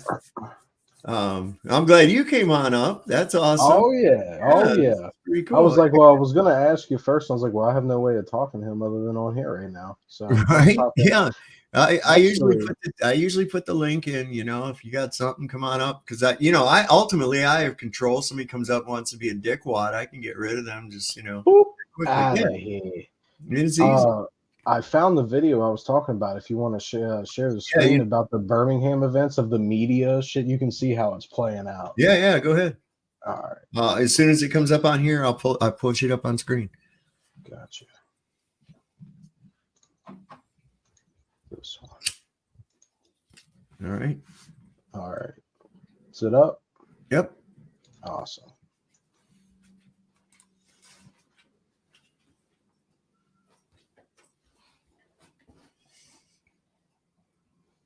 Oh my God, yeah, that was so. Yeah, this is when all the people were protesting and chained themselves up all to everything.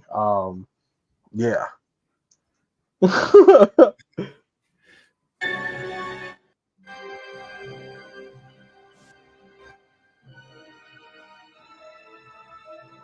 Yeah, this is really. They got Ebola now. There. Yeah, it's supposedly. Yeah, they were saying that it's conserved food and water. Yeah. All right, so here's the problem I have with this whole disaster scenario. Yeah. Why can't they airlift shit in there? Well, that was probably going to be the argument. That's why they wanted to say there was a contamination of a spread of something, and COVID's been under the propaganda of it being a political thing. Yeah. They had to come back with something that they've dealt with before. Sebastian, be very, very careful when discussing that topic. Yeah. Yeah. YouTube algorithm, they will fucking strike me. All right, there you go. I mean, we can show this here, but as far as talking about, the audience, trust me, my audience is smart enough to put it all together. Yeah, gotcha. And it's a bitch, but we just gotta be real careful. No, that's fair. But here's what I'm saying though. despite whether or not they're quarantined or not, right? Yeah. They could actually either airdrop and parachute some crates of food and blankets and shit like that into them. They could lower shit down from helicopters. They don't have to make contact with anybody in the quarantine in order to get them supplies. And there's more ways to get people supplies than driving across mud to get it there. That's what I'm saying. It's the same thing with the people in Lahaina. You mean to tell me that they can't just helicopter shit in there? That they can't have communication restored already? Why not? I was That in the would be military. amazing. We had communication established within 20 minutes of hitting the site, man. That would make too much sense. That's why. There's just none of it makes any goddamn sense, especially this thing now. But yeah, Oh, go ahead and play it. Go ahead and play it.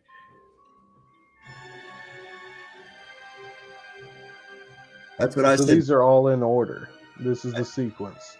That's what I said. Buckle up. Here we go. Yep. And then Chris Rock gets that makes out. me really sad right there. Yeah. So Chris Rock, hold on, pause that for 1 second. So Chris Rock just started fucking walking out. Walking miles, it says, and it'll show the video of someone picking him up on the back of the truck. What an idiot he is. Dude, Do you wrong. realize? Hold on. I used to live in that fucking desert. Okay. Do you not realize how fucking dumb that was? That shit, right? You don't do that, man. It's hot as shit out there, buddy. You'll fucking pass not just, out. Yeah, look, man, and that's a long ways. Everything that looks like it's just right there isn't just right there. I'm not shitting you, man. You That's go, just wow, another it's point. still way over there. What the fuck? Well, see, yeah, that's what my lady and I talk about is out there when you go out west and stuff, man. You just see things far out, and you think just because you see it, it's right there, and you just keep going. You're like, dude, Yeah. it's getting closer. What the hell? A friend of mine and his wife came out to see us, and they had their kids. And we went to the Alabama hills, and those kids were having a blast. Those rock formations are so cool out there, right? They were having a blast, climbing on those rocks and everything. And this one boy, he was tagging right along with me right there because I was telling him about what everything was. And he says, hey, what's that over there? And I says, well, this is a little cave. And he says, well, let's go over to it. And I says, you want to walk all the way over to it? And he says, well, it's just right there. And I said, oh, okay, let's go. So we start walking toward it. Yep. Went down through a wash, had to go down through a wash. We come up on the other side, finally could see the cave again. He says, we haven't even gotten any closer to it. I was like, yeah, that's what it means about when you think something's just right there. It ain't just right there, bro. No, definitely not. Yeah, go ahead and finish this. I was just going to say that. That's dumb. Oh, you're good. Right here. In a jacket. Get me the hell out of here. Get me the hell out of here. Yeah, dude. He straight up just walked miles. If you look into it, I think it was it two? It wasn't nothing too bad, but just being out there in the heat like that with not a lot of supply, I think it was like 3-4 miles. And he was the first person that was ever reported to get out. And I was like, of course, you got to get the famous people out, right? I don't know, man. That sounds pretty dumb because that shit was hard to walk in. You know dude, they said it was flooded, all the exits, everything. It was just nothing but this outbreak. Listen, they've been trying to float Ebola on us for a while. They really have. Yeah. And I don't know, man. That's why I said buckle up. Here it comes. And plus, it's an election year. We got to have one. We'll find out. That's we all got to we have can it. It's say. election year. We'll find out. Because I think let events take place. Oh my God. Well, this is why we desperately attempt to brainwash people into thinking for themselves, pointing out the ridiculous, the obviously impossible, And, you know, at every turn, I mean, I just can't get how some of this crap people, after everything that they've been exposed to, can still believe some of the things that they do. It's like, I think part of it's a fear that if they don't believe the same as the normies around them, even though their mind is thinking slightly differently, they're afraid if they go against the herd, they're going to get yelled at by the rest of the sheep. And that's where a lot of the fear comes. You have a lot of closet flat earthers. There's a lot of closet flat earthers. Okay. They're like, you know, I don't believe that I think the earth's a globe, but this, and this makes sense. And this makes sense. And I'm like trying to balance that out in my mind. I'm like, how can you still believe it's a globe, but you still think that? You know, it's kind of like the guy who goes, yeah, I'm not gay or anything, but that is a mighty fine penis over there. Just wanted to say. He's like, wait, no, you're kind of gay, I'm saying, you know? Yeah, ain't no shame in it. Just own it. Yeah, exactly. Shoe fits, lace that fucker up. There Right? you go, honey. No, man. A lot of people are just afraid of. I've noticed, and it seems like being alone. They are afraid to have their own thoughts because of confrontation, therefore breaking relations.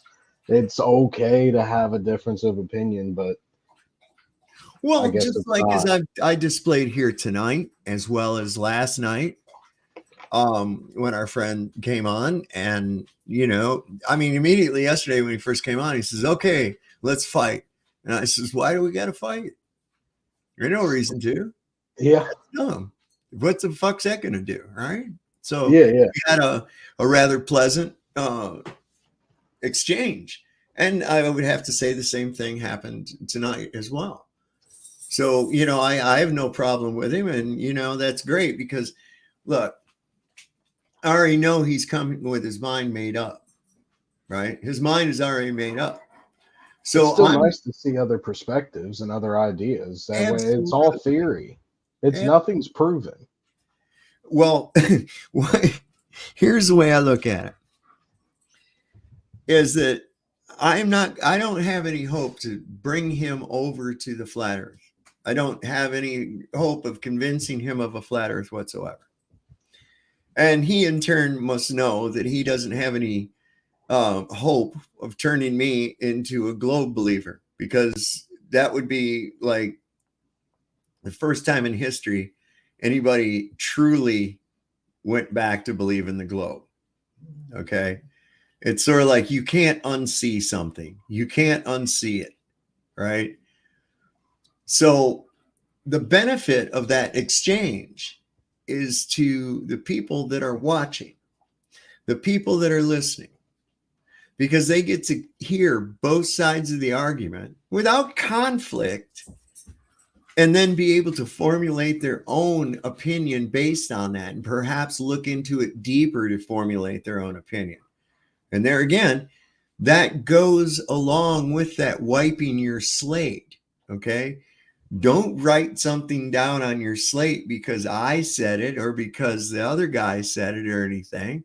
Put a pin in Weigh it out for yourself. Look into it and then decide whether it even goes on your whiteboard or not. You know, hey, you guys hush. So that's basically the way you got to look at that. And I believe there's really a lot of people. Yes, totally fake news is right. They said some of them were just downright hateful. That's true. Well, that too. So if some of your mods thought the way you do Sovereign Soul, your chat would much more welcoming and pleasant. Well, I'm trying to get it that way. I really am. You know, and yes, some of them are downright hateful. I don't like, you know, there's no reason. I got you. No. No, you know what I'm saying? I mean, there's no reason for that at all, you know, although I do understand where it comes from, because many of us have spent, you know, a lot of time combating really hateful acting people over this. I mean, it's amazing how something can go from 0 to 100 in less than a second. You know, it's like, hey, good morning, Bob. Hey, good morning. Did you know the world is flat? Go fuck yourself. Okay, well, that really escalated quickly. You know, what? I Well, mean, that's a and difference that's what, between. and that's the level that we're at. So, and what happens? I think it's almost like a form of PTSD, because I suffer from it from time to time. You know, where I just like get tired of fucking hearing it. I'm just going to smack you, and you can often mistake somebody else. They're just a non-combatant, but something they said just you fucking Glover. You know, because it does anger you when you really do realize the level of deceit that's being perpetrated on you, and to see somebody, for lack of a better term, giving aid and comfort to the enemy. Yeah, it pisses you off, right? So you see it as it's easy to do, but we're better than that, man. We can rise above that kind of bullshit. Let them play that game. You know, be impervious to it. Consider the source. They're insane. Okay. So of course they're gonna get angry at you for trying to take away their balls. You know? yeah. They love balls. Been streaming for 420. But that's Yep. also the difference. That's the line people don't understand that's there. There is a line between both people, that there is a respect line. There's a debate, and then there's just straight up arguing. Mm-hmm. No one wants to argue. I'm sorry, nobody wants to argue. Debating is good. Debating is good to get different thoughts and opinions out. But if you're just coming on to troll or coming on just to sit there with the argument, if you have your mind made up, you have your mind made up. Don't try to assert yourself just for the pleasure of 15 minutes of just toxic back and forth. Like that's There's a difference between the person that comes in to be confrontational and the one that's coming in to genuinely ask about something and wants to know. For instance, the other day on Brian Staveley's stream, a fella called in there and had a question for me.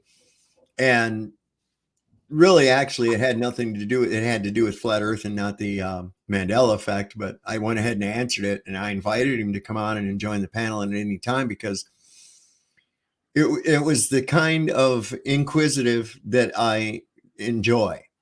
Okay, because he truly wanted to know. And the way he even phrased things was, he say, now, how do you account for this or the other? I've been told that it's this or the other. What is your explanation? And I give it. And he listened to it and not want to just argue back and forth. But if he had a question about my answer, he had it there. And I was like, that is refreshing. And I had to thank self-realization. Well, when you got somebody that comes in and goes, all right, well, how's the seasons work? What's on the other side of the flat Earth? Where's your dome? How come there's that? Blah, blah, blah, blah, blah, blah. All this unrelated shit. They're not asking you out of inquisitive. They just want to blow a bunch of shit at you. Okay, that's all that's designed to do, because all of those, each one of those explanations, of course, is going to take some explanation, because, and they're not even to do with one another. So what are they expecting out of you? So I'm like, that type of person pisses me right off to start with. And you can tell when there's the adversarial attitude and just the genuine inquisitive attitude. And I prefer the genuine inquisitive. That tells me that's somebody with an open mind. And I like what Frank Zappa said. A mind's like a parachute. It only works when it's open. That's where we got to be. All right. So Jeeves Crisp is going to bed. I think everybody's about ready to go to bed, including myself. I probably won't, though. I'll probably sit here for a little while doing a little bit of shit. But I want to thank everybody for coming tonight, and thank everybody in the chat. And Ruhif, it was enjoyable having him on. We had a good time with that. And of course, Sebastian and Joe King. Sebastian, you got anything you want to leave us with tonight? Any words of wisdom? Words of wisdom. Or whatever the fuck you want to say. No, too late at night to come up with something on the fly. Y'all take it easy. Obviously, it was nice seeing y'all. Y'all take it easy, and I'm gonna take my ass to bed myself. All right, man. I hope you'll come on up again next time, because this is I enjoy having you on the panel, man. Oh, definitely. Yeah, man. I'll see you soon, man. All right, then. Good night. All right. Take All it right. easy. And to all my good friends out in the chat and in the viewing audience, I want to just leave you with our usual words of wisdom. Lord loves a working man. Don't trust Whitey, and see your doctor and get rid of him. He'll probably kill you. So until tomorrow, have a good night.